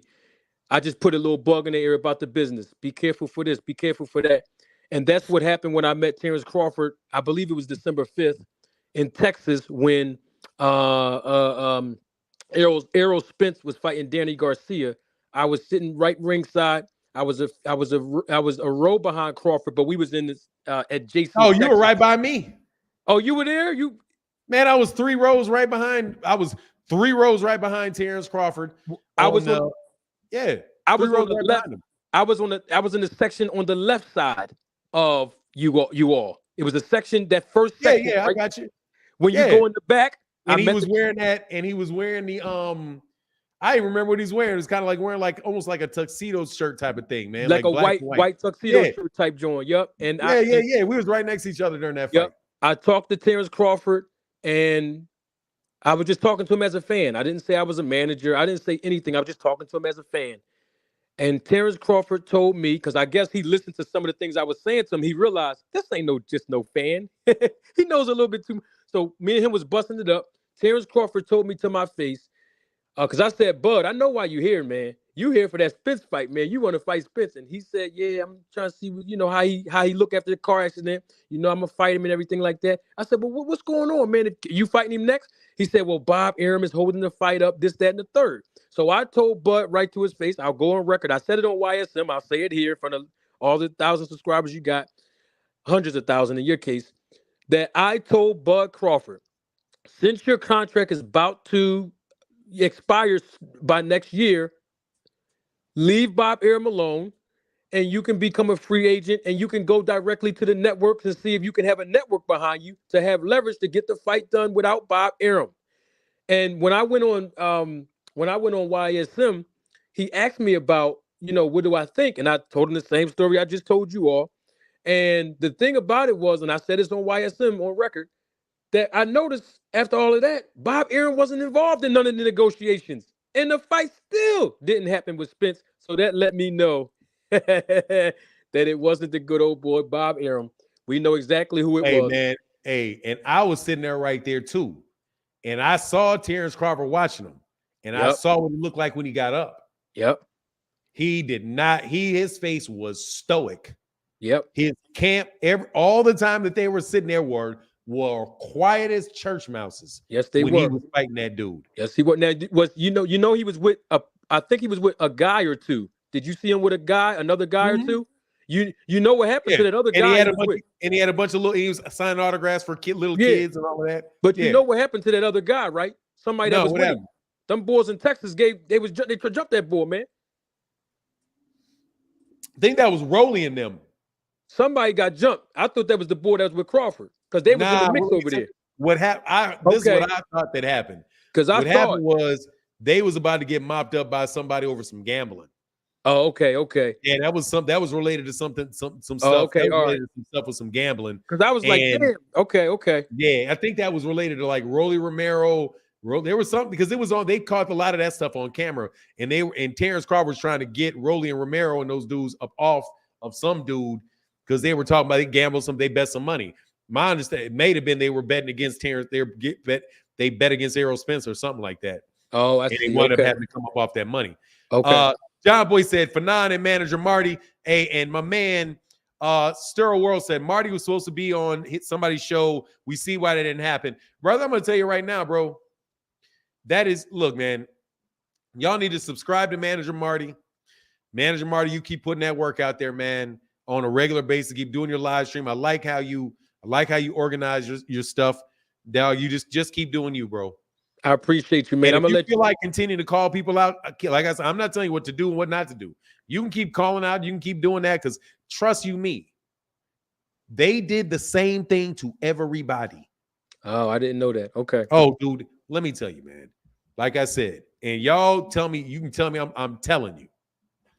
They will go to any and everybody's channel that they think that it's easy money, you'll get on that channel. But if you, and I'm telling you, none of these dudes come anywhere near me because I'm not easy money. They go to people where they can do things like change the subject, where they can say, I've got behind the scenes sources. You don't know these sources. You know I got sources. So they can put out any fact that they want to put out, but you can't contradict it because you're going to fall for the I've got sources. You don't have sources. Mm-hmm. You know what I mean? Yep. And so yeah, I like somebody asked me to, I don't know if you knew this, but I put your channel in that debate that wasn't going to happen in my community Oh, no, section. I didn't know that. No, I didn't know that. Somebody asked me to do that, man. Somebody was like, hey, man, will you let people know that manager Marty is trying to debate? And I was like, man, that it's not going to happen, but sure, I'll do it. That's why I made sure I was there because subscribers have been talking about you for a long time. I didn't know that, but I saw you in my weeks, chat, bro. Weeks. Yeah, for weeks, dude, I've like really refused to even say your name because I was like, man, I don't want to get pulled into that. But cats kept just kind of like I never got pulled. I didn't want to get pulled into Glovegate, right? So they're like, man, you got to look at it. You got to look at the gloves. You got to look at it. So eventually I looked at it. I was like, yeah, something looks funny to me. So therefore, after that, I really have to do it. So what was going on with you, people are like, man, look, dude, people are doing this dude wrong. People are doing this dude wrong. They're doing this dude wrong. This dude is really on his stuff. Will you look at it? Will you say something? I was like, man, I don't want to get into that. But then I was like, okay, I'll look at it. Then I looked at it. I saw what they were talking about. And so I'm not like, I'm not going to get in the middle of it. But I will tell you this. I definitely believe that this guy is somebody you should listen to because he's very knowledgeable. He's very, very entertaining. He understands what's going on. And I wouldn't want a brother like that to get lost in the shuffle. He's somebody that really does know the sport and deserves to be listened to and deserves to be respected. So that's why my subscribers were like, look, man, you got to put your hand out there. You got to put your hand out there for Marty and, and give Marty the opportunity, to have his voice and let everybody hear what he has to say. Because like you said when I was listening, you're like, there's really not that big a difference between channels that are really big and small. Is really not, you know what I mean? And I can, if we ever talk offline, I can explain to you exactly, exactly what that means. Like when you see somebody with 300,000 subscribers, they got a lot of dead subscribers. Okay. I don't know what that means, but I understand. Okay. I'll tell you what a dead subscriber is. A dead subscriber is somebody that is not going to watch you on a regular basis. So it's always really a battle of having who has the most live subscribers. So say for me, if I do a video, I know that I can do about 15,000 people are going to watch my video. That's right? A lot of people for now. Woo, man. At the very, but watch if I do something, how big you are based on if you do something nobody wants to talk about, how many people are going to listen. So say I do a video and I'm like, okay, Canelo Alvarez and Dimitri Bivol. If that does like 6,000, that tells me that I've got 6,000 hardcore people that are going to listen to me and talk to me about any conversation that I want to have. If I do something that is like special that day, like some real hot issue, and I get 50,000 views, right?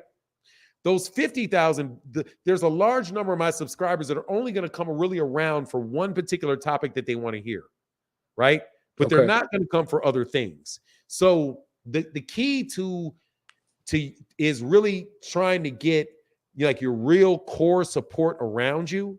So you know the minimum amount of people that are going to watch you talk about anything. Got you. That's how you really know. That's really know where you know how you are. You know what I mean? Yes, sir.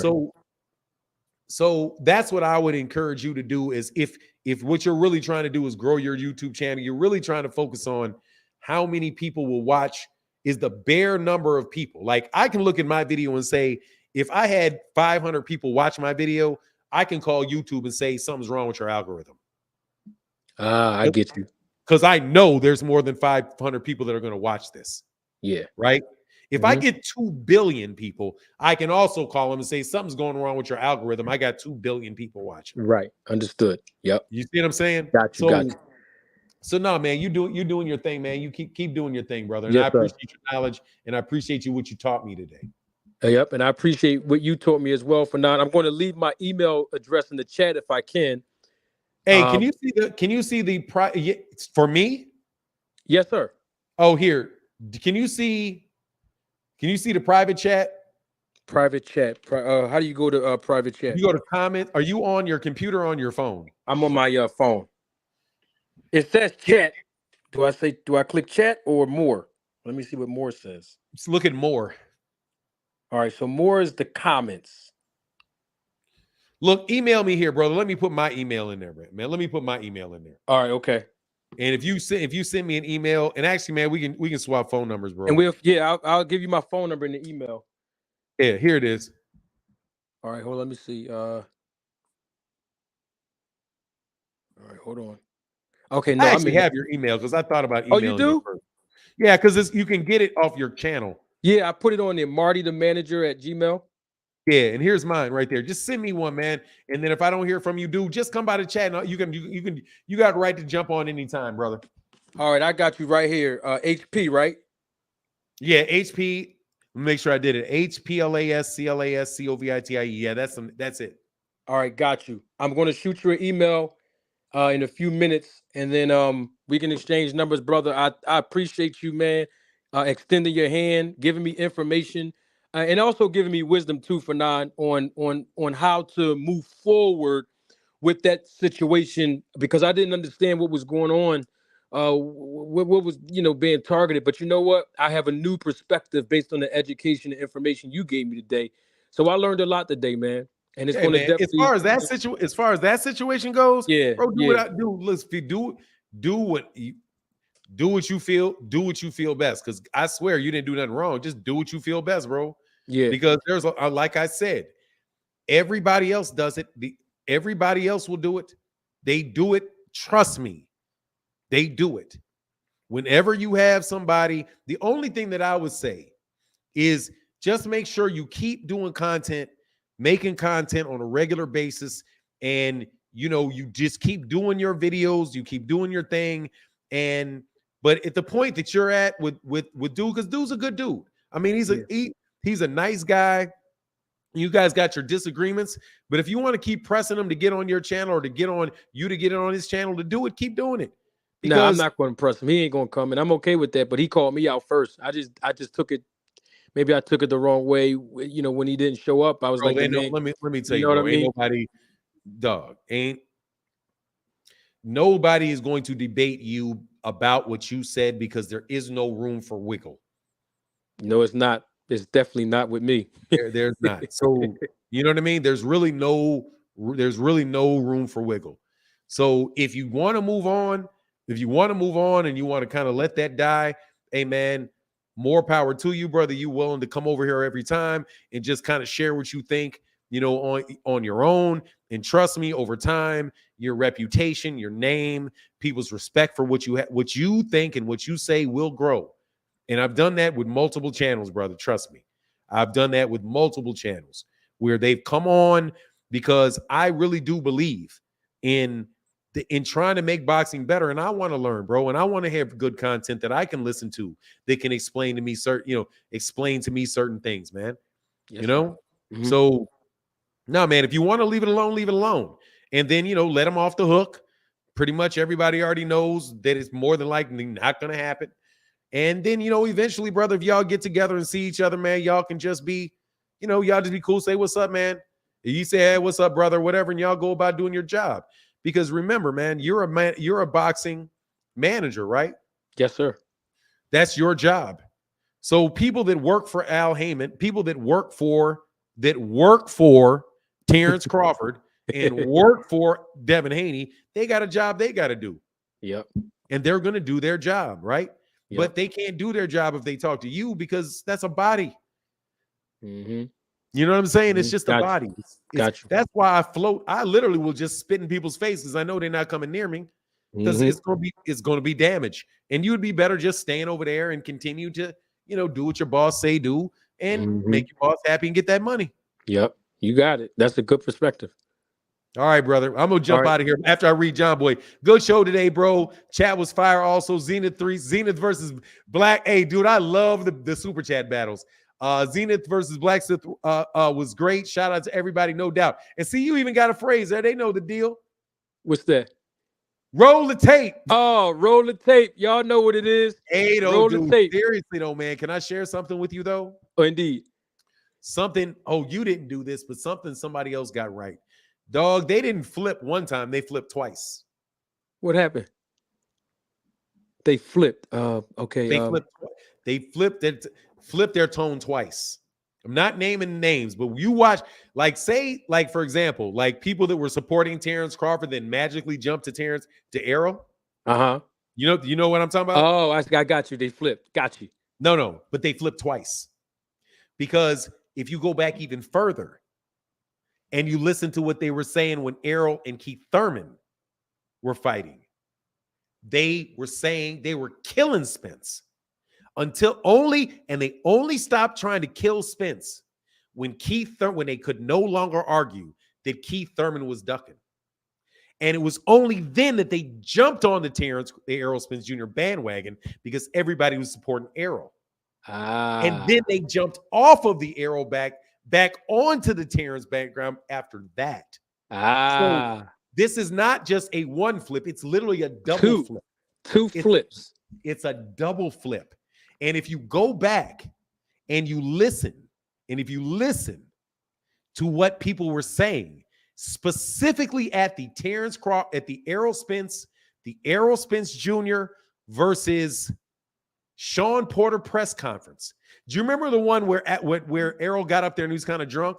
Like he looked like he was drunk and Tank got on the mic and they were doing all of that? Oh, yeah, I remember that. Remember that? Go back and listen to that press conference and listen to the voice that was asking Errol Spence Jr. why he was ducking Terence Crawford. If you listen to that, you will see it's a double flip. It's a double flip. Wow. Okay. Yeah, brother. Trust me. It's been going on for years. And I was in the same position that you were. Like, man, do you all not see this? Yep. And no, they didn't. However, you know what happens? One day you get too big for your britches. And everybody sees it. And that's the problem. Because everybody saw this one. Got you. Telling you, brother. Just stay around long enough. Trust me. I got you. Yes, indeed. Oh man, good knowledge, man. Yes, sir, bro. You ain't alone, man. And by the way, you better than 99%, bro. I'm telling you. Real information. ZM3 said great information, great info, manager Marty. How you highlight many blank on fans, ignorance. More education is needed because most of these debates are not differing opinion. It's ignorance, cognitive dissonance versus facts. 100 day, all day. And John Boy in the building said, thank you for all that support in the chat today. Please hit the like button if you've not, because we are definitely going to roll off after this, brother. You take care of yourself and be blessed, brother Martin. Be blessed. Brother how you pronounce your name again? Martel, yeah. All right, brother. You take care of yourself, man. And we exchange emails and we can wrap it up. And like I said, anytime you want to jump on Saturdays or Sundays and do it, you're welcome here, man. You got it. You got it, my brother. You got my vote. Thanks for having me. To all the fans, supporters, and subscribers and the chatters, thank y'all for having me as well. And I hope everybody learned at least one thing that you didn't know before I came on the channel and before you came on the channel to see Fanon. I'm sure you guys learned a lot from him. So I appreciate the support, Fanon. I look forward to hearing from you and corresponding with you, brother. This was a blessing today. Thank you so much. All right, Dave, bro. And all right, brother. And we out of here. Peace. Deuces.